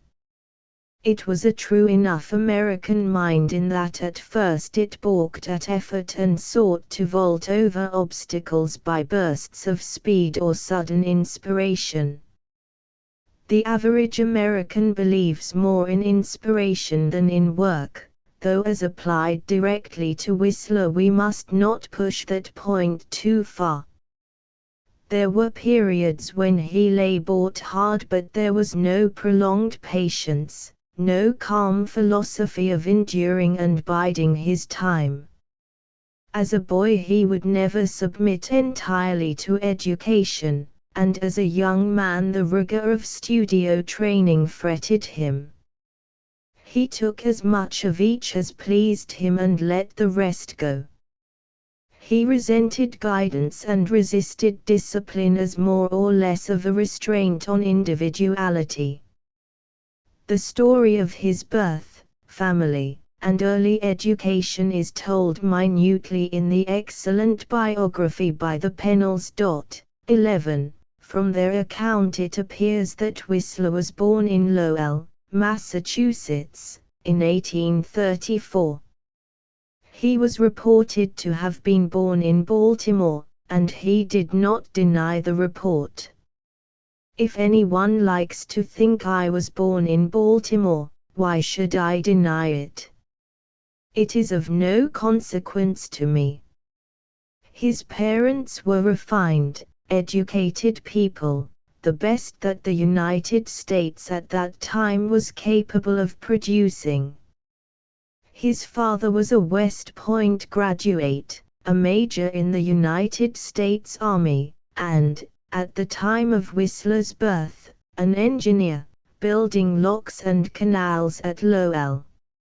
In 1843 the whole Whistler family went to Russia, where the father had been called by the Tsar to build the St. Petersburg-Moscow Railway. In St. Petersburg the children were carefully tutored, especially in such polite learning as the languages and the arts. Whistler was already drawing in a boyish way, and was no doubt receiving impressions of art from various sources.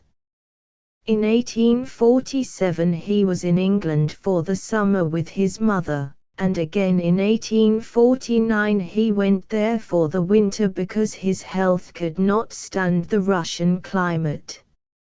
In the latter year his father died, and shortly thereafter Mrs. Whistler, with the children, returned to America. Whistler the boy was sent to school at Pomfret, and his mother records that he was still an excitable spirit with little perseverance and had habits of indolence. 11. The Life of James McNeill Whistler, by E.R. and J. Pennell, Philadelphia, 1911. 2 years of Pomfret and he was entered as a cadet at the West Point Military Academy. He remained there 3 years, and was dropped in 1854 because deficient in chemistry. Besides, he could not remember dates, and at cavalry drill he had difficulty in keeping on his horse. These seem slight reasons for dropping his name from the rolls, but the West Point requirements in those days, as now, were rather rigorous. He appealed to Washington for reinstatement but was denied. In its place a job was offered him in the Coast Survey. He accepted and drew on government maps for some months, resigning in 1855. The same year he went to Paris to study art and entered the studio of Gleyre, one of the leading semi-classic painters of the time. Whistler's boyhood and youth suggest little out of the ordinary except that he was better born, better educated, and had better advantages than the average aspiring youth. In art he had left only the usual record of desultory drawings. Professor Weir at West Point had given him lessons, but nothing remarkable resulted therefrom. Some of the sketches of his West Point days are preserved, and while they are not astonishing, they are nevertheless moderately indicative of the coming master. Two drawings called the Valentine and Samuela and Mary have the same small delicate line and an attempt at tone by shadings and hatchings that characterize his etchings and lithographs of later date. But Whistler's career does not begin for us until he reached Paris in 1855, the year before Lafarge's arrival. There are conflicting stories about what he did or did not do under Gleyre. He must have learned something of drawing and construction besides such small studio devices as arranging colors on the palette, preparing the canvas, using ivory black as a base of tone, a method which he retained all his life. In actual handling of the brush he seems to have gotten something from his associates, Fantin later and Degas, who were then following Courbet. Evidently he did not care for the routine of the atelier. Druet, the sculptor, who was one of his intimates, did not think that he worked much but was well disposed toward jokes, pranks, and a good time. By way of interlude during his 2 years with Gleyre he went with a companion on a trip through Alsace and did some etchings, known as the French set. In 1857 he made a trip to England and studied pictures at the Manchester exhibition.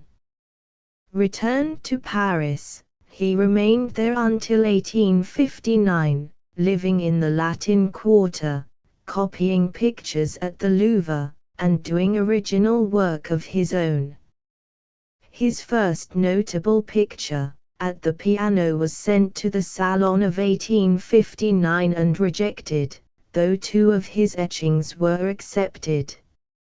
Sent to the Royal Academy the same year, the picture and the etchings were well received and praised. There were many journeyings backward and forward from London during this year. Whistler's sister had married Seymour Hayden and was living there. His student friends of Paris days, Pointer, Armstrong, Ionides, Du Maurier, were there and he had not as yet quarrelled with them. Above all, the Thames was there. So finally he took up his residence in London and began work along the river.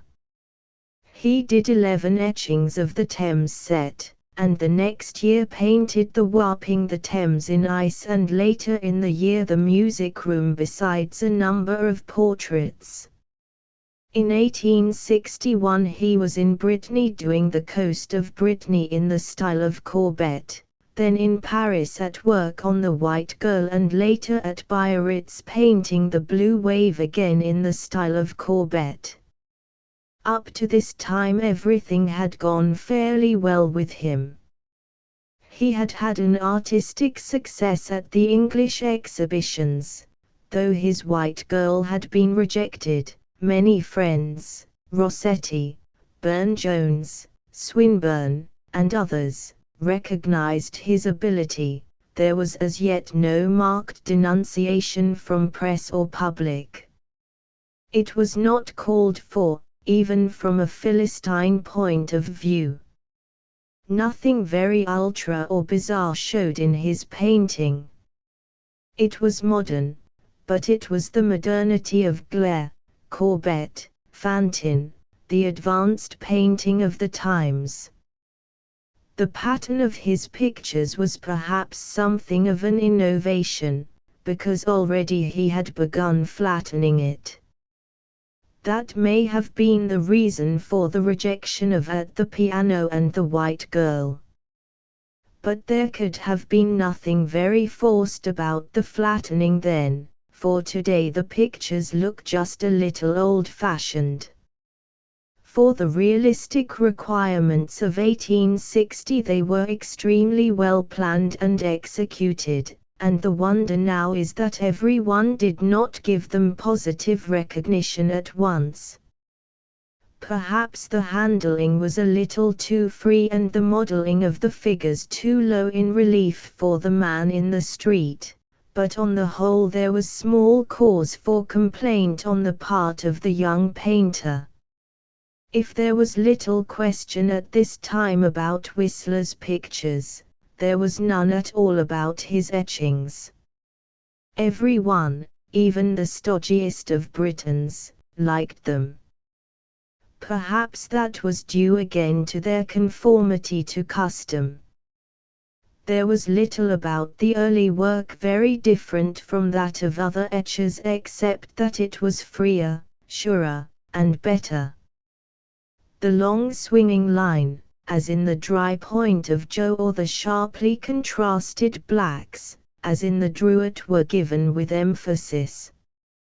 Contrast rather than uniformity was the aim, and there was little attempt at pronounced tone effect, or flattening of the figure, or disturbance of perspective, the thing most dear to the viewing public. In fact, Whistler's etchings have always been exempt from the denunciation of his paintings. People could see in them things realistic and representative. The decorative pattern did not bother them. There was no hue and cry raised in England over Whistler's early work because it was not vehemently radical or audaciously assertive. He had accepted and followed the classic tradition of Glare, had modified it by studies of Rembrandt, Courbet, Fantin, Manet, had bettered it by observations and methods entirely his own, but he was going with the tide, not against it or across it. Had he died at, say, 27, and the world had only his early etchings, The White Girl at the Piano and The Music Room to go by, it is doubtful if his dozen biographies would have been written, or that he would have held more than a modest niche in the Hall of Fame. It was when he became a great innovator that he met with vituperation, and, by the same token, it was only then that he became a really great artist. The innovation came with his modification of the realistic tradition of the Western world and his introduction of the decorative tradition of the Eastern world. The latter was a better based, a fairer, a more alluring tradition than the one he had been reared in, but he did not, could not, go over to it in its entirety and turn himself into an Occidental painter on silk. That would have been mere forceless imitation. Instead of doing so, he strove to graft the Eastern shoot upon the Western stock, to take what was best of Japanese art and blend it with French art, thus harmonizing the two traditions. Representative figures from the Western world were put into an Eastern pattern and made to do decorative service. The Thames was turned into nocturnes, portraits were changed to arrangements in greys or browns or blacks, and London genre became so many symphonies or harmonies in gold, blue, or old rose. The result was a rare bouquet of orchids which the English public, reared on primroses and daisies, did not find in its botany book and could not understand. No wonder there was confusion, misunderstanding, and denunciation. With his Oriental gospel, Whistler in London was scoffed at and reviled. He had brought a new faith to English art, but no one believed in it or would receive it. There was nothing to do but stone the evangelist. The stoning roused his ire. Though young, he was a Tartar and not at all disposed to prove a martyr. And so the quarrel began and ran on for 40 years, until the painter died, and the British public bought his pictures and hung them in its national galleries, and the incident was declared closed. The story is old in art, but this one possesses distinctly modern variations. Grey Nocturne, Grey and Silver, Chelsea Embankment by James A. McNeill Whistler. In the Freer Collection, Smithsonian Institution. Whistler had probably begun the study of Japanese art before 1860, and there is equal probability that in Paris he saw not the best examples of it, but only its latter-day manifestations in the color prints of Hokusai, Utamaro, and Hiroshige. However that may have been, he saw enough to change his ideas about pattern and to turn him halfway round, at least, from the representative to the decorative. That was the beginning of the misunderstanding. Time out of mind, artist and public had been conscious that painting possessed the dimensions of height and breadth, and, by illusion, was capable of a third dimension in depth or thickness. The illusion was produced by variations of light, shade, or color which gave modeling. From long custom a preference grew up for figures modeled out, a depth by protrusion rather than by recession. When, therefore, Whistler came to the fore and insisted that the third dimension was something of a vulgarity and that figures should not be round and stand out but be flat and stand in, there was instant disagreement. He went further. Linear perspective was a cheap accomplishment and the delight in it was unintelligent. There was infinitely more distinction in aerial perspective, whereby recession and depth were produced by a degradation of values. Aerial perspective was, in fact, the only perspective worthwhile. There should not be too much depth. The pattern should be kept flat and the picture should not break through the wall but be a part of it. Moreover, contrast of color was less decorative, less charming, than accord. A picture should be pitched in a certain tonal key and maintain the tone throughout. The minor chords were more refined than those of higher pitch and greater resonance. A twilight or a midnight was more lovely than a foolish sunset. Finally, the picture was finished when its decorative pattern was complete. The whole meaning of the picture was in its look. It should make no other appeal. Piety, patriotism, sentiment, emotion, story were all barred out as beside the mark, foreign to the medium. All this Whistler said in his pictures, and it irritated him that the public would not recognize his point of view, but chose instead to judge his work by the standards of a Leighton and a Millais. By way of supplement he sought to explain with tongue and pen, but he used too many metaphors, paradoxes, and sophisms, with the result that the audience was more mystified than ever. He achieved a reputation for insincerity, was derided as a coxcomb, a mountebank, an impostor, a charlatan. Finally it was discovered that some of the things he said were sharp-pointed, that he was a wit, a dandy, a gay fellow. And they laughed. They would not take either his word or his art seriously. It was admitted, with some complacency, that he was a good etcher, but as a painter he had not fulfilled expectations. The prophet had arrived ahead of his time. The Japanese influence, the most potent of all in Whistler's art, began to show itself gradually and did not come out entirely in the open until such pictures as the Langley's and the Gold Screen, the Balcony and the Princess du Pays de la Porcelain appeared. With them not only the flat pattern but Tokyo porcelains, fans, screens, robes were shown. There was some incongruity in the appearances, which Whistler did not seek to conceal. The figure in the Langley's is English, sits on a chair like an English model, and is in an English interior, but Japanese costume and blue and white pots and jars are introduced. Whistler regarded it as a color scheme and called it an arrangement in purple and rose, but his audience saw only the incongruity. The balcony again was mystifying.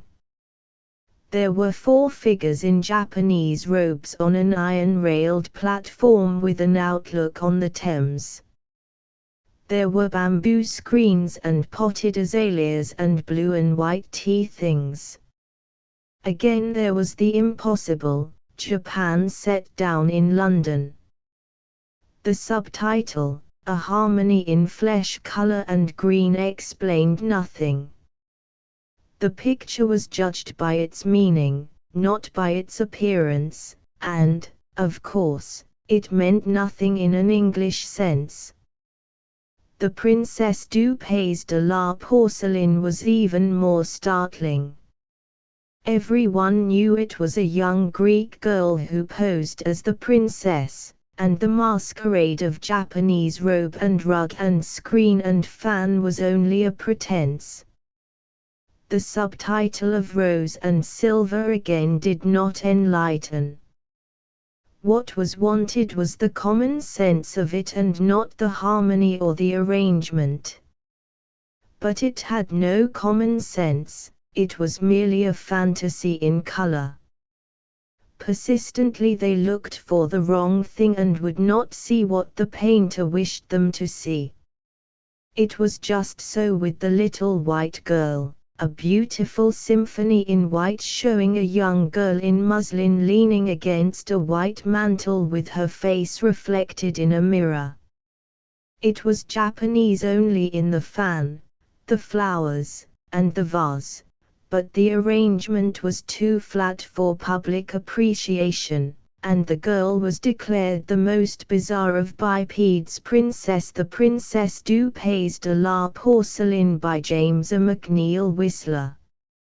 In the Freer Collection, Smithsonian Institution. All through the 60s this misapprehension of purpose and aim persisted, and toward 1870 another riddle was presented with the appearance of the nocturnes. They were things done along the Thames at dusk and were revelations of that blue air envelope which forms when the shadow of the world begins to creep up the eastern sky. The idea had perhaps been suggested to Whistler in the color prints of Hiroshige, and he had afterward found its reality in English twilights. Such a motive was quite the opposite of Turner's blazing sunset upon which the generations had been reared. Everything was muffled, vague in outline, half seen as to place. Much was left to the imagination, and as for the composition, it was arranged with the greatest simplicity.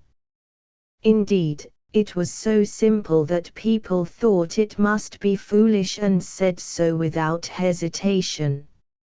Again, the subtitles of blue and gold and black and gold carried no meaning. Even the experienced Ruskin could see nothing in the later falling rocket but a coxcomb flinging a pot of paint in the public's face. It was Cockney impudence and wilful imposture. That was more than Whistler could stand, and he began a libel suit against Ruskin, in the course of which the Attorney General of England said he did not know when so much amusement had been afforded the British public as by Mr. Whistler's pictures. The trial was a farce and the laugh went against Whistler. But he laughs best who laughs last, and it has not been the British public that has done the latest laughing. There had been merriment before that, and, incredible as it may seem, over Whistler's now celebrated portrait of his mother. It was admitted to the Royal Academy exhibition of 1872 only after a well-known academician had threatened to resign if it were rejected. It was not wanted, but having been received, it was treated as a joke. London revised its opinion about the portrait later on.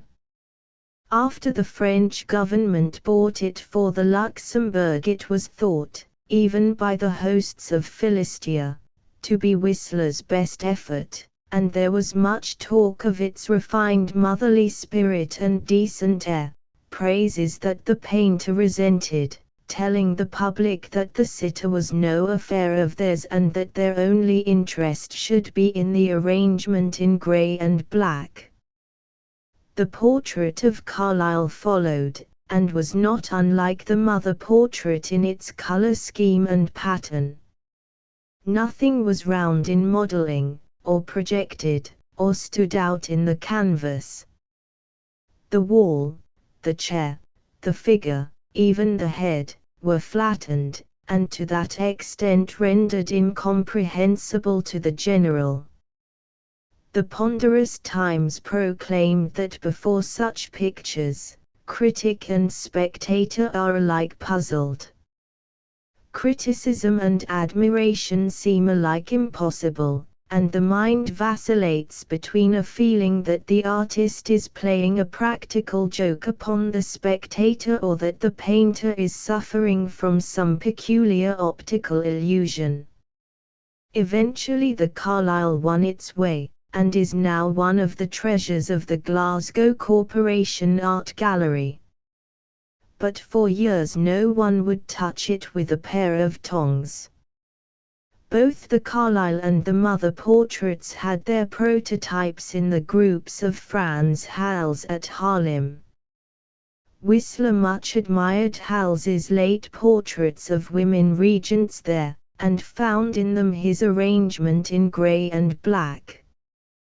But about the same time with the Carlyle he painted a portrait of Miss Alexander, the like of which had never before been seen.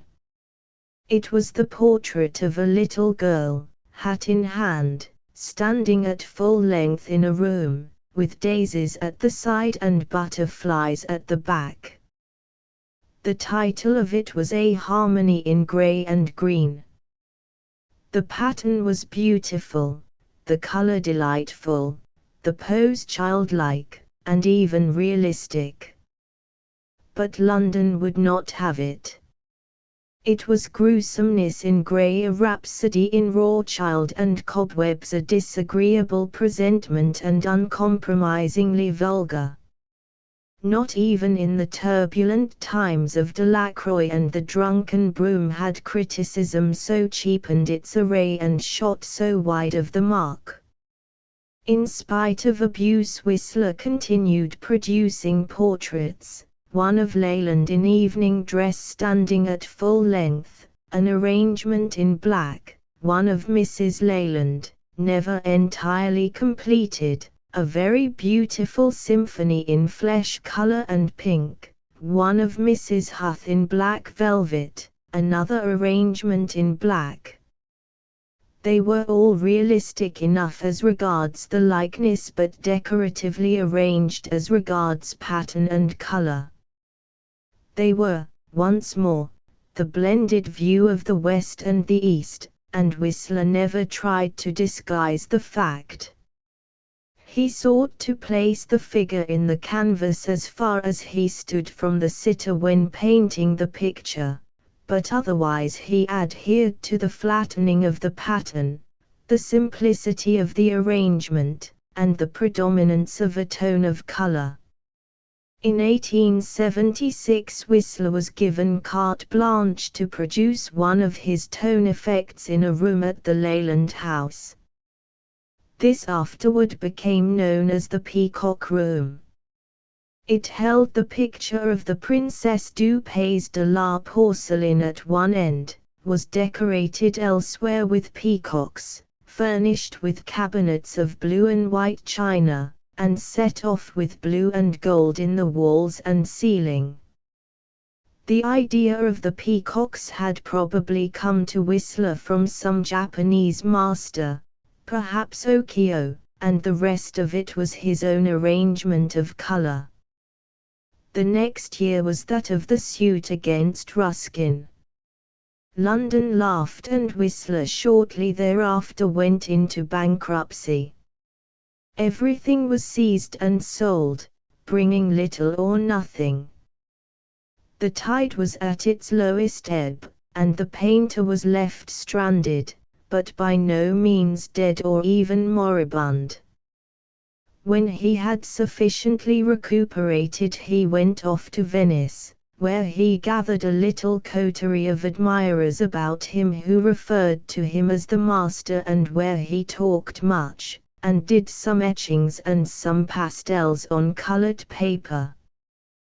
The first series of Venetian etchings, 12 in number, were done in the summer of 1880. And possibly he never went beyond such plates as the Rialto, the Bridge, and the Traghetto. They seem the most flawless of his etched work. As for the pastels, they were largely notes of color, line, or movement, and while charming as notes, they were not impeccable in drawing. They were never intended to be realistic in any modern sense. They were, in fact, mere flying autumn leaves that meant nothing aside from form and color and their airy lightness. In November Whistler returned to London, and the sniping and sharpshooting began again. It was temporarily interrupted by the death of his mother in January, but soon broke out anew. Portraits were being painted, that of Durrett in evening clothes with a domino on his arm, and one of Lady Archibald Campbell, called the Yellow Buskin, an arrangement in black being the most notable. The Yellow Buskin, now in the Fairmount Park Gallery, Philadelphia, appeals to many people as perhaps Whistler's most spirited and effective portrait, but London criticism viewed it lightly. The Morning Advertiser said its obvious affectations render the work displeasing, and another critic stated that he has placed one of his portraits on an asphalt floor and against a coal-black background, the whole apparently representing a dressy woman in an inferno of the worldly. The public was equally unconvinced. So in 1884 Whistler mounted the platform at Prince's Hall and in his 10 o'clock set forth not only his philosophy of art but his scorn and contempt for almost everybody and everything excepting art and artists. The lecture created a stir, was repeated at Oxford and Cambridge, and Whistler became famous as one who could write even if he could not paint. Oddly enough, his lecture seemed to command more respect than his pictures, though it had not a tithe of their sincerity. At any rate, the painter's fortunes now began to mend. He joined the Society of British Artists, and 2 years later became its president. In 1888 he was married to Beatrix Godwin, widow of E. B. Godwin, the architect, afterward moving to number 21 Cheney Walk, where many orders for portraits came to him. Success and honors came also. France gave him the Legion of Honor, Bavaria made him an academician, he had the Cross of St. Michael, and later on Glasgow University gave him an LL.D. His pictures at auction increased in price 5- and 10-fold, his commission prices were in proportion. He grew so affluent that he could even decline to paint a ceiling for the Boston Public Library. At last the light was beginning to dawn, a trifle late, to be sure, but nevertheless it was welcomed by the painter. Buskin, The Yellow Buskin by James A. McNeill Whistler. In the W. P. Wilstarch Collection, Fairmount Park Gallery. The rest is soon told. In 1892 he moved to Paris and lived in the Rue du Bac. A studio was opened for pupils in Paris at which he agreed to give lessons. It was popular at first, but did not last long. He traveled back and forth to London a good deal, and finally returned to England to live. Quarrels had followed him to Paris and the Eden trial had taken place there. It was unfortunate. Trilby had been written and Whistler was parodied in it, which caused another tempest in a teapot. Then Mrs. Whistler died, and that was not only a great shock but a lasting grief. He never quite got over it. He wandered to Paris and Rome, but he cared little for them. He kept at work with feverish energy, but he accomplished little. He was evidently broken, not only in spirit but in body, and his death in July 1903 was hardly a surprise to his more intimate friends. The overstrung bow at last had snapped. For many years Whistler had been wrongly estimated alike by friend and foe. That one admired and the other condemned did not change the measure of extravagance. There was exaggeration on both sides. Since his death his critics have held their tongues, but many of his admirers have burst into print with impressions and reminiscences that are quite out of proportion and give a misleading idea of the man and the painter. The best account of him is that of the Pennells. They were devoted to him and wrote enthusiastically about him, as they should, but they did not fail to give the pros and cons in parallel columns. Moreover, they did not make him out a jester with cap and bells, a poser, a wit, and a fop, but a very sincere and serious artist stung to resentment by the stupidity and studied insults of a perverse generation. That is precisely the right point of view, but unfortunately the Pennells are about the only ones who have consistently held it. The other accounts, for the most part, deal with his personal appearance, his witticisms, his eccentricities, his quarrels, and let his art go with a few rhapsodic generalities. As for the descriptions of Whistler's personality, they give a false impression by undue emphasis on certain appearances. My acquaintance with him was after 1890, though I had met him some years before. At no time was I impressed with his flashing eye, or his claw-like hands, or his white lock or his dandified costume. They were not marked features unless one were looking for them. He was slightly built, refined-looking, and carried himself well, even gracefully. The Chase portrait of him is so foolish that even Chase could not show it without apologies and explanations, and as for the Boldini portrait, it is thoroughly Mephistophelian. About the latter, Whistler said, "They say that looks like me, but I hope I don't look like that." The portrait is a typical Boldini, with all that implies of vulgarity and insinuation. But Whistler looked like a gentleman, not like a boulevardier. His manner was courteous and his disposition usually good-natured. I never saw anything of his waspishness, nor heard any of his vitriolic retorts. He talked soberly and very sensibly unless aroused or driven into a corner by argument. Then he would fight back viciously enough and with excellent wit. From some quick answers to foolish people he finally became known for repartee, and his name was used as a peg upon which many sharp sayings were hung, and he quite innocent of them. The only bright retort from him that I ever heard was made at my own expense. I recount it as illustrative of his brightness. One night at the Pennells', Whistler had been grumbling in an amusing way over art criticism and art critics. No one answered him.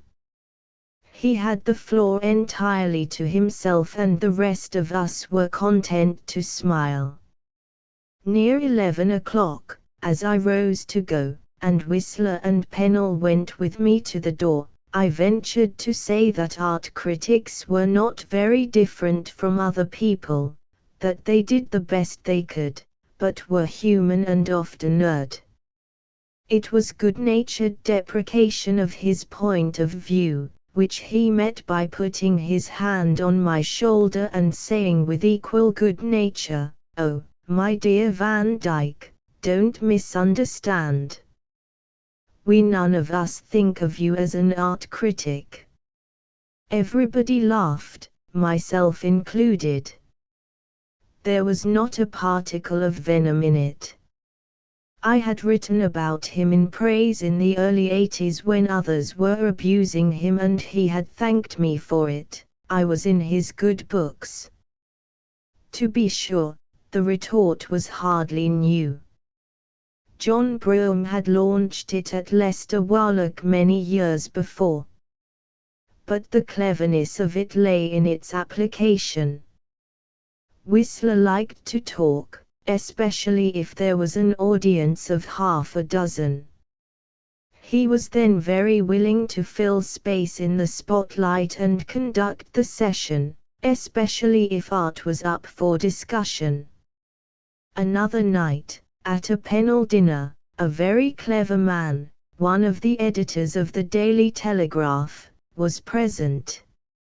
He had recently returned from the far north, beyond Spitzbergen, and had been telling us about the brilliancy of the northern color. Whistler, beside whom I sat, was not interested and kept tugging at my arm, telling me that it was mere raw color and not art. To that I finally had to make reply that I cared not a rap whether the color was artistic or not, that I was interested in the mere fact of its brilliancy. With that he flung around in his chair, turning his back on me, much as a child might do, and remained silent until the subject changed.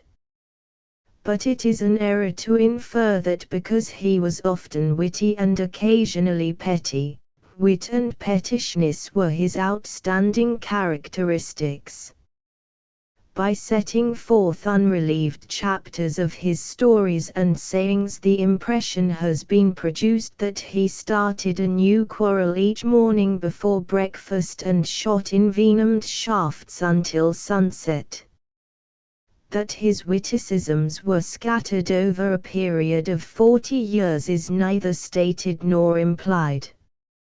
As a matter of fact, he was almost always in a serious mood, and, with his knowledge and gift of language, talked most sensibly and persuasively. I remember many interesting and informing talks with him when there was no jesting and not even smiling. In his own studio, with his own pictures on the easel and he explaining his intention and its development on the canvas, he was at his best. He was then a reasonable, sensible painter, with none of the pose of the 10 o'clock and none of the vanity of the gentle art of making enemies. I have never met a more striking contradiction in an individual, and it always seemed to me that the whistler of the sharp tongue and pen was not the true whistler but merely a character assumed for the occasion. His published writings, as one reads them today, are extravagantly brilliant, but hardly sincere, even from a Whistlerian point of view. Take from the 10 o'clock, for instance, the oft-quoted sentence, "There never was an artistic period, there never was an art-loving nation." A measure of truth lies under that, but Whistler knew that he exaggerated it, overstated it. Again, the statement that art happens, no hovel is safe from it, no prince may depend upon it, the vastest intelligence cannot bring it about, and puny efforts to make it universal end in quaint comedy and coarse farce. Here is another half-truth, but so arbitrarily insisted upon that one infers that art is really an isolated and unrelated phenomenon on the earth. Whistler knew better than that. Nothing happens in this world. There is a cause for every effect. Once more the remark about the unlimited admiration daily produced by a very foolish sunset. But he himself never was so foolish as to believe such nonsense. It was merely a rococo way of saying that art could not handle a sunset in a satisfactory manner, and that his art, in particular, preferred a twilight or a midnight. The 10 o'clock indeed explains Whistler's art better than any other, and, of course, that was why it was written. His own limitations and necessities could not have been better set forth than by the sentence, "Nature is very rarely right," to such an extent even, that it might almost be said that nature is usually wrong. He wanted to put a conventionalized nature into a decorative pattern, and he justified it by saying that a realistic nature is usually wrong. It is somewhat of a piece with his remark that there are too many trees in the country. There were, for Whistler's art. But it is useless to point out the superficial in the Whistler arguments, the falseness of analogy, for instance, in comparing national art with national mathematics. That statement was made to produce a laugh, and it succeeded. It is even stupid to point out the want of logic or historical truth in the 10 o'clock. One might as well try to break Whistler's own butterfly on a wheel. The lecture was written and delivered to astonish the natives. And it did. It was a charming bit of extravagance, beautifully written for platform delivery, and a delightful piece of literature for fireside reading. Had it been logical, temperate, well guarded in its utterances, it would have fallen flat. It fitted the occasion, was a work of art in itself, and no more happened than Whistler's pictures and etchings. That he wrote extremely well makes it all the more unfortunate that he wrote at all. The letters of The Gentle Art of Making Enemies are amusing, but leave an impression of flippancy and mere cleverness. These were qualities rightly enough used in a rough-and-tumble newspaper quarrel, but the reader does not leave them there. Unwittingly he looks for the same qualities in Whistler's portraits and pastels, perhaps reads them into the art itself. Worse yet, he possibly arrives at the conclusion that the art is of less interest than the quarrels, of less moment than the passing jibe of the foolish sunset or the casual irrelevance of dragging in Velázquez. Once more, it is a pity that Whistler the painter has to be confused with Whistler the critic beta. However well one comes out of a fight, it is generally with rumpled plumage and a lack of dignity. Whistler could well have afforded to go his way in silence. Why did he have to kick at every cur that barked at his heels? Degas said he acted as though he had no talent, and Degas was right. After these books of bickerings one comes back to Whistler's pictures with relief, for they at least are serious. That is not, however, to say that they are the greatest this, or the most wonderful that, in all painting. They are far from being impeccable, but they are not the wherewithal to suckle fools and chronicle small beer. No competent person nowadays thinks them other than very sincere art.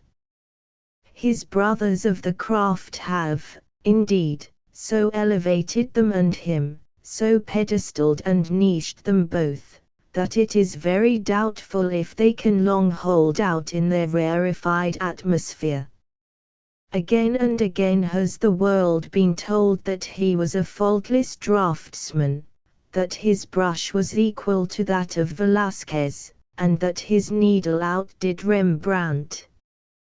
He did not believe so himself, nor, soberly considered, does his art affirm it. The Pennell book contains photographs of a number of pictures labeled destroyed, and there were scores of canvases that never got so far as even to be photographed. Many of the pictures that escaped destruction are faulty in drawing, lacking in construction, out of proportion, or smitten with stiffness in the joints. Connie Gilchrist on the stage skipped the rope delightfully, but in Whistler's portrait called The Gold Girl she is petrified. The Sarasate seems pinched in scale, the Irving as Philip is unbelievable in construction, the Leyland legs had to be redrawn from a model. Whistler glorified the people of Velázquez because they stand upon their legs. In his studio, showing his own portraits, his first question about each figure was, "How does it stand?" And then, "Does it stand easily, stand firm, stand in? Is it placed right on the canvas, has it enough body, enough atmospheric setting?" These were questions that had to do with realistic or representative appearance.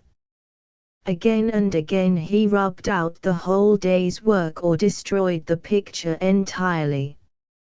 And he could write of himself to his printer in the severest terms, thus, "No, my drawing or sketch or whatever you choose, is damnable and no more like the superb original than if it had been done by the worst and most incompetent enemy. There must be no record of this abomination. This, in measure, is the experience of every artist. He produces with difficulty and has scores of failures. It was not to Whistler's discredit that he was so severe a judge of himself, but perhaps it dispels the delusion of his being an impeccable craftsman. Besides, there was an unusual reason for his lack of success with many pictures. It has been already suggested that he strove to harmonize the conflicting traditions of the West and the East. He was born and bred to the realism of the third dimension, to the protrusion or recession in space of planes, figures, lights, and colors. Midway in his career he took up with the decorative in Eastern art and strove to show the representative figure of the French with the flattened formula of the Japanese. Whistler was thus on a seesaw the greater part of his artistic life, trying to maintain a balance between these two formulas. With almost every picture it was too much realism or too much decoration. To make the union more perfect he began the remorseless cutting down of the subject, reaching a limit in his nocturnes which were finally reduced to little more than night sky effects.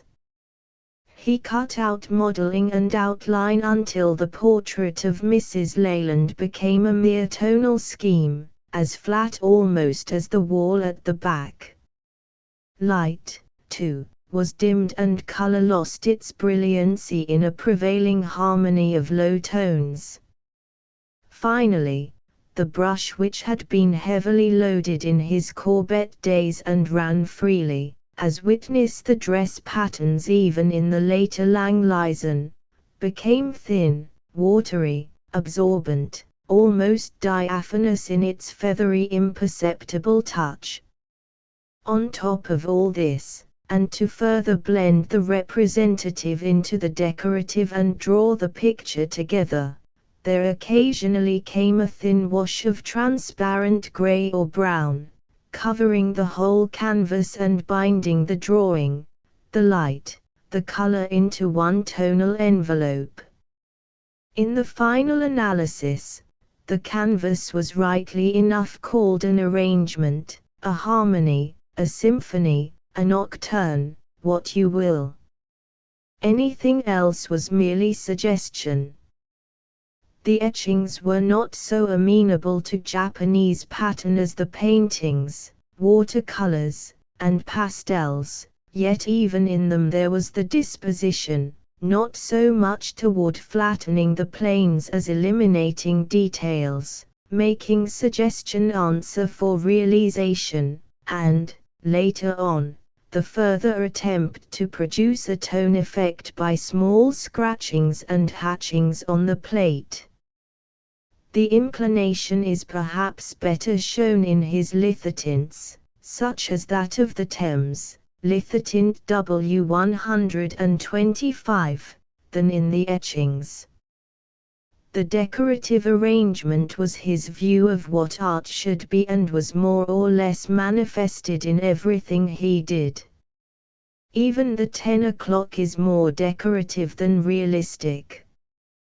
The arrangement of the sentences and paragraphs is charming, and whether they mean anything or not is of small importance. Of course Whistler would have objected to being thus hung by his own rope, but he deliberately subordinated the sense of his sentences to their rhythm and tone. People who write, even art critics, are aware of what constitutes pattern and color in words, and they are well pleased that the 10 o'clock was not representative but just as it is, that is, decorative and delightful. The painter people, however, seem to regard it as the inspired gospel of art and every word of it true. From which one may infer that the artist, when outside of his materia, can look at the wrong thing with that persistence sometimes thought peculiar to the unattached writer. In the final analysis, Whistler's fame must rest upon his pictures, though a certain amount of notoriety will probably always be given his sayings and a proper admiration accompany his writings. As a painter and an etcher he has a now unquestioned place and he will hold it. Nothing in 19th century art is quite of a kind with his. It stands alone in its aim and purpose, belongs to no art movement of the time, proclaims the ideals of no race or people. As for the usual motives of painting, Whistler scorned them or denied them. He cared nothing about classicism or romanticism, nothing about sentiment, feeling, passion, or action. The dramatic, the tragic, the domestic, the illustrative were foreign to him. Even nature put him out. The country bored him, and the sea was only so much blue paint in a pattern. He was a maker of beautiful schemes of color and line, with just enough of human interest about them to lend a meaning and occasionally a touch of intimacy. That seems like reducing his art to a very simple affair, but, on the contrary, within the self-imposed limitations there was room for the greatest variety. He did portraits, figures, genre pieces, sea pieces, river views, he worked in oils, watercolors, pastels. He etched many plates that are today the joy of connoisseurs, and he vastly improved the almost forgotten art of lithography. The breadth of his accomplishment was wide and the excellence of it high. Nothing that he ever did but has some note of color, some wave of line, some fastidious arrangement or grouping that serves as a mark of distinction. He did hundreds of pastels and watercolors no larger than one's hand, that contain lovely figures and draperies, as, for example, the Annabel Lee, or gave suggestions of the sea or shore akin to the blue wave or spread sky patterns comparable to the Battersea Bridge.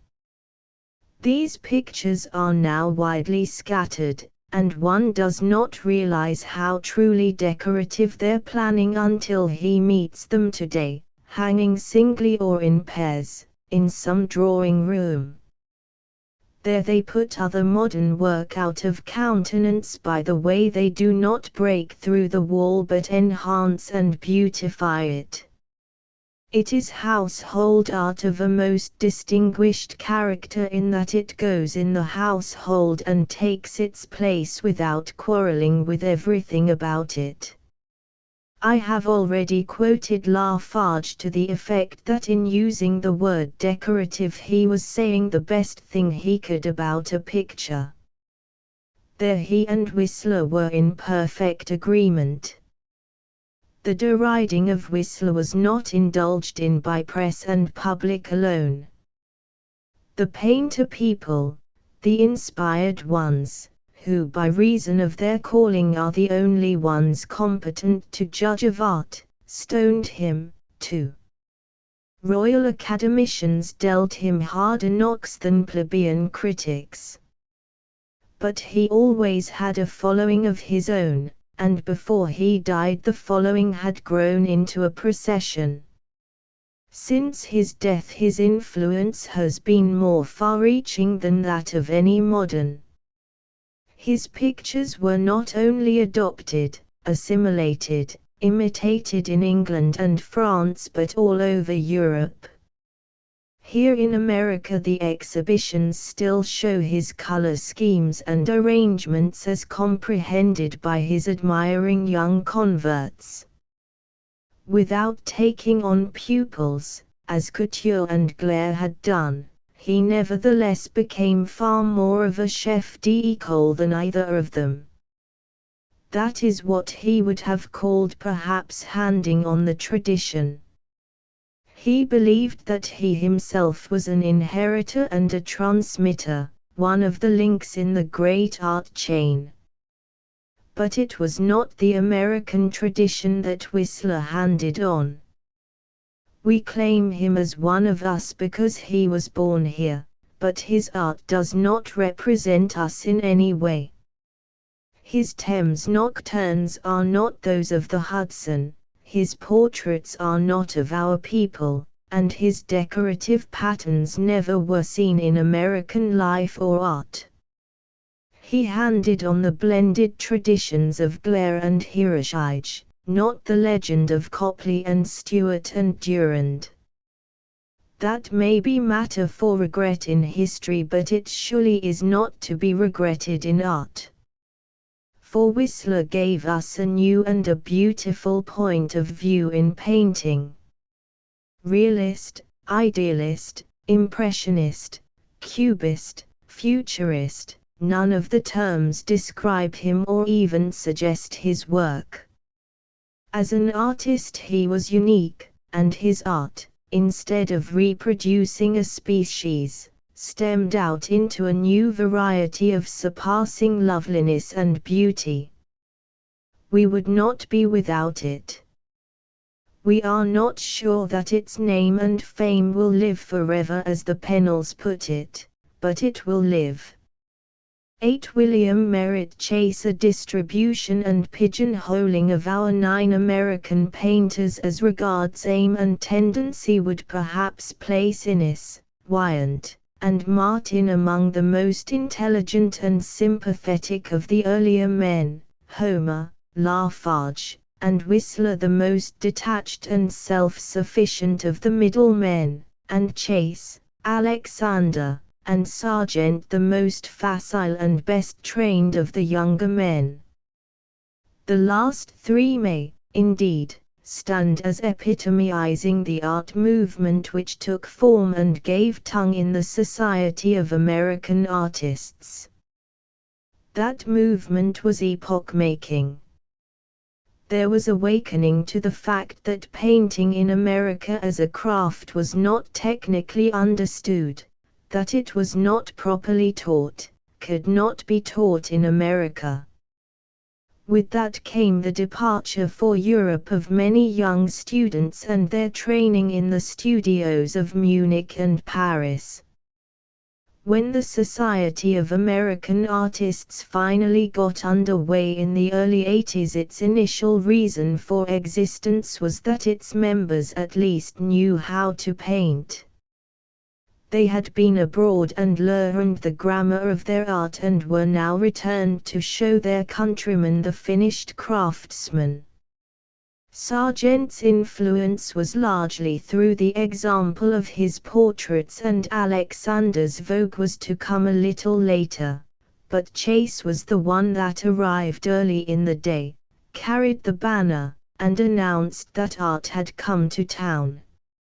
All 3 of these men grounded themselves in technical method which seemed the necessity of the hour, and all 3 of them have remained so bedded in method that their art has rarely risen above it or beyond it. Chase, more radical than the others, proclaimed his belief that method was art itself and that a brilliant, dashing manner took precedence over matter. He would not admit that art was more than a surface expression. His belief was, of course, properly adjusted to his own mental equipment. He and Whistler, with many another artist, could cleverly compound for qualities they were inclined to by damning those they had no mind to. Unconsciously, no doubt, Everyone's tendency is to regard his own limitations as self-imposed and his work right in kind if not in degree. Perhaps that is what Chase meant in a talk at the National Arts Club some years ago when he said, "They say I am conceited. I don't deny it. I believe in myself. I do and I must." As philosophy that may not be very profound, but as a working faith, paintbrush in hand, it is superb. With such faith and purpose Chase produced scores of pictures that showed his declared point of view, and trained hundreds of pupils not only in his enthusiasm but in his own crisp, clean handling.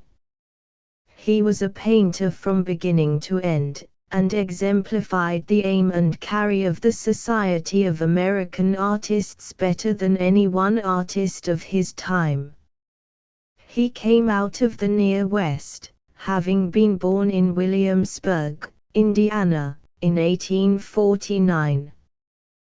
The village was a small one, less than 200 inhabitants when Chase was a boy, and what elementary schooling he received there may be imagined. His parents were Indiana people, and the home influence probably did not incline him to art. He saw illustrations in magazines and books, and that put the childish wish in his head to make pictures for books. He drew with colored pencils, had the little watercolor cubes known to all children, and soon made a local reputation among schoolmates and family friends for drawing portraits. At 12 his parents moved to Indianapolis, and at 16 he entered his father's shoe store as a clerk. The biographies of painters, 12, almost always afford such incidents as these. They are supposed to indicate genius trying to orient itself, but perhaps they are no more than vacillations of the youthful mind. At that time Chase had not definitely decided upon art as a career. At 19 he thought to be someday a naval officer. As a preliminary step he enlisted as a sailor at Annapolis, and was assigned to the training ship Portsmouth. He probably did not know what else to do, and it was an adventure at least, but he soon discovered that it was also a mistake. His father got him out of it, and together they went back to the family shoe shop in Indianapolis. 12. There is an excellent biography of Chase, The Life and Art of William Merritt Chase, by Catherine Metcalf Roof, New York, 1917. There was some more experimental portraiture, with members of the household and the family calf as models, and then Chase was sent to a local painter by the name of Benjamin Hayes, who accepted him as a pupil. Art definitely began for him then and there. He was with Hayes several months, long enough to take a studio and set up as a painter on his own account. At 20 he went to New York with a letter to J.O. Eaton, whose pupil he became and with whom he remained for 2 years. He seems to have had an early liking for independent quarters, for while a student in New York he set up another studio in 23rd Street. After his 2 years with Eaton he once more went back to the paternal roof, then in St. Louis. Here he occupied a studio with J.W. Patterson, and for a year painted pictures, principally pictures of still life. Then he happened to see a picture by John Mulvaney, and that gave him the idea of going abroad for study. Some St. Louis patrons advanced money to him and he went to Munich, a city at that time perhaps more frequented by art students than Paris. Duveneck, Dialman, Currier, Sherlaw were there, and Chase at once entered into the student life of the city. He was enrolled in the school of the Munich Royal Academy, with Kaulbach at its head, and he was also a student under Piloty, but the outside influence of Leibel was potent upon all the Munich students at that time, Chase included. In addition, he studied to his profit the old masters in the Old Pinakothek, especially Van Dyck, and was susceptible to impressions from Duveneck and perhaps Habermann, a German student friend. Some years ago in a European retrospective exhibition I was struck by a Habermann portrait that was practically a duplicate of Chase's Ready for the Ride, but whether it was Chase following Habermann or Habermann following Chase, I could not determine. With his various activities, Chase cut quite a figure in the student world of Munich and was regarded as a coming man. He won competitions, painted Pilotis children, painted the Turkish page, the Duveneck portrait called The Smoker, the Jester, the Dowager, the Apprentice Boy, the Broken Jug, and other works. A chance to review some of these pictures was recently afforded at the Panama Pacific Exposition at San Francisco, where Chase was represented by a roomful of pictures, and many people were astonished to find how very solidly and beautifully painted were these early examples. They were, of course, dark in illumination with some bitumen in the shadows. It was studio light, not plein air, that Munich taught. It took Chase a number of years to arrive at a higher key of light, but in other matters of technique he had become something of a master before leaving Munich, so much so that he was asked to remain as an instructor in the Bavarian Academy. He declined, however, and in 1877 went to Venice, where he joined Duveneck and Twatman and remained for nearly a year. Venice meant not a great deal to Chase. He painted it, but in the formal Munich manner, and with little of the local light or color of the place. While there he fell upon hard times, was in financial straits, and became ill, possibly as the result of privations. But he continued painting, and, what is more astonishing, while in dire poverty he began collecting all sorts of artistic plunder. This was the beginning of a taste that he indulged in all his life. He bought pictures, rugs, brocades, silks, brass, guns, swords, jewels, rings, anything that was beautiful or artistic in design or color. At different times he had large collections of antiquities, and was ever hunting for more.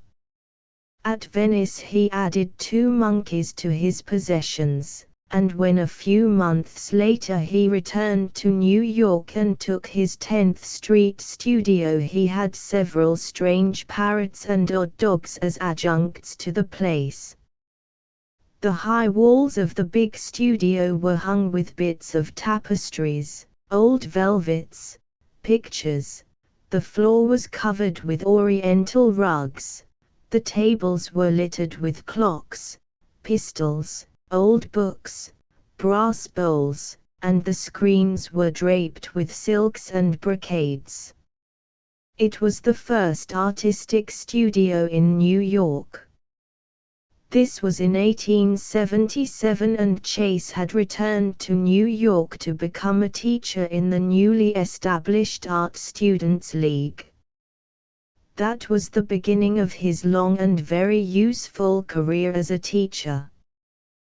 The Art Students League and the Society of American Artists were started about the same time, the Metropolitan Museum having preceded them by a few years. The movement for art was underway and Chase had arrived at the psychological moment. Associated with Beckwith, Bloom, Sherlaw, and others, he immediately took a positive interest in current art matters. The big studio became the gathering place of the young men, where resolutions were passed and committees were set in motion. Society also found its way there, for Chase gave Saturday receptions when the door with the vibrating lyre on the back of it was swung open by a colored servant in fez and gown, and pictures and antiquities were displayed and talked about by the painter himself. At other times dinners and dances were given there, to which came many notables.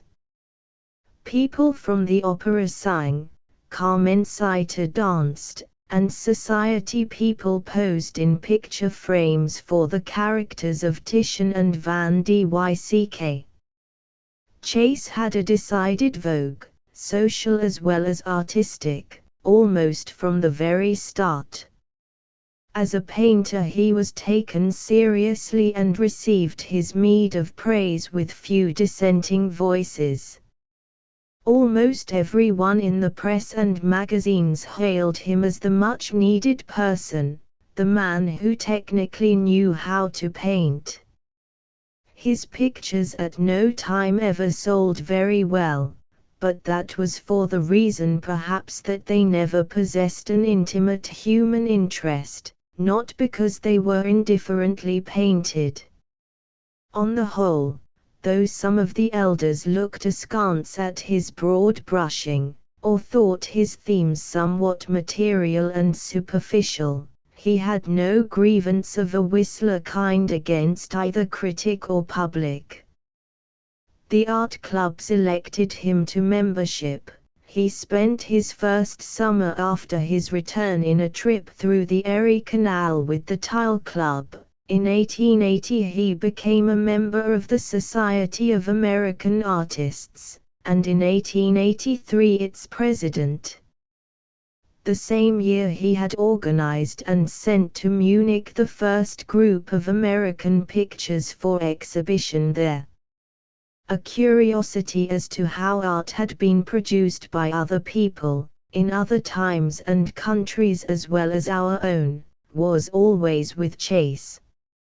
He was a great traveler, a great student of art, a great haunter of galleries and museums. In the 30 or more years that I knew him I had met him at different times in almost every gallery of Europe. Only a year or so before the Great War I was working in the Uffizi one hot July afternoon after everyone had left the place. I had been alone for several hours when I heard steps approaching me down the long corridor. It was late and one of the attendants was probably coming to tell me it was time to close. But no. Instead of that I heard in very good English, "At it again, I see. At it again." I turned around to find Chase standing there. He, too, had stayed on in the heat after the crowd had gone, and had no doubt been prying into some Titian or questioning some Rembrandt or Rubens. For many years he kept voyaging to Europe summer after summer. I never chanced to cross with him, but one spring, while bidding farewell to some friends who were sailing, I saw Chase jump out of a cab and scramble up the landing stage, the last man to arrive, and still giving some directions over his shoulder to his colored man, who remained on the dock. On every steamer he sailed in he organized art, painted the cabin or smoke-room panels, sketched the captain, and made a portrait of the ship's beauty. Arrived in Europe, he went to see not only exhibitions and museums but brothers of the craft in their studios. He spoke no French, Spanish, or Italian, and had only a limited vocabulary in German, but that made no difference. He got on better with Boldini and Alfred Stevens in Paris using the sign language than with Whistler in London exchanging biting English. Everywhere he was welcomed and treated as a man of distinction in his profession, and everywhere he saw something new and was perhaps influenced thereby. He was eager to learn and susceptible to impression. So much so that he was said to have followed at different times Leibel, Stevens, Rico, Fortuny, Whistler, but the things which Chase followed were minor matters of handling or arrangement and did not affect his personal point of view. They were superficial fancies and were soon merged, fused, or abandoned. Some of the old masters, Velázquez, Titian, Hals, Rembrandt, had a stronger influence upon him, but these men he never tried to follow. It was their high artistic plane that gave him inspiration. Standing before Titian's Young Englishman in the Pity, his admiration for its superb poise and lofty dignity was unbounded. It was faultless and flawless intellectually and technically. The left eye was out of drawing, but Titian intended it so. It gave the face more character. He never even wanted to suspect that the restorer in the cleaning room was perhaps responsible for the bad drawing of the eye. Titian was above criticism. Chase was never mean in his enthusiasms. He loved wholeheartedly. Before Velázquez at Madrid everything was just as it should be. He was the greatest of them all, the master craftsman of the craft. In the Louvre he protested that no one had ever equaled or approached such still life painting as that of Chardin. At Haarlem he was just as unstinted in praise of Frans Hals. And he was right about them all. He was a very good judge of pictures and picked out no questionable masters for admiration. Where he found a great masterpiece in a gallery, there he unslung his kit, sat down, and made a copy. He at different times produced very remarkable copies of Velázquez, Hals, Rembrandt, Rubens, Van Dyck, Rembrandt, Watteau. Whatever past art had to teach, Chase was eager to learn. He kept a receptive mind and a live interest in all phases of painting, and had more inherent knowledge of craftsmanship than any of his contemporaries. The literary history of art he knew nothing about, and probably could not have told within 100 years when Velázquez or Hals was born. That side of art has small interest for artists, and for Chase it was more or less of a blank space. His summer trips to Europe began in 1881, when he went to Paris and Madrid, making in the latter city a copy of the Tapestry Weavers. The next year he was again in Spain with Bloom and Vinton. At that time Madrid was a great place for brass, pictures, stuffs, curios, and Chase bought without stint. He needed materials for still life pictures and, besides, the big 10th Street studio absorbed no end of furnishings. The summer of 1883 found him in Holland, living at Zandvoort with Bloom, and painting Bloom in a large garden picture called The Tiff. In 1885 he went to see Whistler in London. They started out on terms of mutual admiration, painted each other's portraits, traveled in Holland together, but finally ended up by quarreling. The Whistler portrait of Chase has disappeared, or at least its whereabouts, if it still exists, is unknown, but the Chase portrait of Whistler is extant and now in the Metropolitan Museum. Whistler declared it a monstrous lampoon, and he was about right in saying so.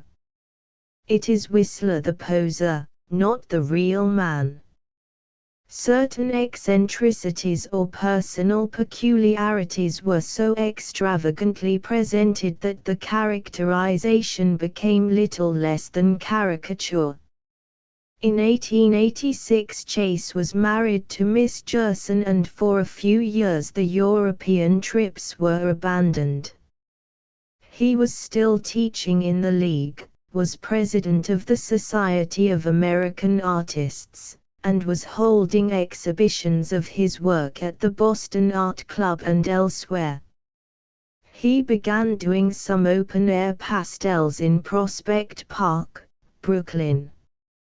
A small club called the Painters in Pastel had been organized in New York with Bloom as president, and Chase, Beckwith, Lafarge, Twatman, Weir, Hwiles as members. Chase became interested in the gay color possibilities of the medium and proceeded to apply it to park scenes with children, flowers, water, and trees. Years before, Alfred Stevens had told him that his Munich scheme of light was too dark, and Chase immediately began to lighten it. Perhaps the medium of pastel finally drove out the last vestige of Munich, for certainly his open-air pictures, without suggesting pointillism or impressionism or optical mixture of any kind, took on very light and brilliant colorings. They were charming expositions of color and sunlight, and were regarded at the time as something of a departure. His works in oil measurably responded to the newly discovered brightness of his pastels, but they were always somewhat lower in key. Something of Munich method clung to his portraits even into the 90s. The Lady in Black, a portrait of Mrs. Leslie Cotton, in the Metropolitan Museum is an illustration to the point. It is excellent if somewhat somber portraiture. Both Chase and Sargent painted Carmencita, the dancer, in 1890. Sargent's picture being now in the Luxembourg and Chase's in the Metropolitan Museum. The Chase shows very well his illumination, his color scheme, his drawing, and his brushwork at that time. Without radically changing them, he varied them from year to year to an extent that might almost be called a new manner or style. He was always changing, as became a painter who counted his education as never complete while he lived. He was widely known at this time through many pictures in annual exhibitions and by separate exhibitions of his works, as, for instance, that at Buffalo in 1891. The Academy of Design had overcome what prejudices against him it may have had and elected him to membership. He had started teaching in Brooklyn, and the same year his idea of a summer art school at Shinnecock, Long Island, came to realization. A house and studio, a class and a cottage colony were all started and completed out there in the sand dunes by the sea, and one of the most picturesque art schools in America was soon underway. It was then and there that Chase did perhaps his best teaching and painted his best work, not only in landscape, shore piece, and marine, but in portraiture, genre, and still life. The portrait of his mother, done at Shinnecock, was almost certainly inspired by the fine early Rembrandt of an aged woman in the National Gallery, and yet there is hardly a line of resemblance that can be traced. The Chase portrait is very sober, serious, almost severe in its white cap and black silk dress. It has no flourish of brush nor flare of color, and, like the Whistler portrait of his mother, seems to have more fine feeling about it than any other portrait of his that comes to mind. This, one can imagine, came about in both cases because the subjects were intimately known to the painters, and their appearances had been under long reflection before either painter put brush to canvas.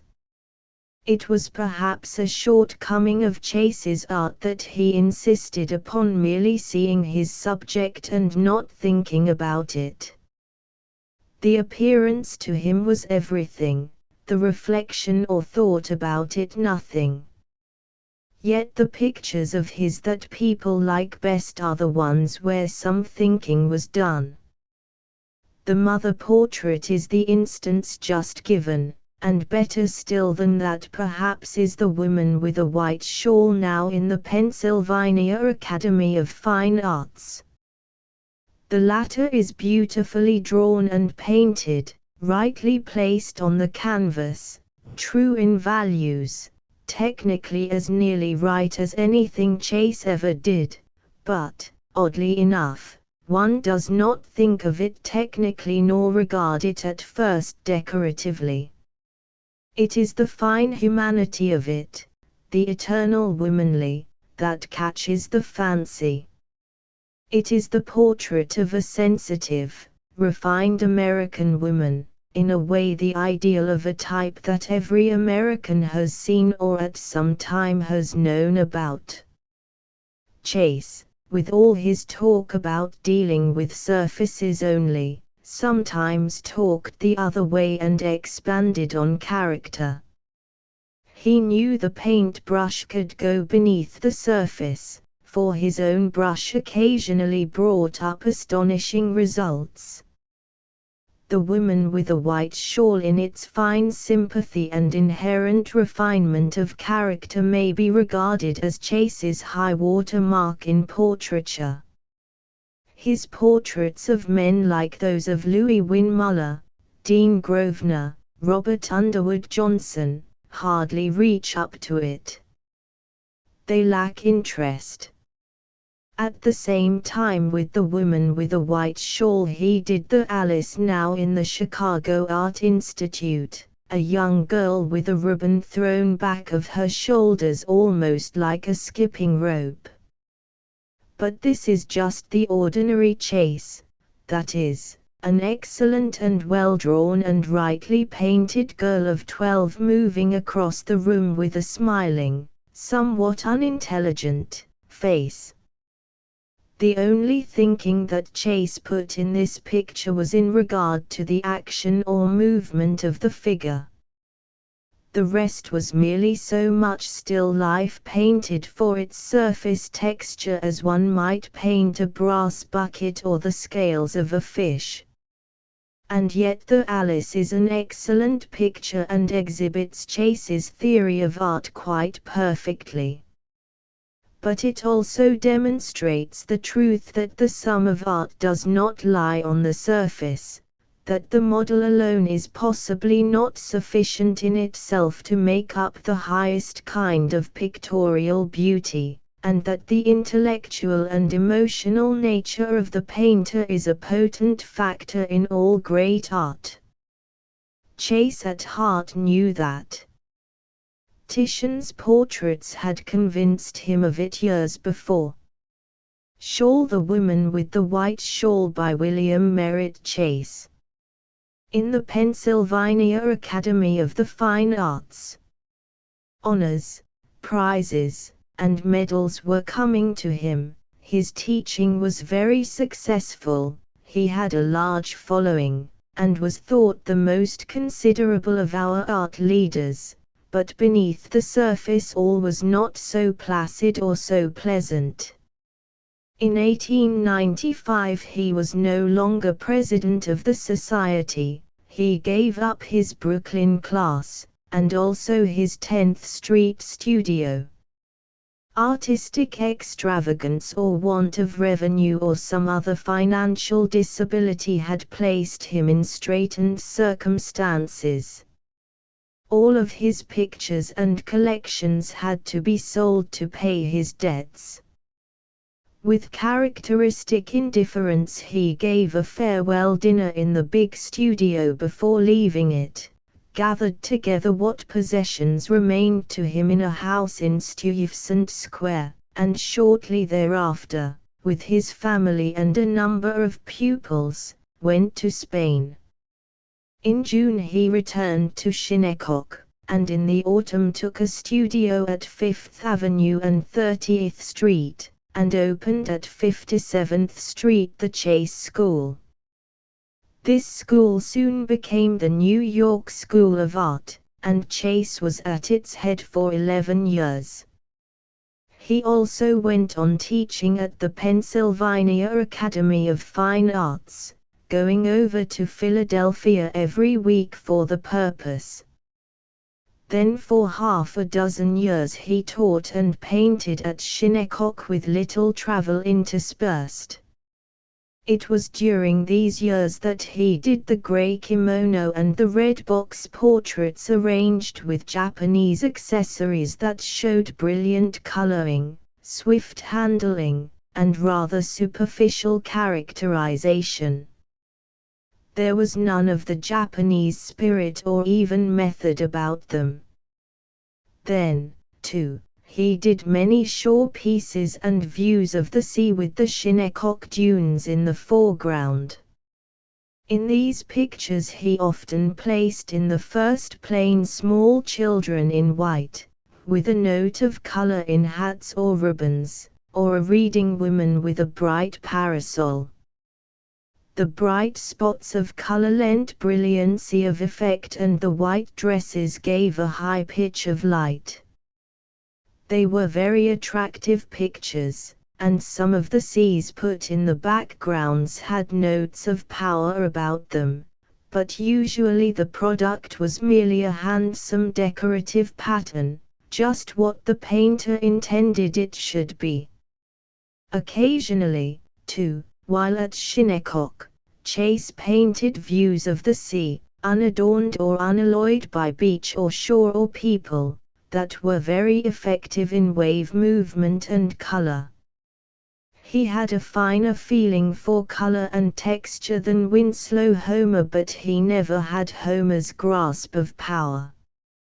In his studio at Shinnecock he painted portraits, genre, and still life, some of the last being fish. Here, in still life, with his cunning handling and with color and texture as the chief motive, he appeared to great advantage.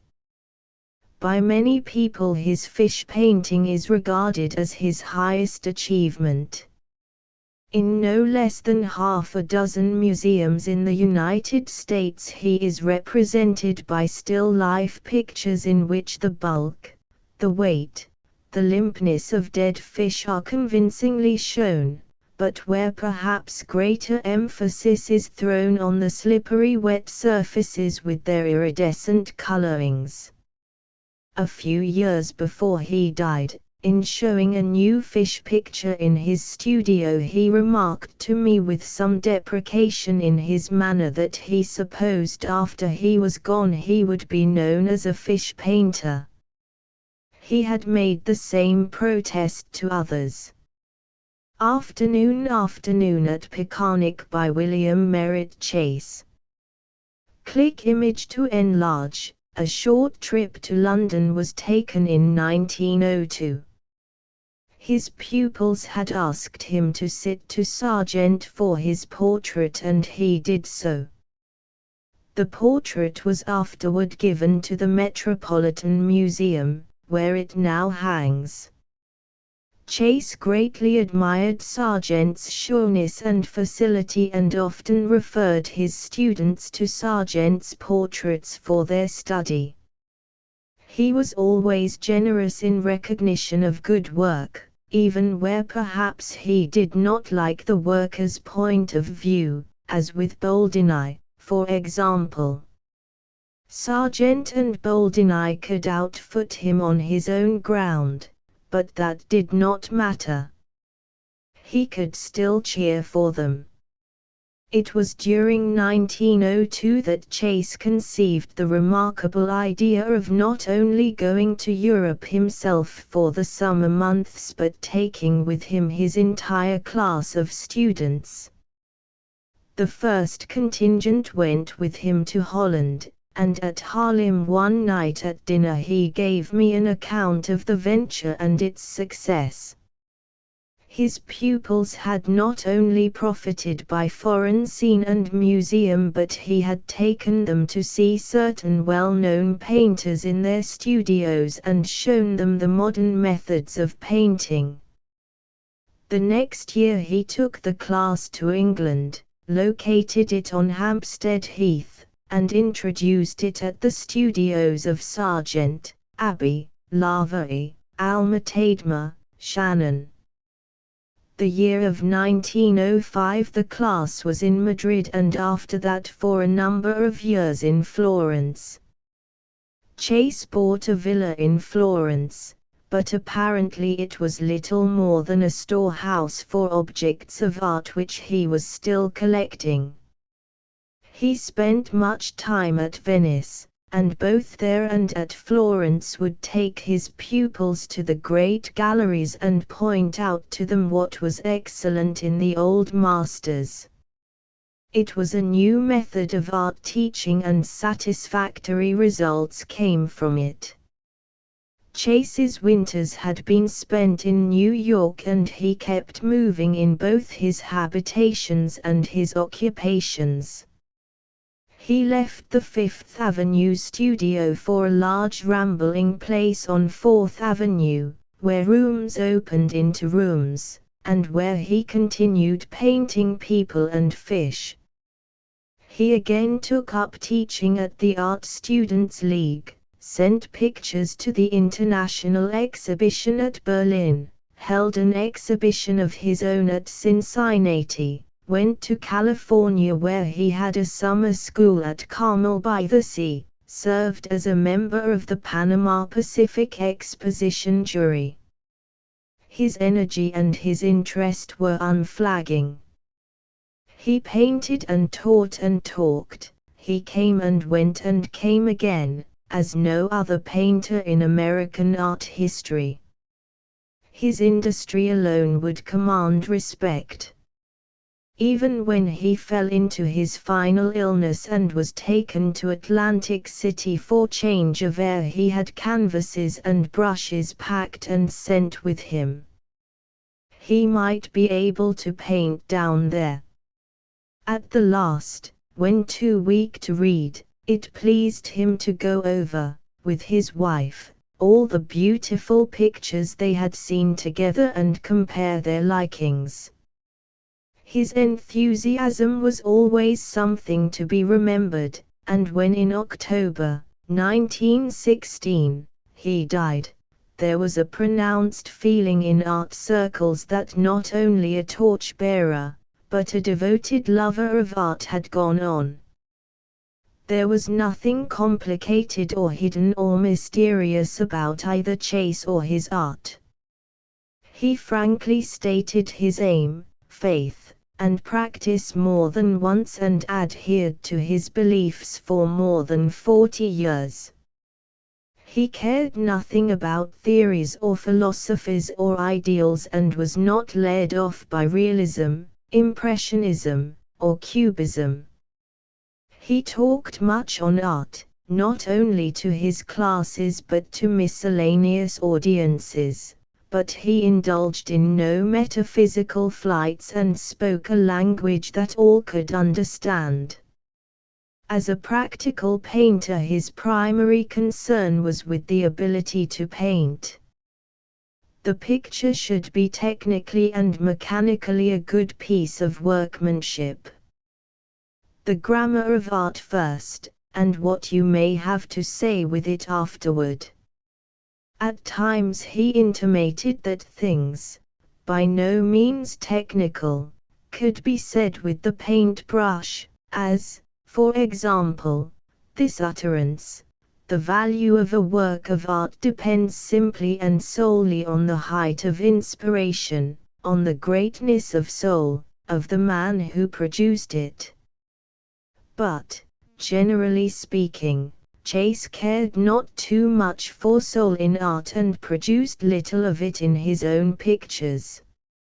His creed of painting was better stated in another sentence. The essential phases of a great picture are three in number, namely, truth, interesting treatment, and quality. By truth he meant that the picture should give the impression of a thing well seen. By interesting treatment he meant verve, spirit, enthusiasm, the interest of the artist, an interest which should express itself in his manner of treatment. Regarding this he continued, to my mind, one of the simplest explanations of this matter of technique is to say that it is the eloquence of art. When a speaker has the gift of fine oratory, we hang upon his words and gestures, we are spellbound by his intensity and his style, no matter on what subject he chooses to address us.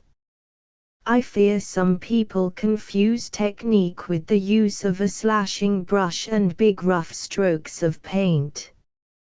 Let me refer them to the works of the primitives or to Holbein, whose calm surfaces show us one of the world's greatest masters of the technical side of art. 13. Notes from talks by William M. Chase in the American Magazine of Art, September, 1917. It will be noted that Chase, in his pertinent likeness of painting to oratory, eliminates the content or things said and puts the art and the oratory all in the manner of saying. And therein he is perhaps right so far as the matter can be separated from the manner.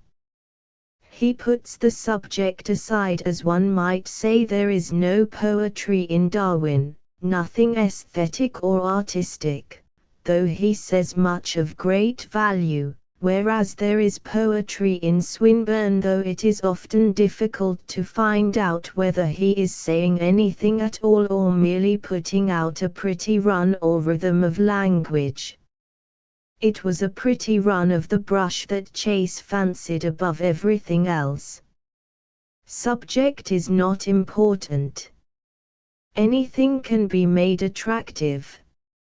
Not long ago I painted a pipe, a loaf, and a bowl of milk. I would not be unwilling to rest my reputation on it. Let your brush sweep freely. Better to lose it than to give way to timidity, which soon becomes a habit. Better be dashingly bad and interesting. 14. Ibid. It was thus he talked to his pupils, trying to convince them that art lay in an enthusiastic individual manner. He believed that the art of painting lay in clever manipulation, in gusto, in manual dexterity. But that did not mean a slashing about at haphazard with a heavily loaded brush. Too many are hurrying on to give what is called finish before they have grounded their work in the truth which must inform and uphold the entire structure. Digest the subject fully before beginning. See it fully done and well done, perhaps as some special painter whose work you admire would do it. To begin to paint without deciding fully what your sketch is to be, would be like a lecturer beginning to talk before knowing what he was going to say. 15. Ibid. Now that is excellent doctrine, and Chase himself followed it in his own practice. In 1890 I sat to him for a portrait, and I recall his saying then before he put brush to the canvas, "I try to see you on the canvas all finished, and then I start in to paint you as I see you in my mind." Later on in the painting he was fussed by the collar being askew. He damned it, said it was not rightly seen or drawn, scraped it out and did it over again. He was concerned about getting a certain amount of realistic truth as well as easy brush work, and talked much about the right seeing of the model. But there was a contradiction in temperament just here that came in to invalidate his aim only too often. Enthusiasm is usually impatient of delay or restraint, it is always eager for action. Yet one cannot fully understand even so obvious an object as the model on the stand without reflection. It must be seen and thought over and contemplated before one takes up the brush. Nothing very great comes from dashing down on canvas something seen for an instant only. But Chase, in spite of his talk, was not one who reflected long or had the contemplative mind. He seldom fell into a reverie or lost himself in a labyrinth of thought. He had virtuosity and was an improvisateur. The lilt and fling of his work were brilliant in the extreme, and it is perhaps foolish to criticize it because lacking in thought or reflection, and yet that is the comment oftenest heard regarding it. His pictures are declared to have neither depth of feeling nor depth of thought, and the works that are accounted his best are the exceptions that prove the rule. It has been noted also that Chase's paintings were never very elaborate in composition. He did nothing of a historical or academic nature, nothing even in figure painting beyond 2 or 3 figures. Putting figures together with line and light, in plane and pattern, perhaps called for too much reflection. It was easier to place a model in a kimono against a screen, or to arrange a fish in a plate or on a table, or to put together a pipe, a loaf, and a bowl. He was in a hurry to get at the canvas, and wanted none of the enthusiasm to evaporate. Just so with his color scheme. He would not think over it until he could feel it swell like a symphony, but instead put in unconsidered colors that were perhaps agreeable enough in themselves, and then added a dash of sharp red to catch the eye and make the picture sing. But it was usually a common enough song that it sang. Distinction of color is not obtained by merely arranging studio properties on canvas. Some instinct and a good deal of feeling go to the making of the finest color projects. So, again, we find that perhaps the common objection to Chase's color, that it has no quality, is more or less well founded. He knew how to draw, for he had a severe enough schooling at Munich, but in later life he oftentimes ran over drawing, hid it under that easy brush stroke which he liked so much and which he usually handled so effectively. Sometimes it went astray. It was not the premeditated sweep of Rubens or the infallible touch of Velázquez. It was more like Goya or Stevens or Voyan, painters whose brushes were not always impeccable. However, the brush of Chase was sure enough, and with its spirit and swift movement it certainly gave that oratorical effect to which he compared painting. It is vivacious and with its facility creates the feeling of knowledge and mastery. That was something achieved at least. A surface by Chase usually shows that a skilled workman has left his mark upon it. His idea about quality in art was that it came as a result of perfect balance of all the parts and may be manifested in a color or tone or composition. In the greatest pictures it is found in all three, and then you may be sure you are before the most consummate of human works. 16. Ibid. Dancing Child Dancing by William Merritt Chase. The definition is not a good one, and he apologized for his inability to define quality by saying that it is like trying to tell the difference between music and mere sound. But quality is not precisely either melody or harmony, though it is the difference between music and mere sound. It is the difference also between silk and gingham, between an air blue and a baby blue, between a luminous shadow and grey paint, between a forceful, telling line and a halting, rambling one. Quality is the badge of distinction, that something which puts a cachet of authority upon a work of art and places it among the masterpieces of all time. Did Chase have it? Yes, occasionally. Such works as The Woman with a White Shawl possess it. From which it may be inferred that quality is more or less dependent upon thinking, reflection, mood, things which were not always apparent in Chase's art. Yet he did much thinking along certain paths and had something very important to say to his age and generation about sound technique, good workmanship. In a literary or illustrative sense he recorded no more romance, history, passion, power, or pathos than Whistler.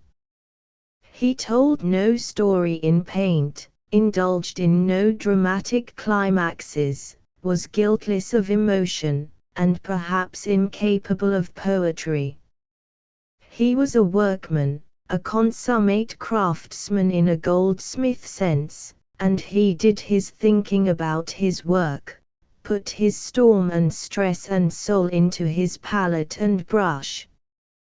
As a workman he was distinguished by a manner of his own which is sometimes referred to as his style, his individual style. His method, rather than his style, he passed on to his pupils, and his influence upon them was perhaps greater than upon the community at large. He taught more young people how to handle a brush than any painter of any time, not excepting Rubens. Several thousand pupils came under his influence, were stimulated by his enthusiasm, and encouraged by his words. He was an excellent teacher, and American art is perhaps more beholden to him for what he taught than for the things he painted. For the pupils now carry on the teaching, and perhaps from them may come a greater and a loftier art than Chase himself was able to produce. The force of good teaching is cumulative and eventually it develops into that body of belief and practice which I have called tradition. Chase, like Whistler, was not an inheritor of any American tradition, but he established one of his own and passed it on to his followers. He based his pupils in good technical workmanship and taught the fundamental value of craftsmanship. It was a teaching badly needed in his America. He gave it importance and place in the schools and became, perhaps without his knowing it, a master leader in the craft. Chase's painting is the concrete embodiment of his teaching, the illustration of it. It has the obvious limitations of his method and belief.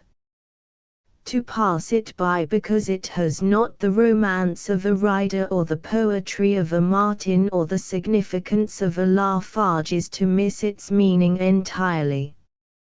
He is just as frankly dealing with the surface as Whistler, with the mere difference that Whistler asks us to regard him decoratively and Chase desires to be looked at technically, as one might consider a Stevens, a Voyan, a Fortuny, or a Boldini. We surely are not so narrow in outlook as to deny admiration and high rank to such masters of the brush as these. They are artists in the narrow sense that they deal with art alone and consider painting only from the aesthetic point of view, but who shall say they are not precisely and exactly right? Each turn of the screw, each new generation in art, pins us down more narrowly and positively to the material. Perhaps Whistler and Chase were wrong only in being ahead of their time. At any rate, the belief in material and method as art per se, however it may jar preconceived notions, will have to be reckoned with. And here in America its most considerable advocate will have to be taken seriously. By certain standards we may judge his art as merely clever, but he conceived it and wrought it in all seriousness. Does a sword hilt by Sansovino, or a salt dish by Cellini, or a screen by Utamaro lack in either seriousness or art?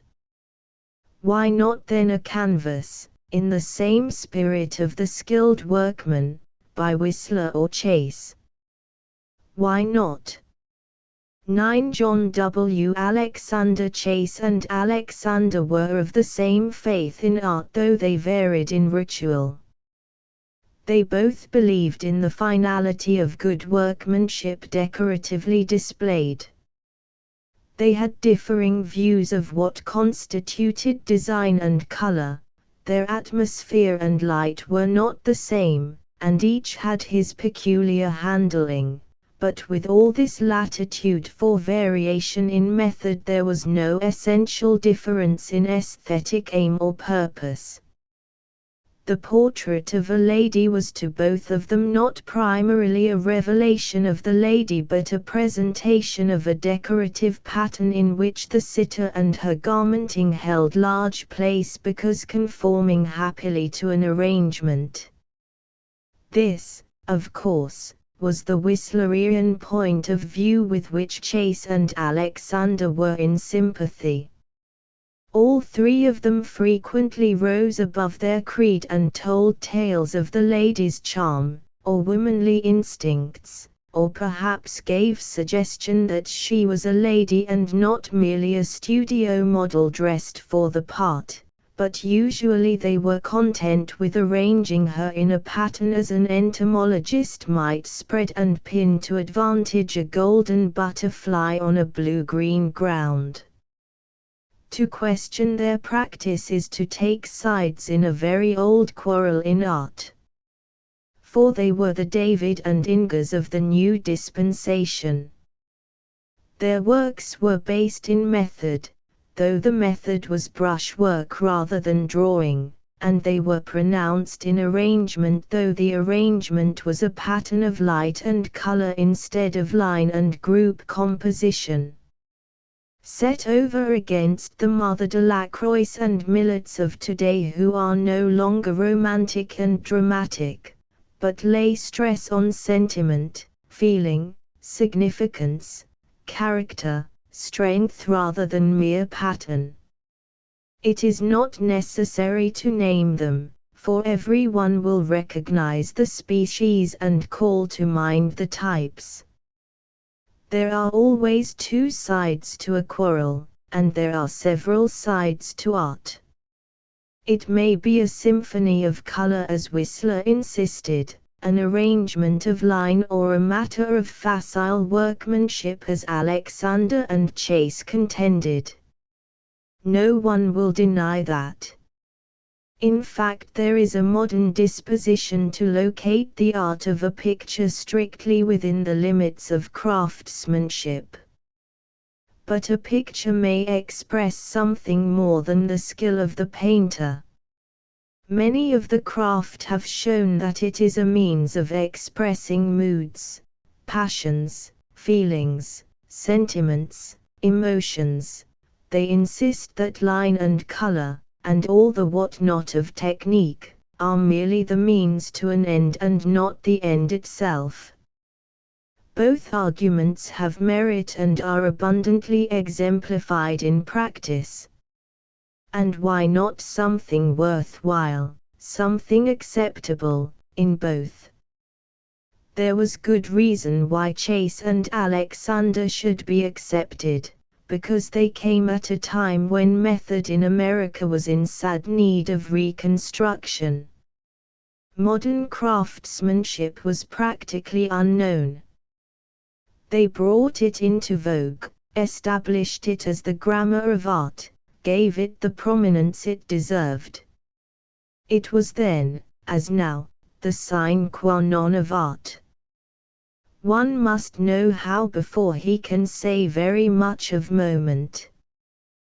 There have been painters and poets with very limited skill who have said things the world is glad to remember, but they are the exceptions rather than the rule. The Shakespeares, Goethes, Titians, and Rembrandts were all highly trained craftsmen. They had great things to say, surely, but should we have heard them had they belonged to the unskilled? How many in all the arts have had the vision and the faculty divine yet wanting the accomplishment of verse? We need not, then, think lightly of the craftsman in American art. He has proved a much-needed person in the school. And his work has also turned out to be a very agreeable factor in the home. Art of a decided quality does lie in the eye and the hand. It can be greatly enhanced in significance by the addition of a mind and a soul, but these latter must be approached through the former to attain their full expression. For, to repeat, technique or craftsmanship is at the bottom of all artistic expression. Alexander learned to paint in practically the same roundabout way as Chase. He was born in Allegheny City in 1856, and as a child was reared by his grandparents, his father and mother having died early. At 12 he was a telegraph messenger, and shortly afterward, with the death of his grandparents, he came under the guardianship of Colonel Edward J. Allen. He was persuaded to give up the telegraph work and go to school, but at 18 he broke away and went to New York. He had given signs as a boy of artistic tendencies, his drawings had attracted some attention, and he went to New York to make illustrations for the Harpers. There was some disappointment at first. The Harpers had not heard of him and did not want his artistic services, not even as an apprentice. But they needed an office boy. He accepted the place, and through it got into the art department, where he finally came to work upon blocks and plates. Charles Parsons was then in charge of the department, and E. Abbey, Stanley Reinhardt, and A. B. Frost were there. Alexander learned much from their counsel and example. From 1875 to 1877 there appeared in Harper's Weekly an occasional political cartoon signed Alexander, and in 1877 during the Great Strike in Pittsburgh there were a number of large sketches and illustrations signed J.W. Alexander. Later on he did for the Harper publications and also for the Century magazine various illustrations signed J.W., but this was after he had been to Munich and had had some exact training. He remained with the Harpers 3 years, and then with Albert G. Reinhardt he went to Europe. The pair had intended to study art in Paris at the École des Beaux-Arts, but on arrival there they found the school closed for the summer. With no French to their name, Paris was a little dreary, and they drifted on to Munich, because Reinhardt understood a little German, it is said. The Munich Academy was open, and Alexander entered the classes of Professor Bensker and remained there for some 3 months. The teaching proved too academic and the living in Munich too high for him, and he went to Poling, a small town in Bavaria, where there was an American art colony under the shepherding of Frank Duveneck. Sherlaw, Currier, Joseph de Camp, Ross Turner were of the group. Alexander fell into good company and began at once to profit by the association. While at Poling he sent sketches to the students' exhibition at Munich and won for them a bronze medals, his first honor. 2 years were passed in Bavaria and then he joined Duveneck's class to study art in Italy. There were 23 in the class, and Alexander with Duveneck went ahead to Florence to engage studios for them. 2 winters were spent at Florence, the summer months being more agreeably put in at Venice. It was at Venice in the summer of 1880 that Alexander met Whistler and received counsel and direction from him. The advice was very potent in helping him out of the dark Munich rut and suggesting that the decorative was perhaps more important than the merely realistic or representative. Indeed, the Whistler influence was the most compelling the young student had yet encountered. It made a decided impression upon him and changed perhaps the whole trend of his art. For while Alexander never imitated Whistler's schemes or patterns, he accepted the decorative point of view, giving it out in his own way with many changes and modifications brought about by later observation in Paris. He was always impressionable and quick to adopt new ideas, and yet it is almost impossible in his work to trace home any feature to a given source. In that respect he was perhaps more original than Chase or even Whistler himself. While in Florence he supported himself by sending drawings to the Harper publications and teaching a class of students, but he soon realized that he was holding back his own progress by such work, and in 1881 he decided to return to America. Arrived at Pittsburgh, he made a trip down the Ohio and the Mississippi with Fred Muller to illustrate an article on King Cole's Highway. The article appeared in Harper's Monthly for January, 1882. The illustrations were realistic enough, but not remarkable in any way. They created no furor. Alexander came on shortly thereafter to New York, took a studio in the German Bank Building, at 4th Avenue and 14th Street, and soon was doing a portrait of a little daughter of Henry Harper. He moved to the Chelsea studios in 23rd Street, continued with portraiture, and became interested in the art movements of the time. People looked upon him as a young man of ability. He had not Chase's vogue, but he, nevertheless, had his group of admirers. In 1881 he was in Spain and Morocco, and in 1886 he went to England for the Century magazine, having been commissioned to do certain portraits of literary men, George Bancroft, Thomas Hardy, Robert Louis Stevenson. He did Stevenson at Bournemouth, stopping with him while sketching him. He also did Austin Dobson, and went to Ireland to draw some illustrations for articles by Charles Dyke. The portraits were apparently sketches in charcoal and gave only a summary of the heads. They were well done and rightly emphasized for reproduction. The illustrations for the Ireland articles were decidedly good in the landscapes, something for which Alexander had a talent, but which he never cared to follow up until late in life, and then apparently for his own pleasure.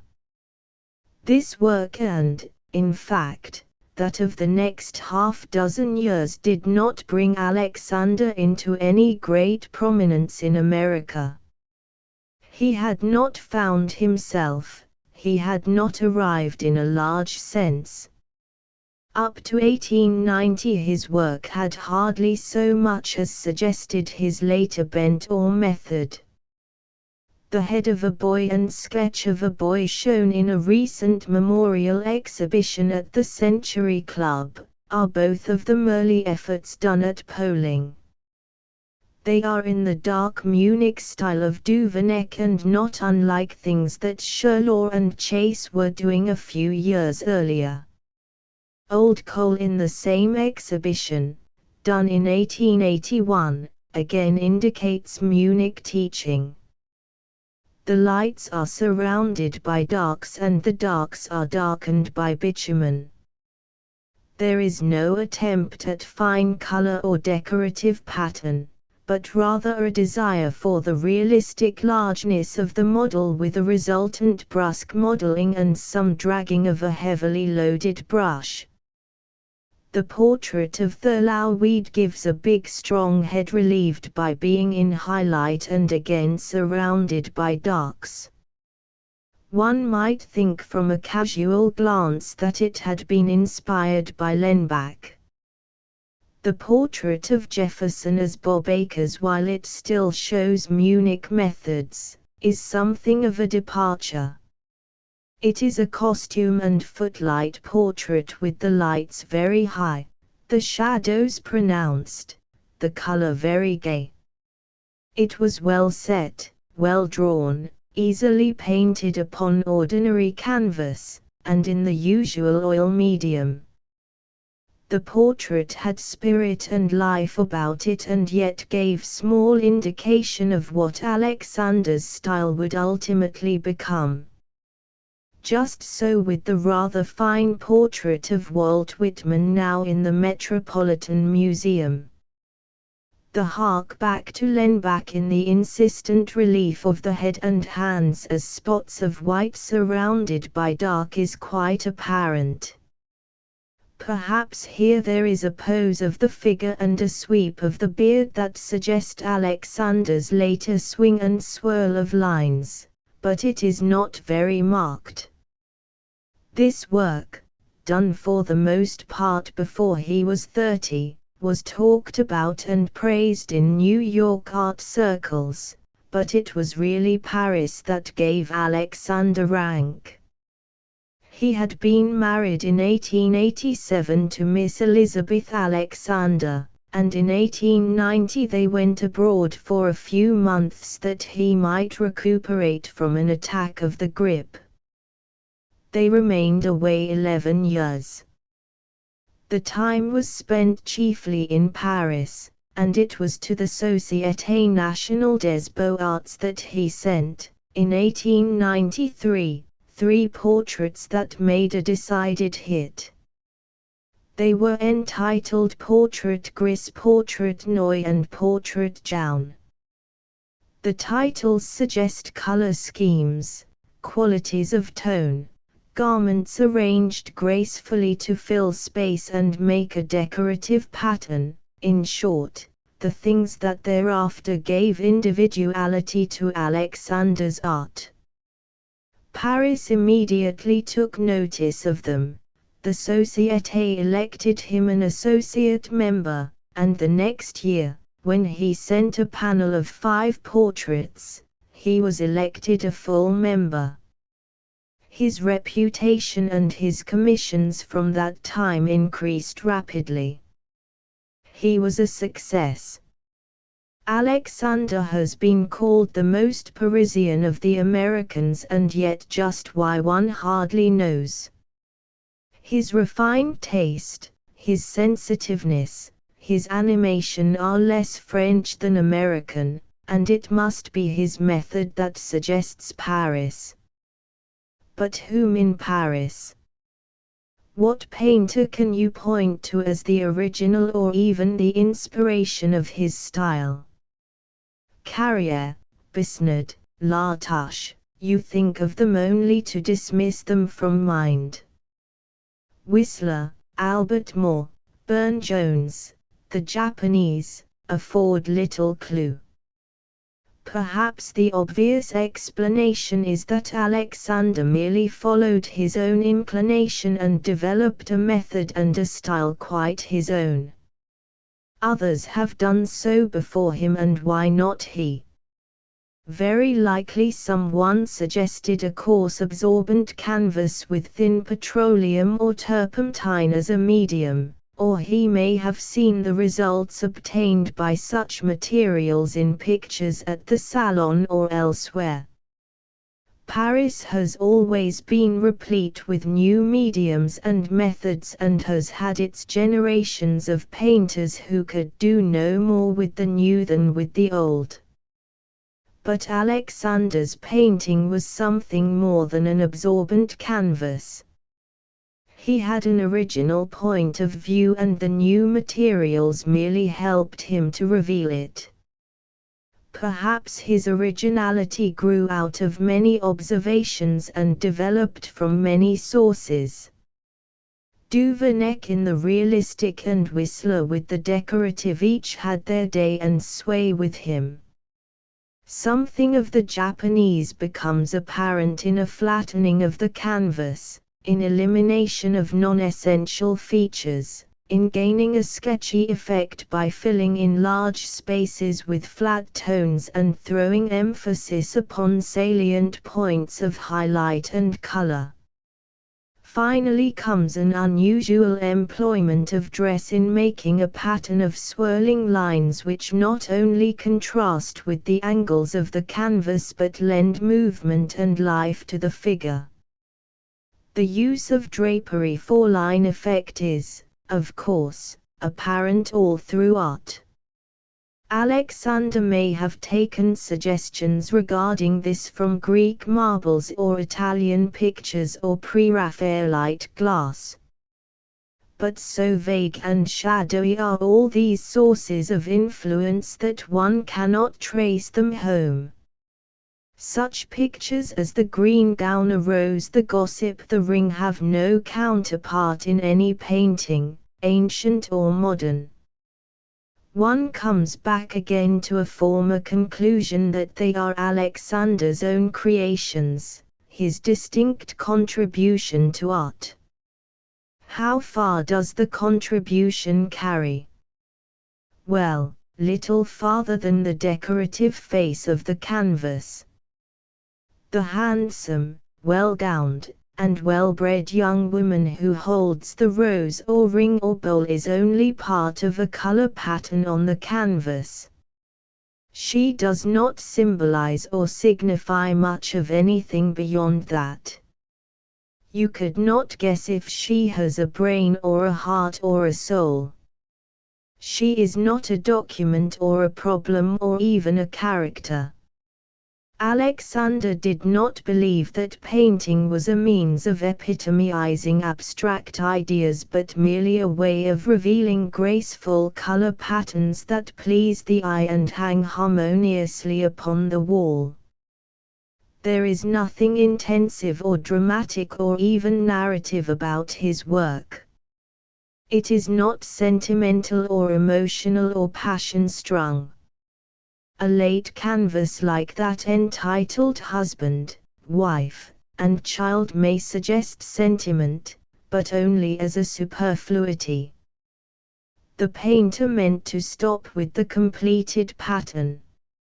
Almost always the pattern is agreeable and sufficient in itself as art. The space is happily filled with one figure, sometimes two, but seldom more. The linear design meets the upright of the frame with flowing lines in which repetition plays more of a part than contrast. The blue bowl is a good illustration. The figure is placed diagonally upon the canvas, the bowl lines are repeated in the head and shoulders, the dress is spread in fan-like lines toward the far corner of the canvas. The whole design is unusual and extraordinary but very graceful. So, too, with the ring in the Metropolitan Museum, where a young woman seated on a lounge with a large straw hat in her lap is holding up a ring for admiration. The round hat somehow suggests a repetition of the round head, and the dress lines repeat its curves.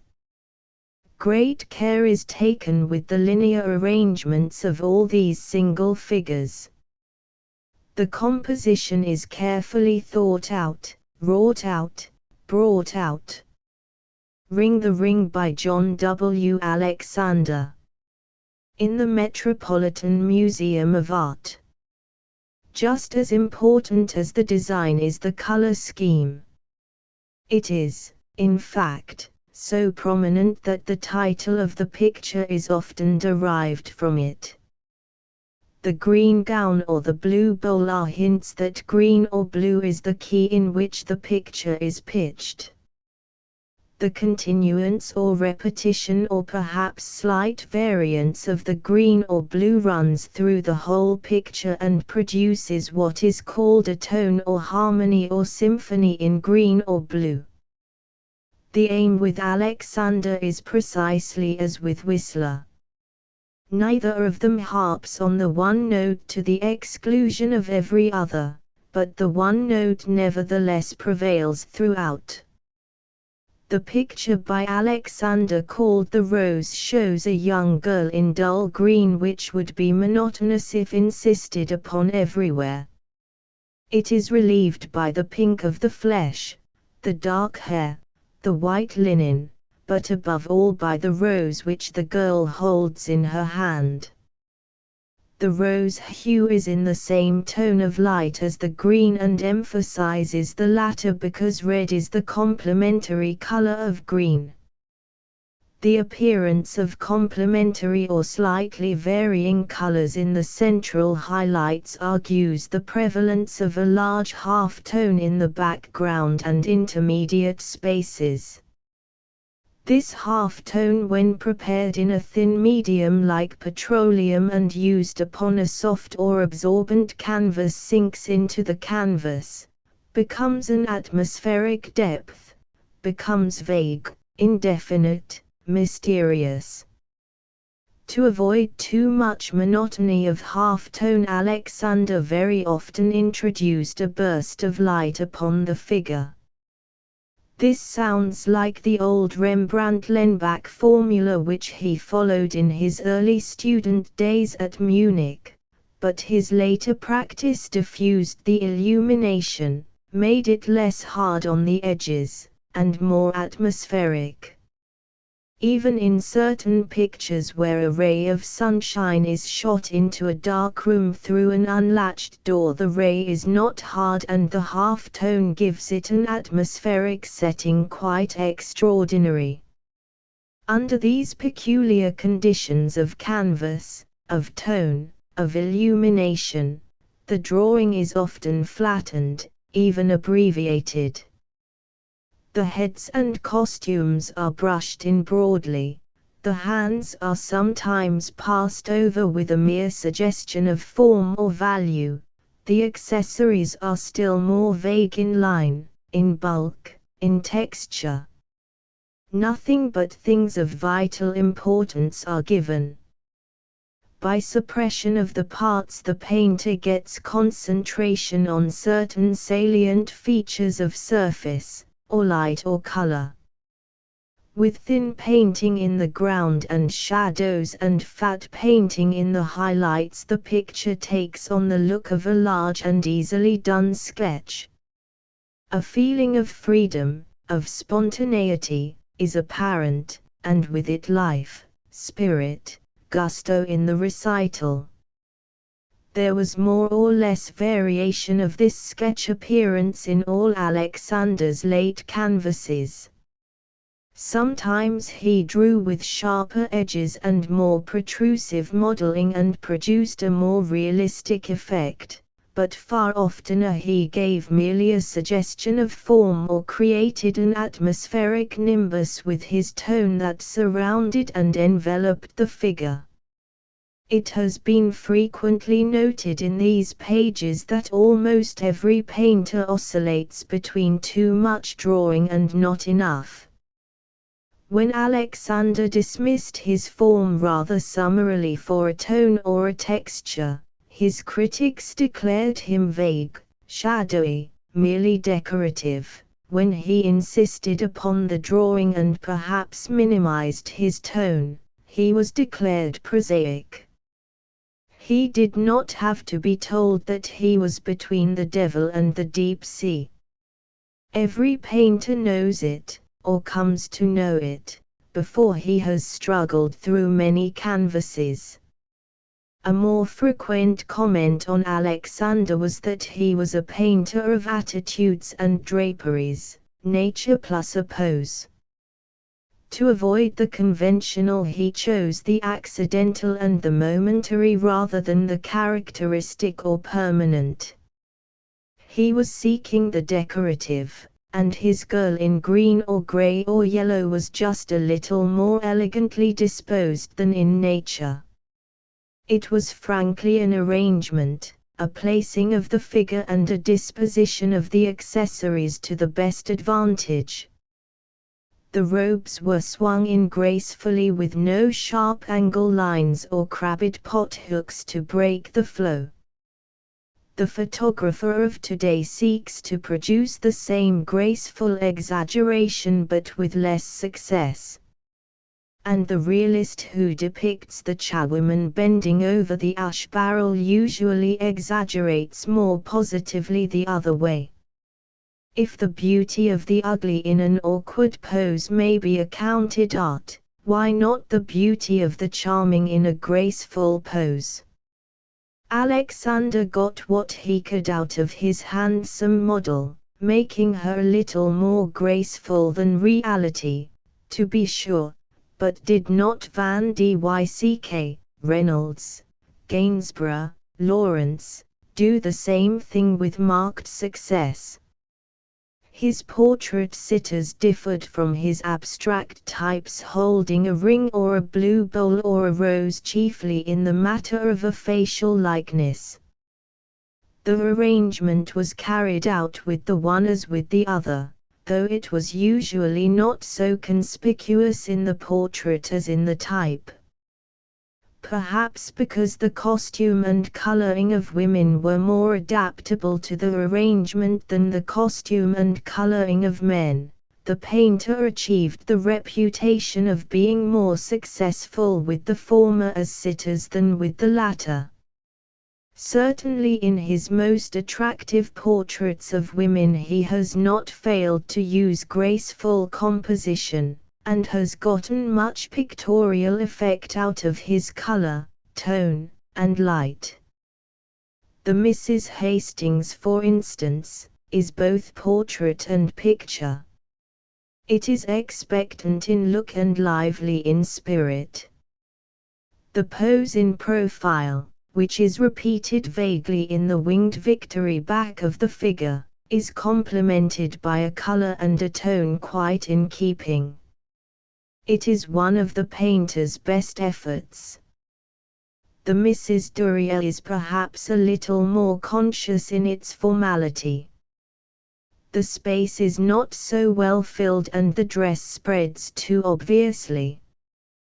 With the Mrs. Ledyard Blair the dress again spreads for decorative effect and becomes pronounced in importance. A similar result is apparent in the portrait known as the Woman in Grey now in the Luxembourg.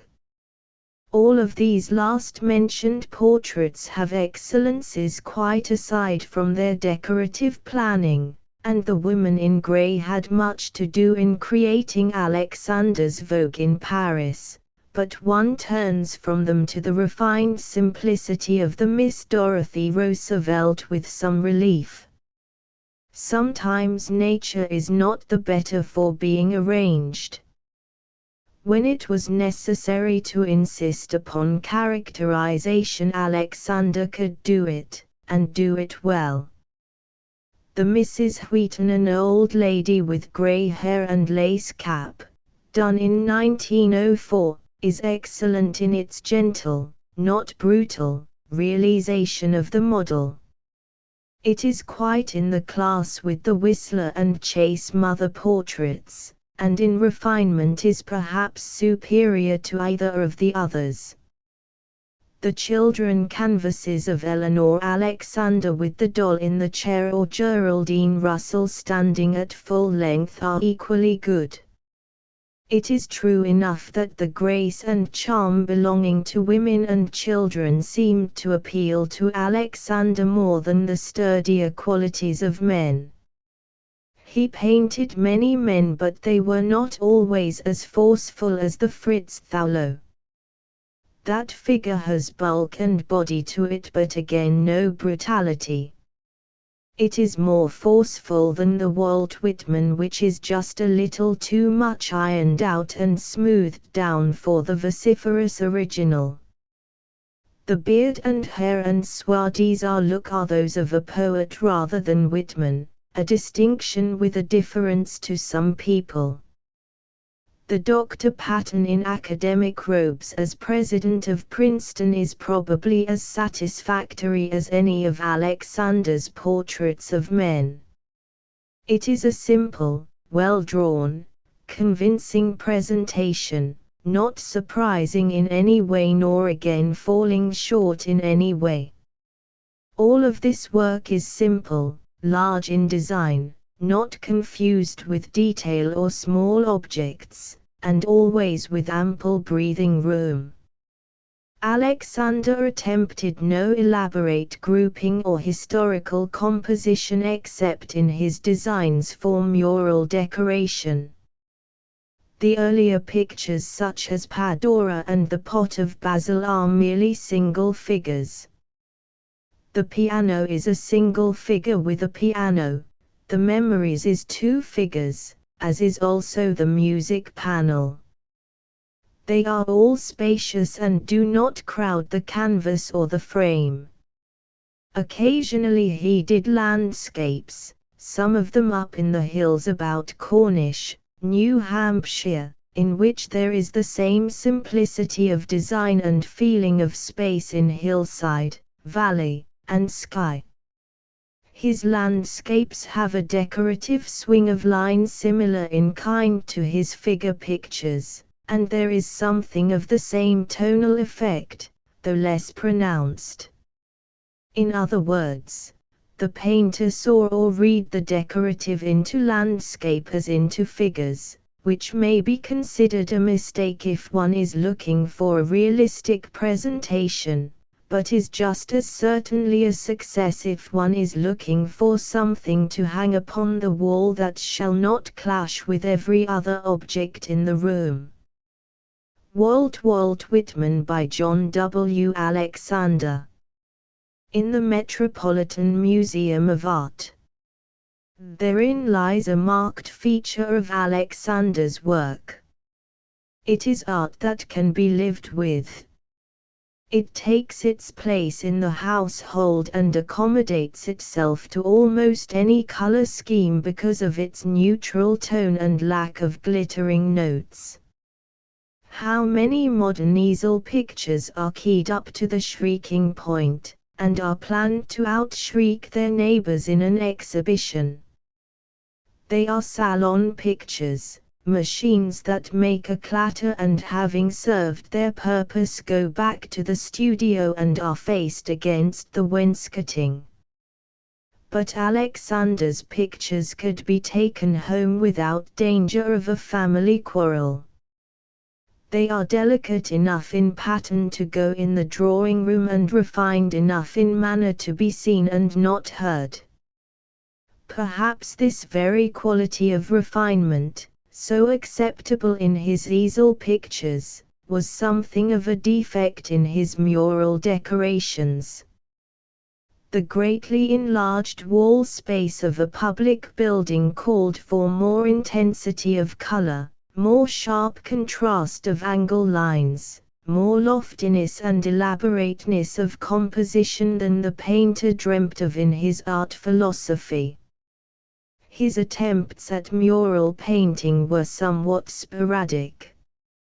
It was not exactly his métier, and though he took it up with energy when asked to do so, he succeeded in producing little more than an enlargement of his easel pictures. The same tone, light, and color of his portraits and single figures went into the groupings in the Congressional Library, the Harrisburg Capitol, and the Carnegie Institute at Pittsburgh. The library decorations gave the evolution of the book in 6 lunettes that illustrated the stages of bookmaking rather than symbolized or epitomized them. At Harrisburg the theme was the evolution of the state, another set of 14 lunettes. The decoration at Pittsburgh was the most ambitious performance of the three and sought to tell the story of Pittsburgh, the story of steel and labor. It is called the apotheosis of Pittsburgh, with the city personified by a knight in armor with a flaming sword in his hand instead of the large female figure of conventional decoration. The panels carry over 3 stories of the entrance hall of the Carnegie Institute and some 500 figures are used. The first floor shows the half-naked furnaceman at work amid smoke, steam, and fire glare. The smoke and steam rise up and envelop, make an atmospheric setting for the allegorical figures of the second floor that from all sides are bringing tributes to the mailed figure of Pittsburgh. The allegorical figures are winged, robed in long trailing garments, and drift lightly through the air or upon clouds. The third floor contains lunettes typifying the arts and sciences. The whole decoration is well thought out, and is put together, within its framings of yellowish marble, with a distinctly decorative effect. The tone of it is quiet, subdued, restful, perhaps too much so. The figures are graceful, even the men, again, perhaps too much so. One is not sorry that labor is shown with cheerful face and normal body rather than sad-browed, nerve-racked, and body-wrecked, after the Zolomania formula. That exaggeration has become just as conventional and wearisome as the prettiness of Bulgaro, or the pettiness of Mycenae. But Alexander's workers are perhaps too elegant for reality, as his floating figures are too graceful for allegory. There is a feeling that there is not enough mental grip about them. It is paradoxical to say that the decoration is too decorative, but that states the case quite rightly. The pattern and the color that set off an easel picture appropriately fail to carry when employed on so vast a scale of wall decoration, fail to carry from sheer attenuation of motive and design. The Pittsburgh decoration has not enough strength behind it to spread over 5,000 feet of painted surface. Strength was never a quality of Alexander's art. He had skill, grace, refinement, charm, style, but he never attempted to win by force or power. After his return from Paris in 1901, he took up his permanent residence in New York and immediately entered into the art life of the city and the country. He had received gold medals at Paris and St. Louis and the Legion of Honor from France, had placed his pictures in public galleries all the way from St. Petersburg and Odessa to Chicago, and had become a member of some 20 art societies. In addition to the MacDowell Club and the School Art League, he was the head of the Federation of Fine Arts, the Society of Mural Painters, and from 1909 the president of the National Academy of Design.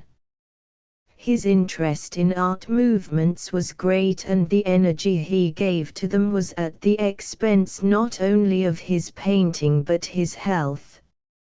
As president of the Academy of Design, his devotion was unflagging, even though it met with almost everything but encouragement and success. During his presidency, he took up anew the problem of a building site which had been dragging along for years.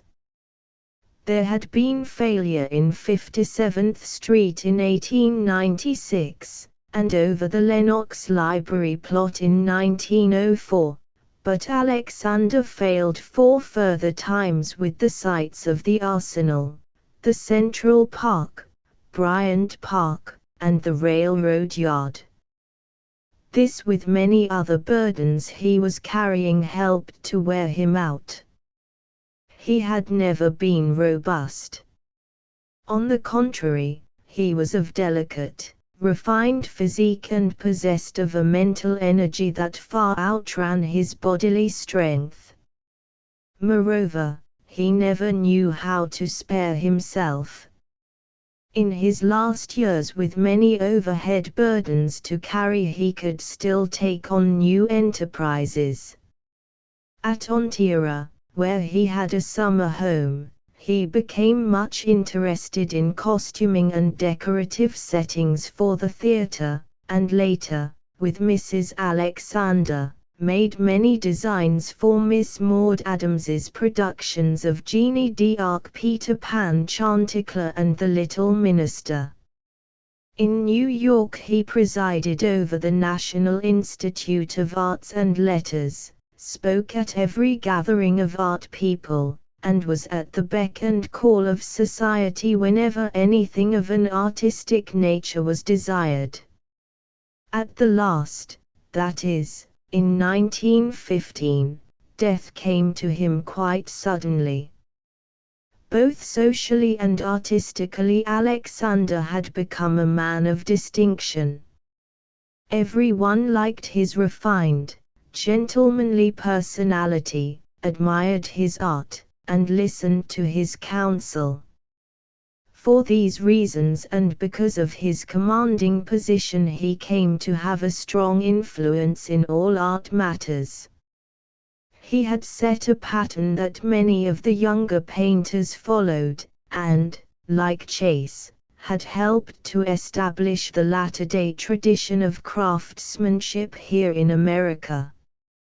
It was not the exact craftsmanship of Chase or Alexander or Sargent that was established, though each of them has had his imitators. The movement for sound technical education in American art was of no one painter's devising. The 3 were typical of the movement, but there were others: Weir, Twatman, Beckwith, Bloom, Brush, Thayer, Dewing, Cox, Blashfield, who were of the same faith and who added their quota of strength. All of them working together, with a common energy and enthusiasm, have created a body of belief as to what constitutes style and skill in art. They have established a tradition based in sound craftsmanship than which nothing could be safer or better for the future of American art. It was Alexander's part to help lay the foundation stones. War or national madness or economic change may prevent any splendid palace of art arising therefrom, but at least Alexander and his contemporaries builded the firm foundation, builded perhaps better than they knew. John S. Sargent. The major events in Mr. Sargent's life as we read them or hear them told today seem in no way striking or startling. He has moved along well-trodden paths, in a well-ordered career, responsive always to the teaching of his youth, and reflective of his social and intellectual surroundings. He did not wholly achieve art, for some of it was born to him and some of it, perhaps, was thrust upon him. He came to it early, grew up in its atmosphere, and was under its spell at an impressionable age. Which is to say that he is not a self-made painter in the innocent sense, but something of a traditional painter in the Lafarge sense. Training started him aright, but his great success is, of course, not wholly due to that. Genius alone can account for the remarkable content of his work. He was born in Florence in 1856. His parents were Americans residing in Italy at the time of his birth. The father was from Gloucester, Massachusetts, and had studied medicine in Philadelphia, afterward remaining in the latter city to practice his profession. He had met and married a Miss Singer of an old Philadelphia family, and later they had gone to Florence to live. Legally, therefore, the painter is an American, but the legal tie is about all that binds him to us. We like to claim him because he is a celebrity, but in reality he is an American only in a nominal way. He was not reared or educated here, he has not lived here, he has not fought in our quarrels or failed in our failures or succeeded in our successes. The greater part of his life has been passed abroad amid other scenes and other peoples. As a boy he traveled about Europe with his parents, speaking German as his first acquired language, if I report him aright, and gaining the bulk of his schooling in Italy and Germany. At 18 he went to Paris and entered the atelier of Carolus Duran, at that time perhaps the most famous of the French portrait painters. It was not until 1876, when Sargent was 20 years old, that he saw the shores of the United States. That was his first visit. He did not stay for any length of time, and what were his impressions of the land and the people we do not know. Several times since then he has been here for short periods, but one or another of the large European capitals has been his residence. Since 1884 his permanent abiding place has been London, though he lived for a time in Paris, and just now, 1918, he is again here in America. It would seem then that however much pride we may take in Sargent's achievements we can hardly be proud because he is peculiarly our own. He is not American in the sense of knowing the land and the people and reflecting our life and civilization. Just as little has his birth in Italy made him Italian or his residence in France and England made him French or English. No country can claim him, no people can appropriate him, for in reality he is a citizen of the world at large, the manner of man we sometimes call a cosmopolite. If there is one place above another that he can be traced to and said to emanate from, it is Paris, and Paris is no longer merely the first city of France. It, too, has become cosmopolitan, the center of modern life and the gathering place of the world's knowledge, intelligence, and fashion. Sargent reflects its taste and its skill, but not anything else that is peculiarly French, not anything that smacks of the French soil. The accomplishments of Paris are his, but without the sentiment or the feeling that is French. It is questionable if a man who is equally at home in London, Paris, Florence, and New York will or can have a very strong sentiment about any one of those places.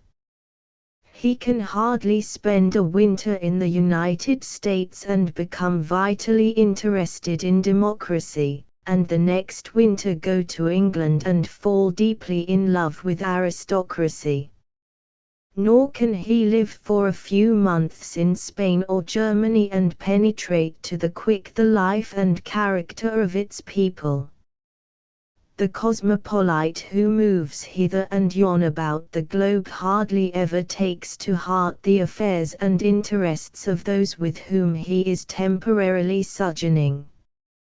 On the contrary, it is rather his attitude of mind that nothing is to be taken too seriously.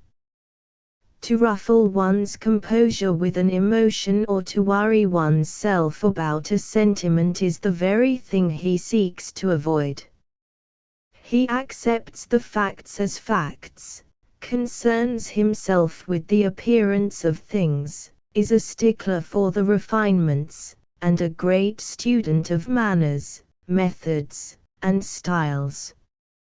He quickly absorbs whatsoever is artistic or intelligent or learned, his perceptions are very acute, his knowledge and manner are polished to the last degree, but the strong feeling that, after all, lies at the bottom of great endeavor finds no utterance in his work, and the national beliefs that are really the insistent and persistent things in both literature and art are not the mainspring of his action.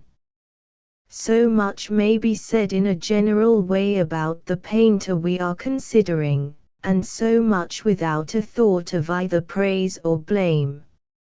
Mr. Sargent's life has been the result of peculiar circumstances. Fortunate circumstances some may think, or perhaps unfortunate, as others may hold. At least they have been instrumental in bringing forth an accomplished painter whose art no one can fail to admire. That his work may be admired understandingly, it is quite necessary to comprehend the personality of the artist, to understand his education, his associations, his artistic and social environments. For if the man himself is cosmopolitan, his art is not less so. It is the perfection of world style, the finality of method. It is learned to an extraordinary degree, accurate, scientific, almost faultless, but it belongs to no country, reflects no people, discloses no sentiment, and causes no emotion. It is calmly intellectual and begets enthusiasm only for its absolute truthfulness to appearance and the brilliant facility of its achievement. To behold and to accomplish, that is to see and to paint, seem to have been Sargent's ambition from the start. What gave his original impetus toward art is not disclosed, but his mother was a clever person with watercolors, and she may have prompted his interest in painting. At any rate, he early became proficient in drawing. As a boy, sketching in the Tyrol, Leighton saw his work and remarked its skill. Later on he was entered as a pupil in the schools of the Florence Academy. Traveling at vacation times with his parents, he saw many pictures and doubtless studied the old masters from many angles. Everywhere among the Renaissance painters he must have remarked the skilled craftsman, and perhaps his early aspirations were to excel as they had excelled. Certainly it was with no little knowledge of drawing that he presented himself at the Paris atelier of Carolus Duran in 1874, aged 18. Carol Beckwith, one of the earliest and best loved of the pupils in the atelier and a lifelong friend of Sargent, has often told me the story of Sargent's arrival. He came with his father, and when Beckwith opened the door he found a refined-looking gentleman and a tall, thin son standing there. Beckwith, as the master of the class, presented the pair to the master. The portfolio of sketches, which Sargent had under his arm, was presently examined, with the class forming an admiring half-circle at the back. It is reported that Carolus observed that the nouveau had much to unlearn, but Beckwith says the class was astonished at the pencil drawings and the facility of the watercolors. The nouveau was accepted by the master and was a marked success from the start. Carolus was a good teacher after his kind and impressed his method upon Sargent, who accepted and bettered it. The method in brief did not start with the carefully prepared sketch of fingers or even a charcoal drawing upon the canvas, but a full brush of color laid on in mass. Pupils were to draw, model, paint at one and the same time. In blocking in a figure the paint might be thick and the edges at first sharp, but the values, the tone, the properly constructed body were to be absolute. Underlying structure was a necessity. Sargent learned that early in his career and never forgot it. His brushwork has been thought his greatest technical feature, but that of itself would be for nothing Holden did it not by its certainty produce absolute drawing. He has always been a consummate draftsman. Yet it was Carolus who taught facility and ease with the brush and preached Velázquez to his pupils. No doubt the master saw great qualities in the Spaniard where his pupils saw only great dexterity, but at any rate their attention was called to the fact that a picture may be made interesting in its surface and be the better therefore. Sargent was a quick convert to this idea, and he very soon developed a breadth and truth of brushwork that astonished his master and set Paris talking. All his life it has been one of the pronounced features of his technique, and yet not a feature by which his art stands or falls. One of his latest portraits, that of Henry James, does not noticeably show it. The surface is almost smooth, so inconspicuous is the brushing, and yet there are few who will not count the James as one of the best considered, cleanest cut, and most profound of Sargent's portraits. He remained under Carolus for several years, assisted the master in some of his decorations, and soon began to produce noteworthy work of his own. One of his earliest portraits was that of Carolus himself, which at once became talked about, not only as a likeness of the famous master but as the work of a remarkable pupil. In 1878 he painted En route pour la pêche, a figure composition which attracted much attention in the Salon. The next year he went to Spain, and from that journey came El Jaleo, now in the Boston Museum, and a number of other Spanish pictures. These theme pictures, much as they were praised, could not, determine the painter's bent. Like other young men, he probably had determined nothing, and eventually let circumstances settle the matter of subject. He did not have to wait long. In 1881 he put out a full-length portrait called A Lady with Rose that had so much vitality about it, as well as charm, that it far outran all his earlier performances.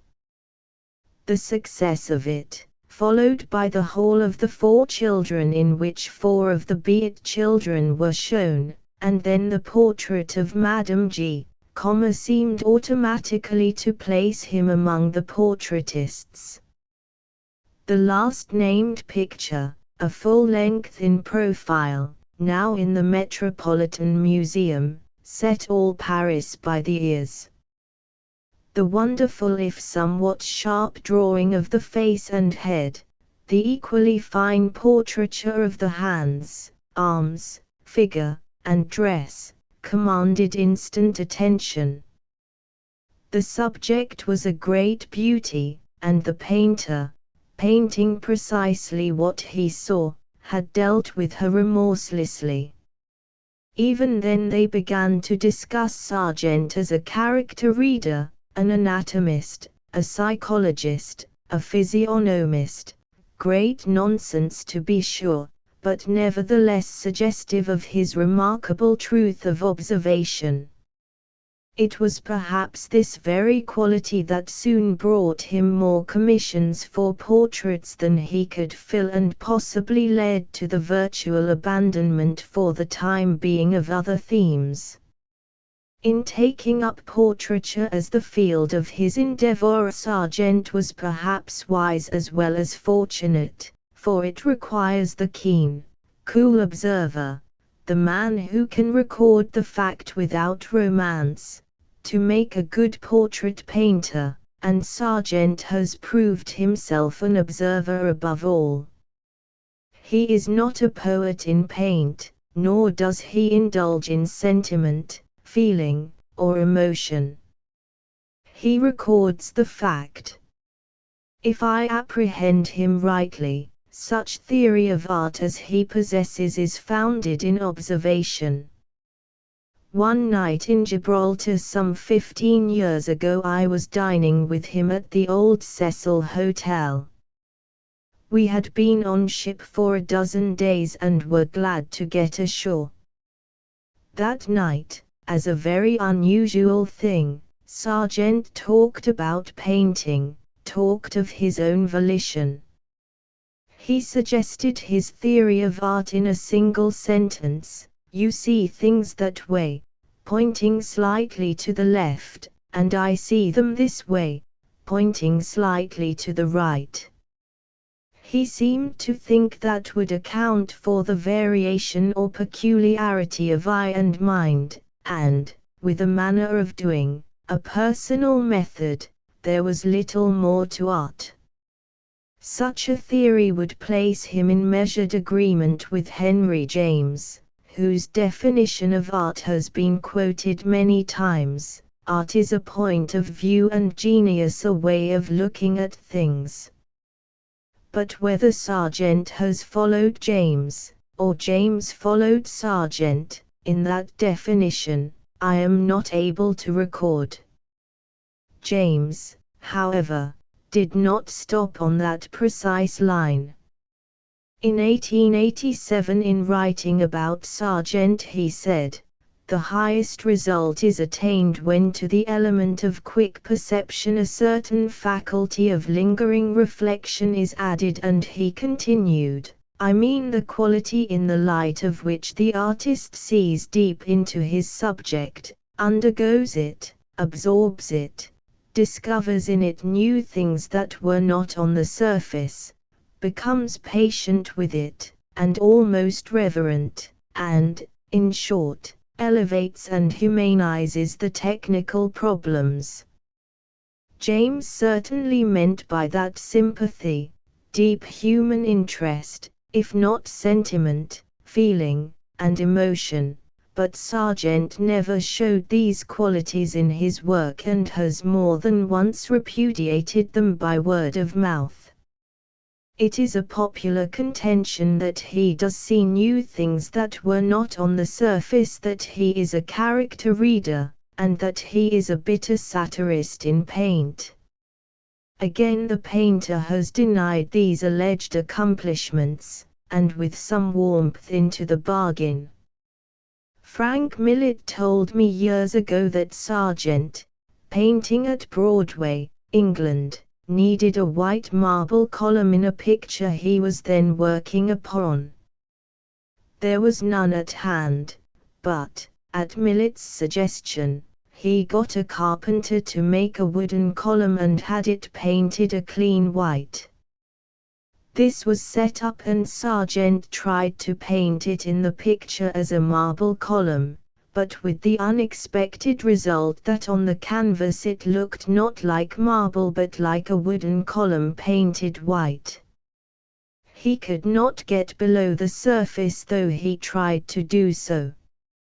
And Kenyon Cox, in a strikingly just estimate of Sargent, 17, tells this story. He had painted a portrait in which he was thought to have brought out the inner nature of his sitter, and to have seen through the veil of the external man.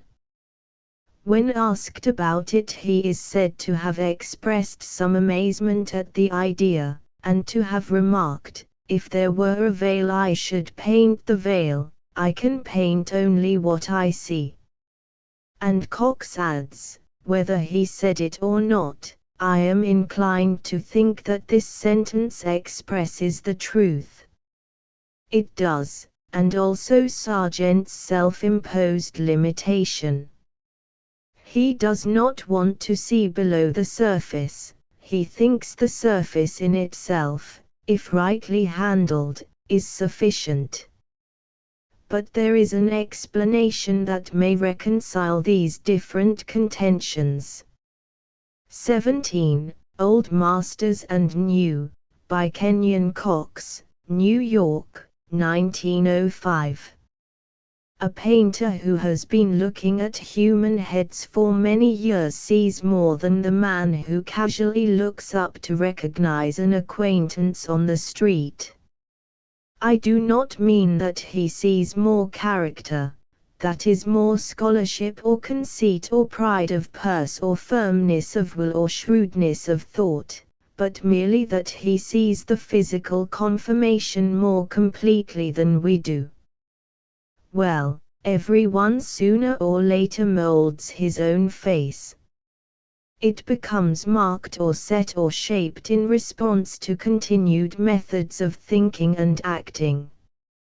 When that face comes under the portrait painter's eye, he does not see the scholar, the banker, the senator, the captain of industry, but he does see, perhaps, certain depressions of the cheek or lines about the eyes or mouth or contractions of the lips or protrusions of the brow or jaw that appeal to him strongly because they are cast in shadow or thrown up sharply in relief of light.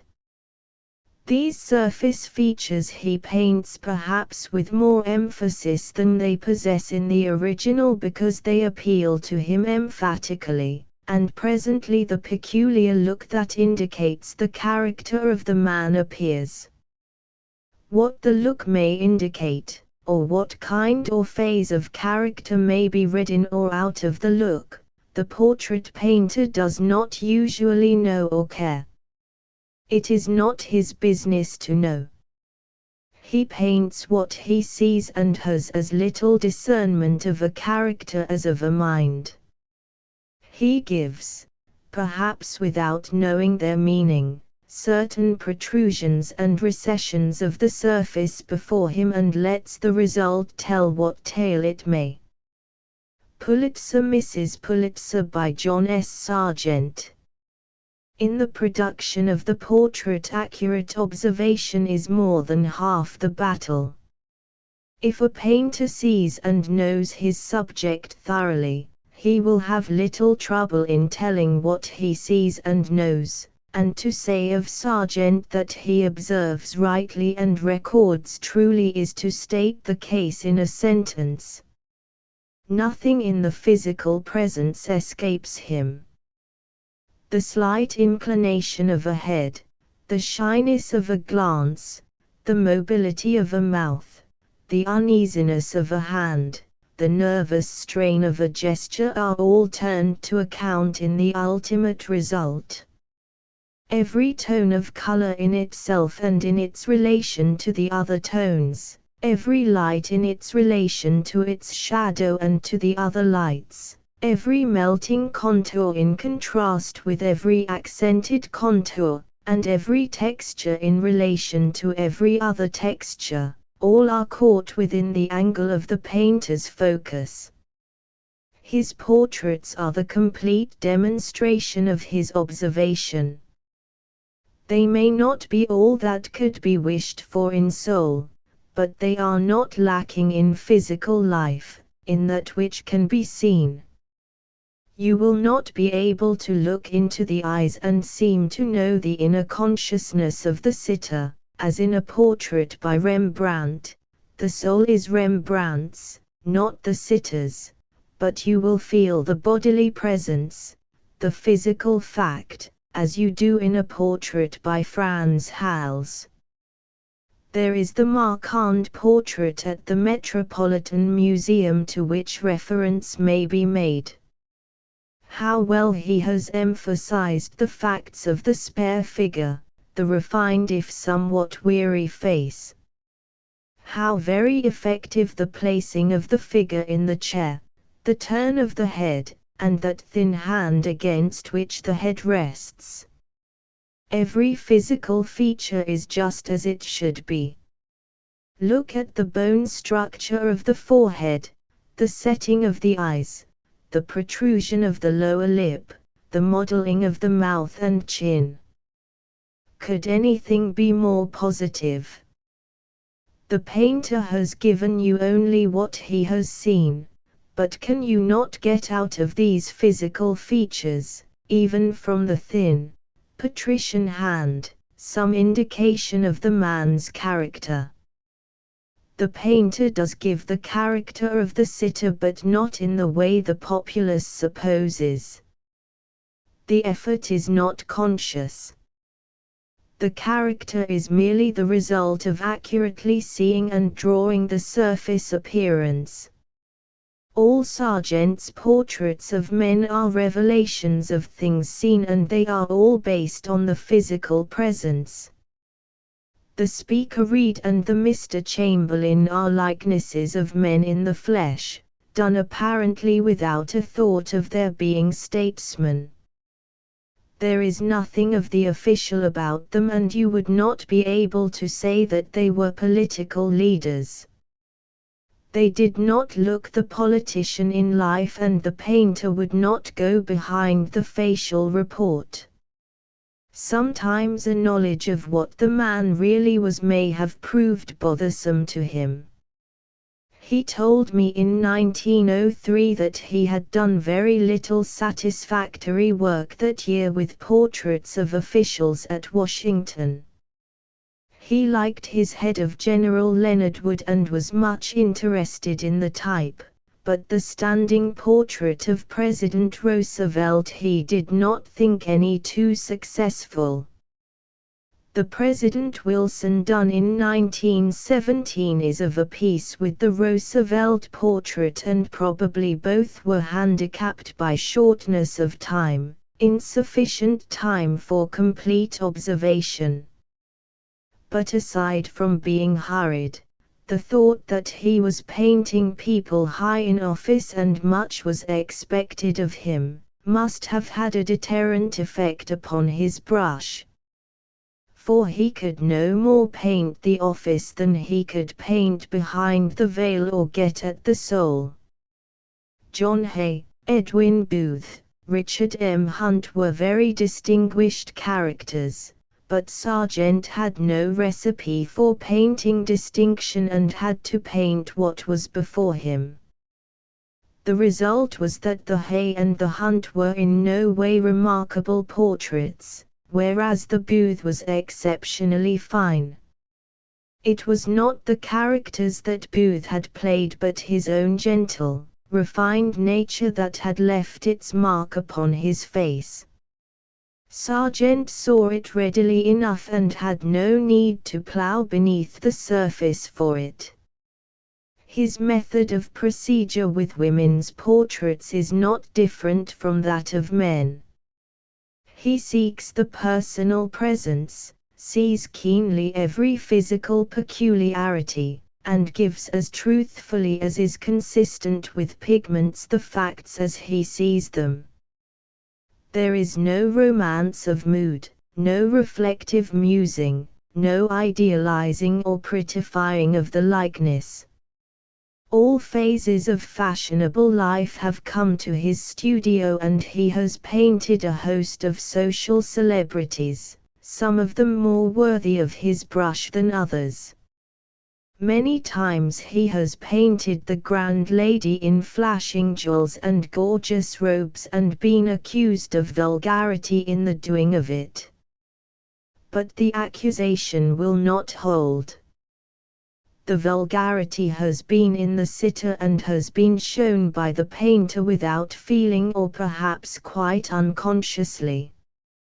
Many times the lady, the robes, and the jewels have been given without a suspicion of vulgarity because there was none in the model. That wondrous creation that appeared in the salon so many years ago, the tall lady in the magenta gown, was something bordering on the bizarre. It was flashing, glittering, noisy, but not unrefined in any sense. The portrait of Miss Terry as Lady Macbeth is stagey as perhaps it should be, for again the staginess was before the painter, but surely it is not wanting in taste. And for refinement, distinction, sensitiveness, what could be better than the beautiful portrait of Lady Agnew? Whatever may be the qualities or defects of the sitter, Sargent may be trusted to record the facts before him exactly as they are, and let the burden of their explanation fall on the friends or the family, if it must. Lily Carnation Lily, Lily Rose by John S. Sargent. In the National Gallery of British Art, London. His successes in other fields of painting than portraiture are due to the same keenness of observation and are perhaps merely manifestations of the portrait instinct. The lovely Carnation Lily Lily Rose is little more than the portrait of two little girls lighting Chinese lanterns in a flower garden. It is of course carefully arranged, and told with great beauty of color and light, but the painting of the lilies shows the same exactness of observation that characterizes the faces. They are portraits of lilies. Carmencita is again a portrait of a dancing girl in costume, with powder on her face and rouge on her lips. She has paused a moment from dancing and is breathing quickly, and Sargent chose that moment to paint her. His Venetian scenes, including the later watercolors, are again portraits of places just as his alligators lying in the mud, or his Saint Jerome lying in the wood, or his marble quarries lying in the sun are striking likenesses of the objects themselves. They are all treated in the portrait spirit, that is, from the point of view of an observer and a recorder rather than a rhapsodist or a lover. Sargent does not rhapsodize, at least not in his works. The decoration in the Boston Public Library is possibly an exception.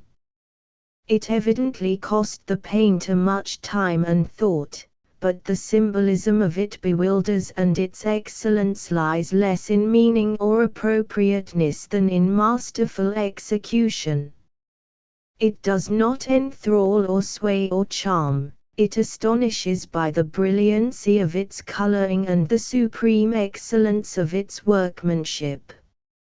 It is something that one marvels over but cannot fall in love with. And the most satisfactory part of it is perhaps the panel of the prophets, which is essentially portraiture again, that is, something painted from the model.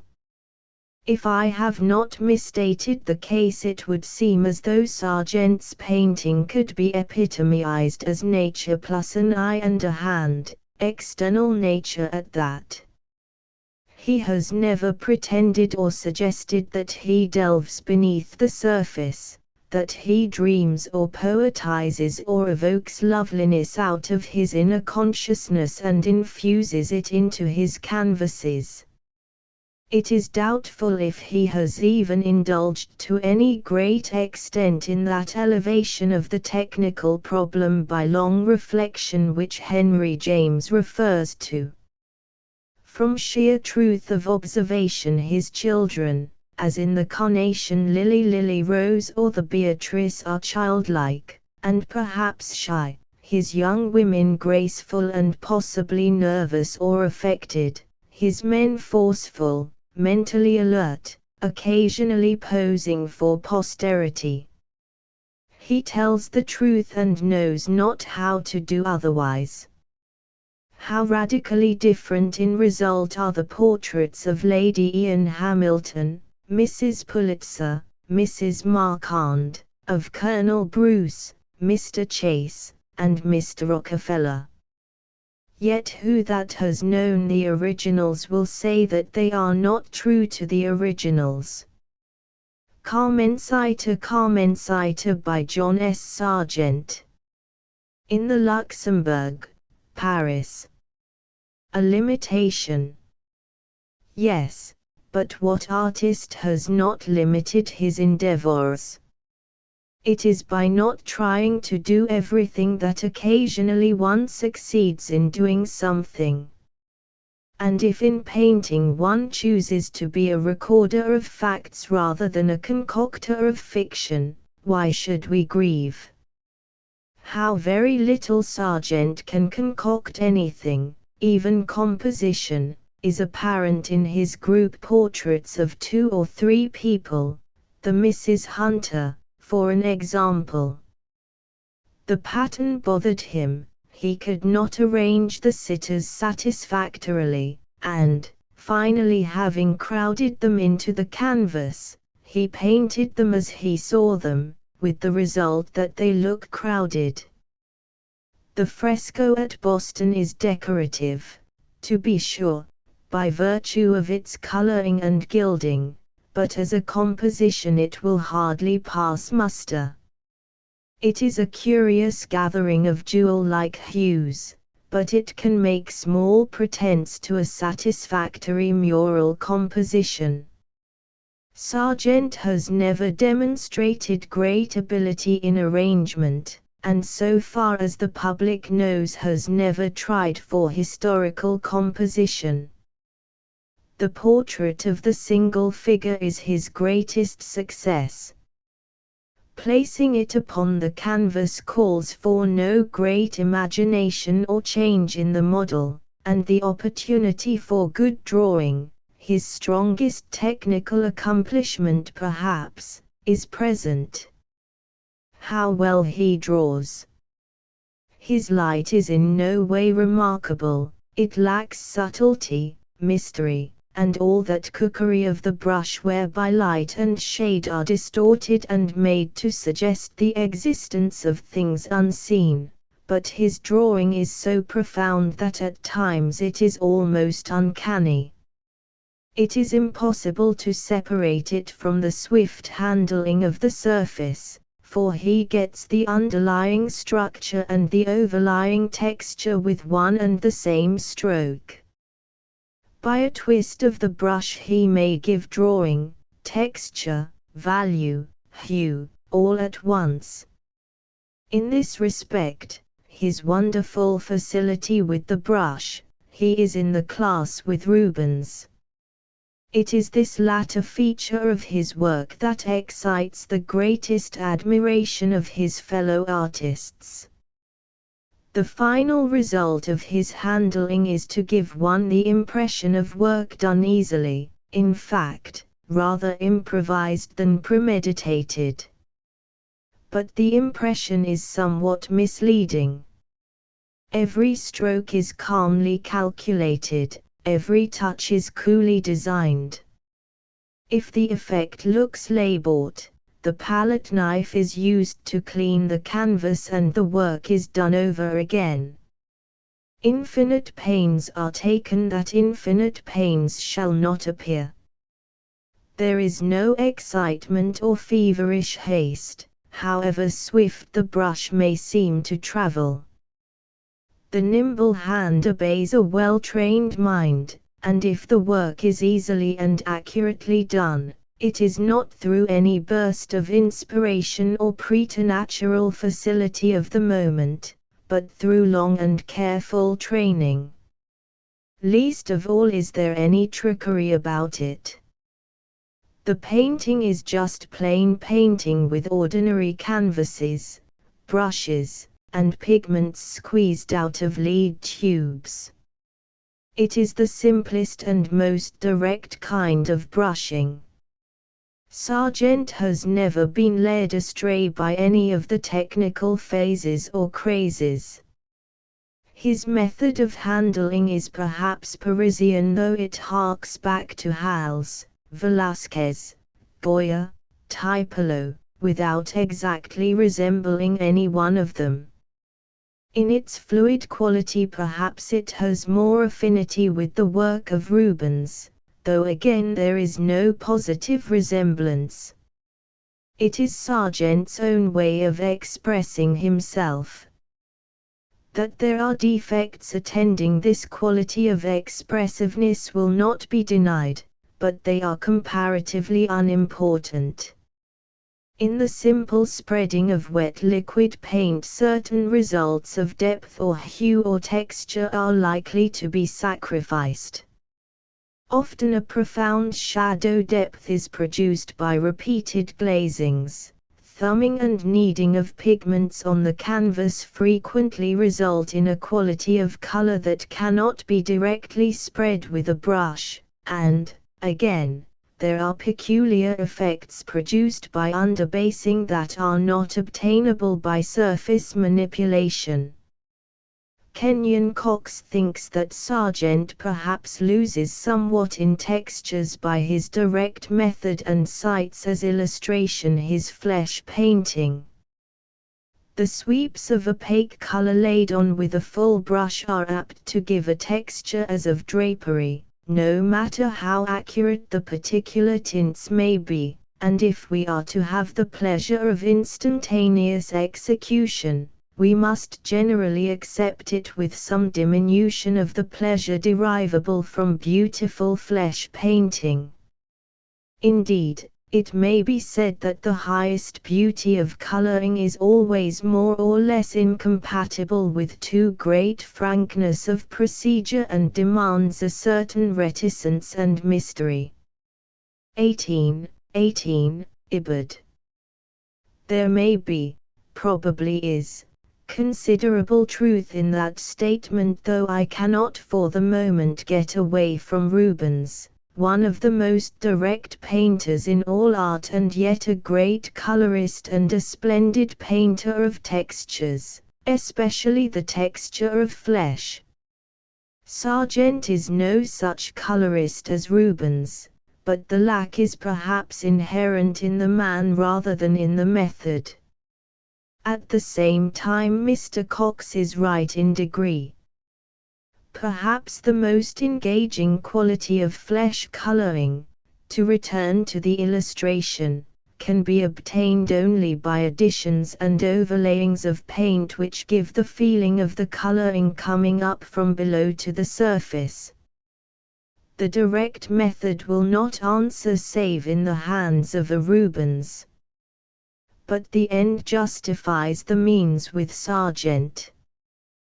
Precision in drawing immediately begins to evaporate when one starts to knead or overlay the surface, and to weaken Sargent's accuracy in drawing would be to imperil his authority and dispel such a thing as conviction. One cannot imagine it. If he should now deliberately try for subtlety or depth of color or seek to obtain a mysterious or illusory or enameled surface, his friends in art would immediately declare him in decline and roll their eyes heavenward in despair. But fortunately there is no immediate prospect of such a thing. The painter's inclination seems well settled, and neither his eye nor his hand has lost its cunning. On the contrary, since he practically abandoned portrait painting more than a dozen years ago and turned his attention to landscape and effects of direct sunlight, he has been producing the most astonishing pictures of his career. The things that he sees and draws would have been thought as wild as Cubist fancies 30 years ago. And yet they are the most positive pronouncements of elemental truths that he has yet put forth. That does not mean that there is anything weird or queer about these later doings. They are merely appearances of form, color, and light presented with astonishing breadth, force, and simplicity. Sargent has never evidenced any liking for things queer. He is too intelligent for fads and fancies, too sane for mad movements in art. There is not the slightest indication of impressionism, futurism, or cubism in his work. The fashions have never interested him, but style, the best way of presenting a thought or theme, has no doubt been in his thought since boyhood. Perhaps it was his early acquaintance with the works of painters like Titian, Tintoretto, and Paolo Veronese that led him to base his own style in largeness, simplicity, and directness. He could not have built on a better foundation. Whatever gimcrack or scrollwork bad taste may add at the top, there never yet has been any great art that did not have a plain and firm foundation at the bottom. And in these days, when all painting seems going to the dogs with new and incomprehensible conventions put forth by first one group of painters and then another, it is a pleasure and a relief to know that there is a large body of the younger men who subscribe to Sargent's formulas and methods. So far as I know, he has never done any teaching nor had any pupils, and yet the influence of his works has been great not only in England but in France and America. For many years his method of handling has been held up for admiration in the schools, and every new work of his shown in an exhibition has had its chorus of students to pay it homage. They could not follow a better master. Sargent, Alexander, Chase, with many other painters who came to the front with the founding of the Society of American Artists, have helped form the new American tradition of the craft. As I have indicated many times in the course of these pages, that tradition is not based in any mere theory or fancy of art but primarily in the calm, cold practice of good workmanship. In other words, the craftsman first, the great artist afterward, if such thing may be. There could be no wiser teaching, no more enduring tradition. With it the painter can rise to what eerie heights he will, without it he forever moves on leaden wings. It remains to be seen what the present generation will do in art. So many strange idols are set up in art places from day to day that one wonders if faith and purpose shall last. But whatever path the new group may follow or movement it may pursue, it cannot complain that its hands and eyes have not been trained, it cannot say that it inherited no artistic patrimony, was given no schooling, was taught no craftsmanship. The men of 1878 were perhaps handicapped by starting late and having to get their technical education in foreign lands, but the men of today have no such excuse. They can be technically well educated on their own native heath, they are practically not handicapped at all.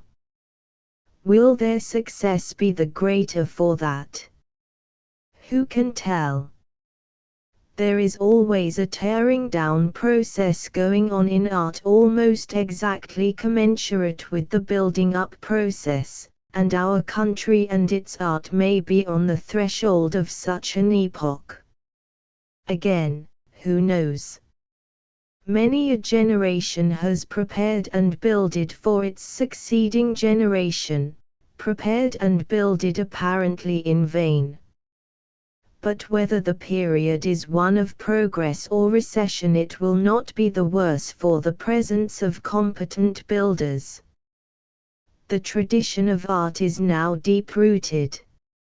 It will continue to grow and assert itself even though there be no historic sequence in its results.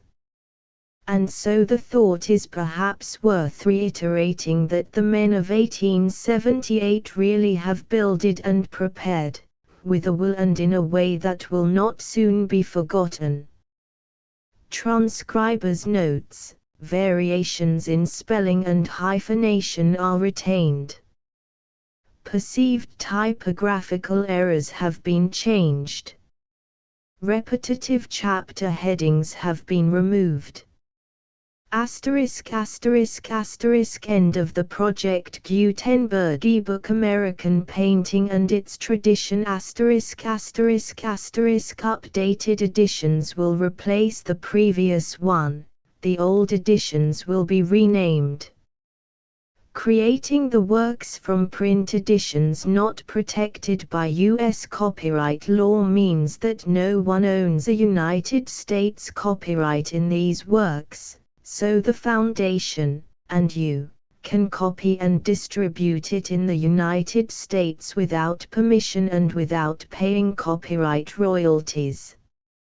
Special rules, set forth in the general terms of use part of this license, apply to copying and distributing Project Gutenberg trademark symbol electronic works to protect the Project Gutenberg trademark symbol concept and trademark.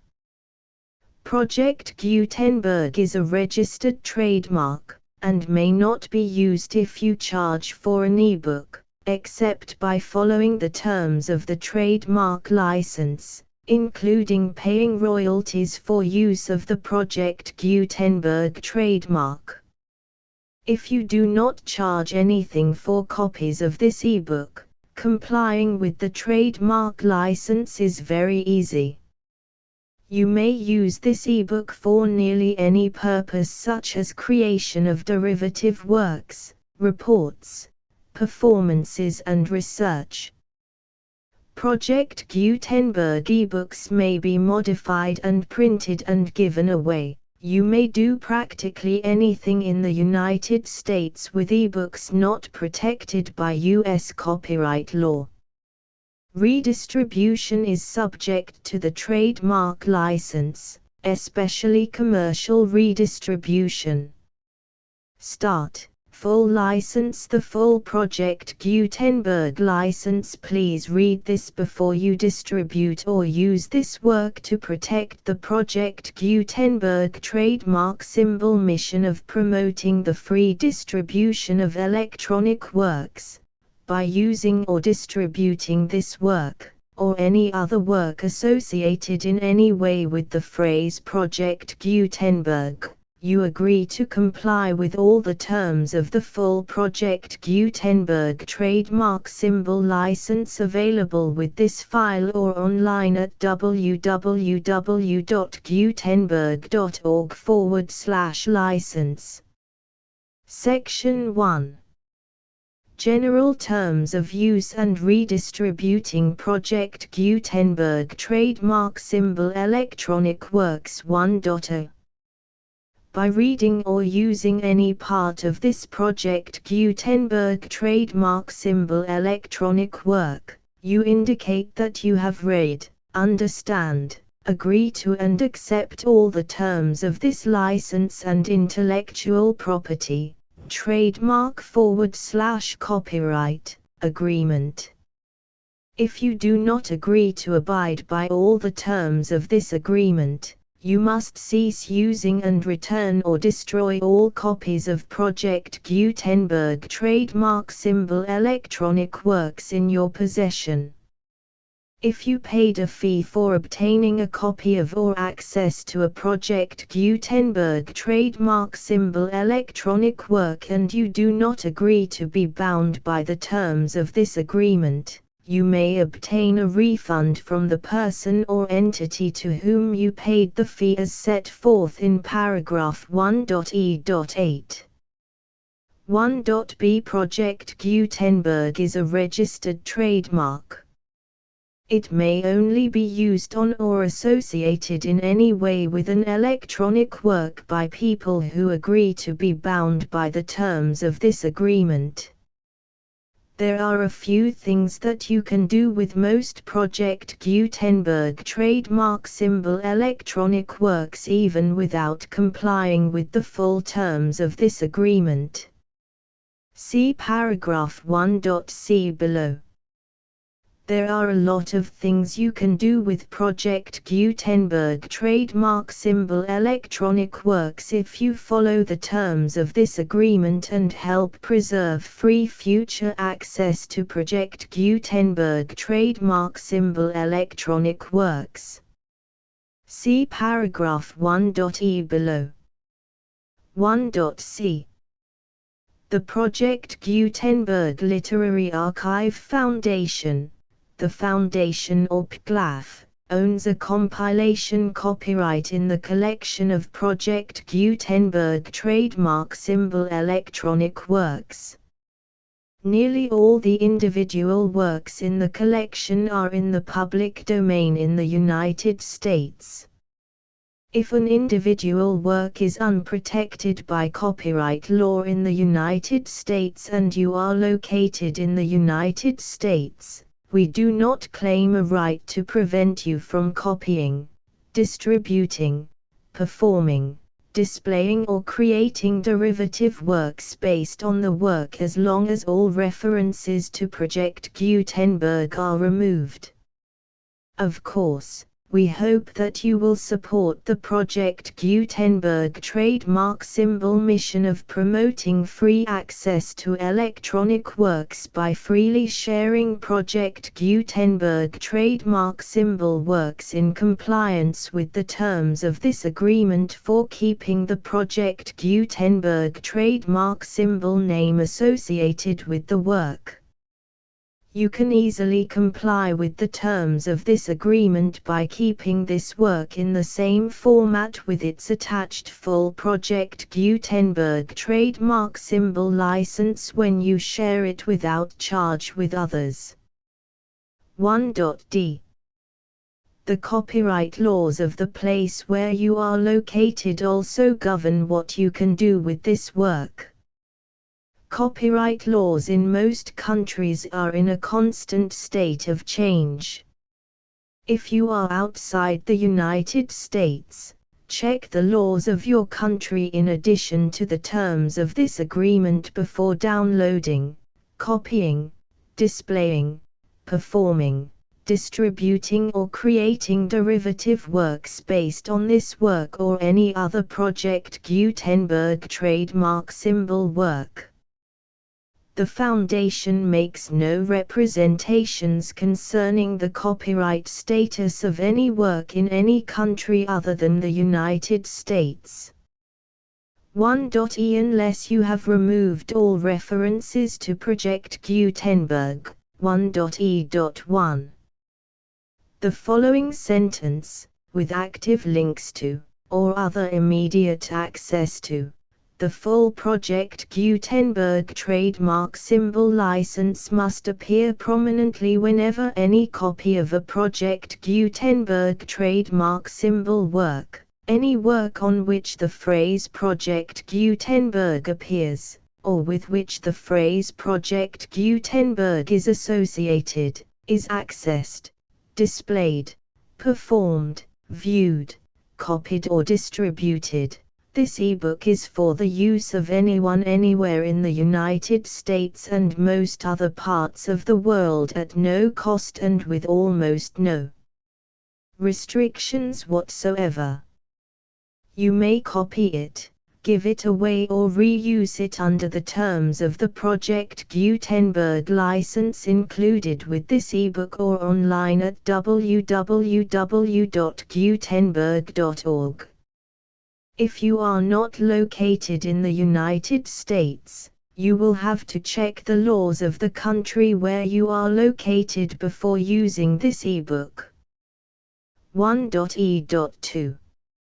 If an individual Project Gutenberg trademark symbol electronic work is derived from texts not protected by U.S. copyright law, does not contain a notice indicating that it is posted with permission of the copyright holder, the work can be copied and distributed to anyone in the United States without paying any fees or charges. If you are redistributing or providing access to a work with the phrase Project Gutenberg associated with or appearing on the work, you must comply either with the requirements of paragraphs 1.e.1 through 1.e.7 or obtain permission for the use of the work and the Project Gutenberg trademark symbol trademark as set forth in paragraphs 1.e.8 or 1.e.9. 1.e.3.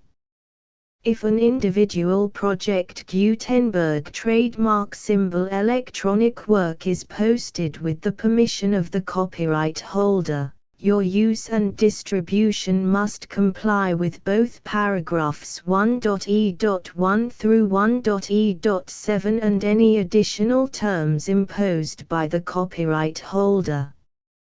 Additional terms will be linked to the Project Gutenberg trademark symbol license for all works posted with the permission of the copyright holder found at the beginning of this work. 1.e.4.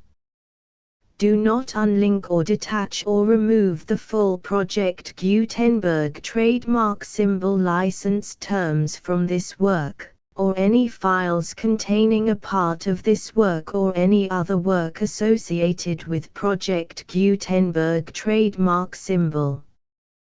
1.e.5.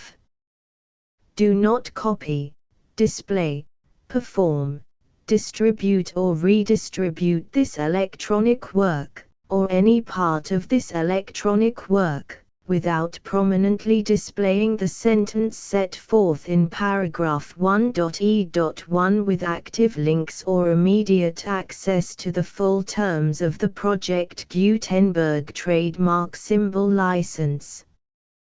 1.e.6. You may convert to and distribute this work in any binary, compressed, marked up, non-proprietary or proprietary form, including any word processing or hypertext form. However, if you provide access to or distribute copies of a Project Gutenberg trademark symbol work in a format other than plain vanilla ASCII or other format used in the official version posted on the official Project Gutenberg trademark symbol website, www.gutenberg.org, you must, at no additional cost, fee or expense to the user, provide a copy, a means of exporting a copy, or a means of obtaining a copy upon request, of the work in its original plain vanilla ASCII or other form. Any alternate format must include the full Project Gutenberg trademark symbol license as specified in paragraph 1.e.1. 1.e.7. Do not charge a fee for access to, viewing, displaying, performing, copying or distributing any Project Gutenberg trademark symbol works unless you comply with paragraph 1.e.8 or 1.e.9. 1.e.8. You may charge a reasonable fee for copies of or providing access to or distributing Project Gutenberg trademark symbol electronic works provided that you pay a royalty fee of 20% of the gross profits you derive from the use of Project Gutenberg trademark symbol works calculated using the method you already use to calculate your applicable taxes. The fee is owed to the owner of the Project Gutenberg trademark symbol trademark, but he has agreed to donate royalties under this paragraph to the Project Gutenberg Literary Archive Foundation. Royalty payments must be paid within 60 days following each date on which you prepare, or are legally required to prepare, your periodic tax returns. Royalty payments should be clearly marked as such and sent to the Project Gutenberg Literary Archive Foundation at the address specified in Section 4, Information about donations to the Project Gutenberg Literary Archive Foundation. You provide a full refund of any money paid by a user who notifies you in writing, or by email, within 30 days of receipt that he does not agree to the terms of the full Project Gutenberg trademark symbol license. You must require such a user to return or destroy all copies of the works possessed in a physical medium and discontinue all use of and all access to other copies of Project Gutenberg trademark symbol works. You provide, in accordance with paragraph 1.f.3, a full refund of any money paid for a work or a replacement copy, if a defect in the electronic work is discovered and reported to you within 90 days of receipt of the work. You comply with all other terms of this agreement for free distribution of Project Gutenberg trademark symbol works. 1.e.9. If you wish to charge a fee or distribute a Project Gutenberg trademark symbol electronic work or group of works on different terms than are set forth in this agreement, you must obtain permission in writing from the Project Gutenberg Literary Archive Foundation, the manager of the Project Gutenberg trademark symbol trademark. Contact the Foundation as set forth in Section 3 below. 1.f1.f.1.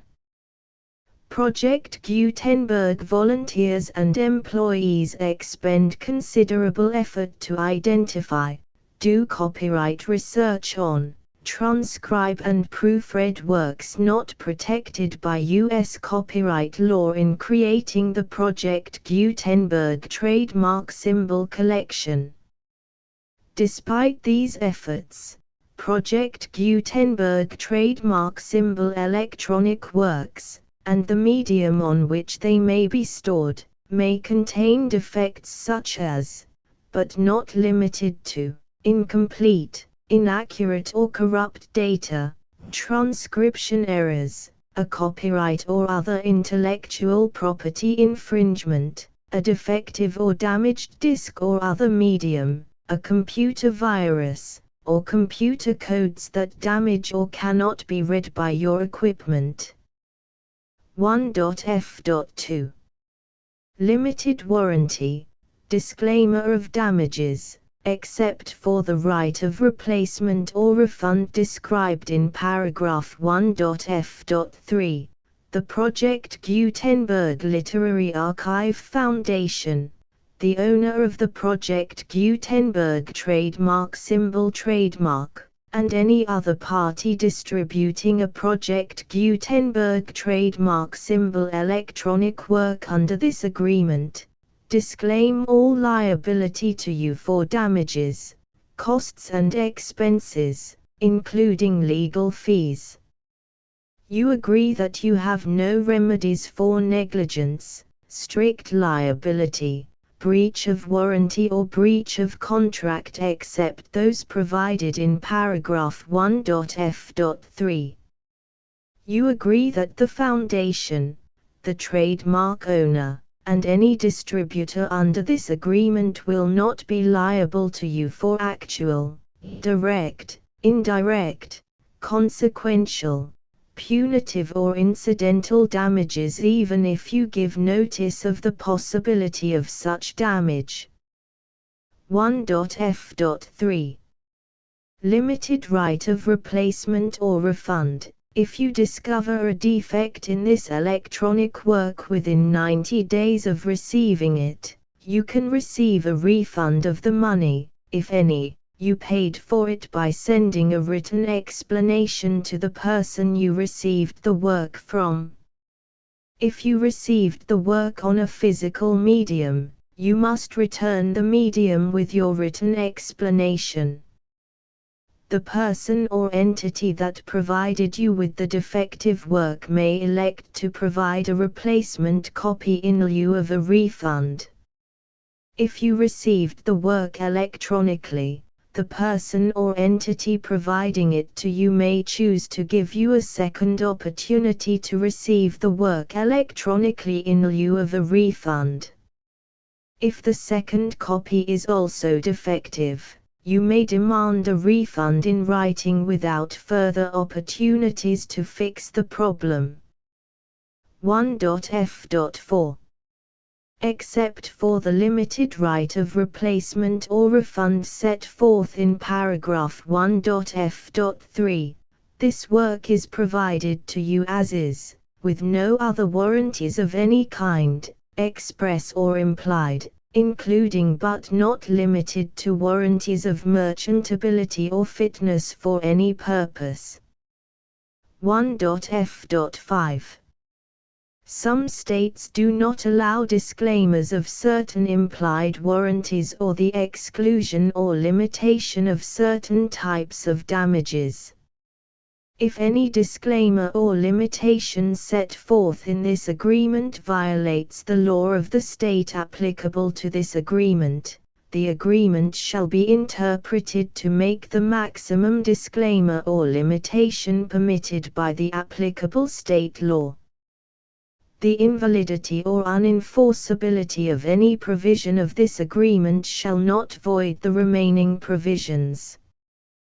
1.f.6 Indemnity. You agree to indemnify and hold the Foundation, the trademark owner, any agent or employee of the Foundation, anyone providing copies of Project Gutenberg trademark symbol electronic works in accordance with this agreement, and any volunteers associated with the production, promotion and distribution of Project Gutenberg trademark symbol electronic works, harmless from all liability, costs and expenses, including legal fees, that arise directly or indirectly from any of the following which you do or cause to occur.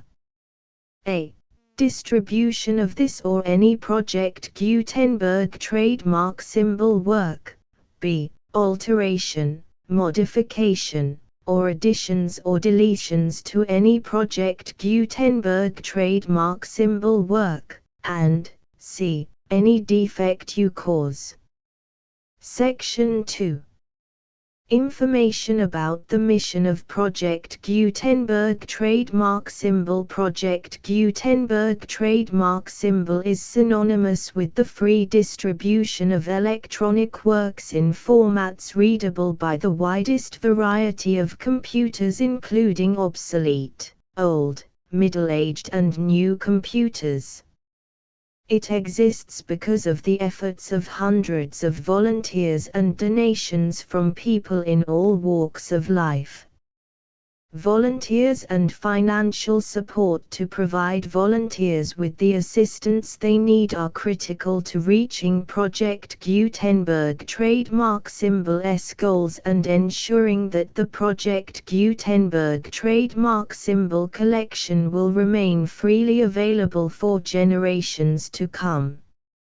In 2001, the Project Gutenberg Literary Archive Foundation was created to provide a secure and permanent future for Project Gutenberg trademark symbol and future generations. To learn more about the Project Gutenberg Literary Archive Foundation and how your efforts and donations can help, see sections 3 and 4 and the Foundation information page at www.gutenberg.org. Section 3. Information about the Project Gutenberg Literary Archive Foundation. The Project Gutenberg Literary Archive Foundation is a non-profit 501(c)(3) educational corporation organized under the laws of the state of Mississippi and granted tax-exempt status by the Internal Revenue Service. The Foundation's IN or Federal Tax Identification Number is 64-6221541. Contributions to the Project Gutenberg Literary Archive Foundation are tax-deductible to the full extent permitted by U.S. federal laws and your state's laws. The Foundation's business office is located at 809 North 1500 West, Salt Lake City, UT 84116. 801-596-1887.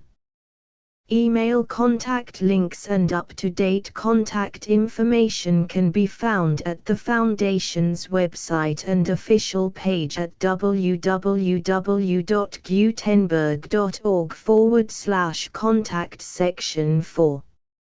Information about donations to the Project Gutenberg Literary Archive Foundation. Project Gutenberg trademark symbol depends upon and cannot survive without widespread public support and donations to carry out its mission of increasing the number of public domain and licensed works that can be freely distributed in machine-readable form accessible by the widest array of equipment including outdated equipment.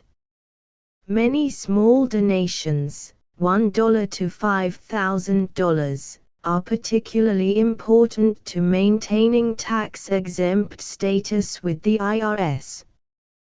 The Foundation is committed to complying with the laws regulating charities and charitable donations in all 50 states of the United States. Compliance requirements are not uniform and it takes a considerable effort, much paperwork and many fees to meet and keep up with these requirements. We do not solicit donations in locations where we have not received written confirmation of compliance. To send donations or determine the status of compliance for any particular state, visit www.gutenberg.org/donate. While we cannot and do not solicit contributions from states where we have not met the solicitation requirements, we know of no prohibition against accepting unsolicited donations from donors in such states who approach us with offers to donate. International donations are gratefully accepted, but we cannot make any statements concerning tax treatment of donations received from outside the United States. U.S. laws alone swamp our small staff. Please check the Project Gutenberg web pages for current donation methods and addresses. Donations are accepted in a number of other ways, including checks, online payments and credit card donations. To donate, please visit www.gutenberg.org/donate. Section 5. General information about Project Gutenberg Trademark Symbol Electronic Works. Professor Michael S. Hart was the originator of the Project Gutenberg trademark symbol concept of a library of electronic works that could be freely shared with anyone. For 40 years, he produced and distributed Project Gutenberg trademark symbol ebooks with only a loose network of volunteer support. Project Gutenberg trademark symbol ebooks are often created from several printed editions, all of which are confirmed as not protected by copyright in the US unless a copyright notice is included. Thus, we do not necessarily keep ebooks in compliance with any particular paper edition. Most people start at our website, which has the main PG search facility, www.gutenberg.org. This website includes information about Project Gutenberg trademark symbol, including how to make donations to the Project Gutenberg Literary Archive Foundation, how to help produce our new ebooks, and how to subscribe to our email newsletter to hear about new ebooks.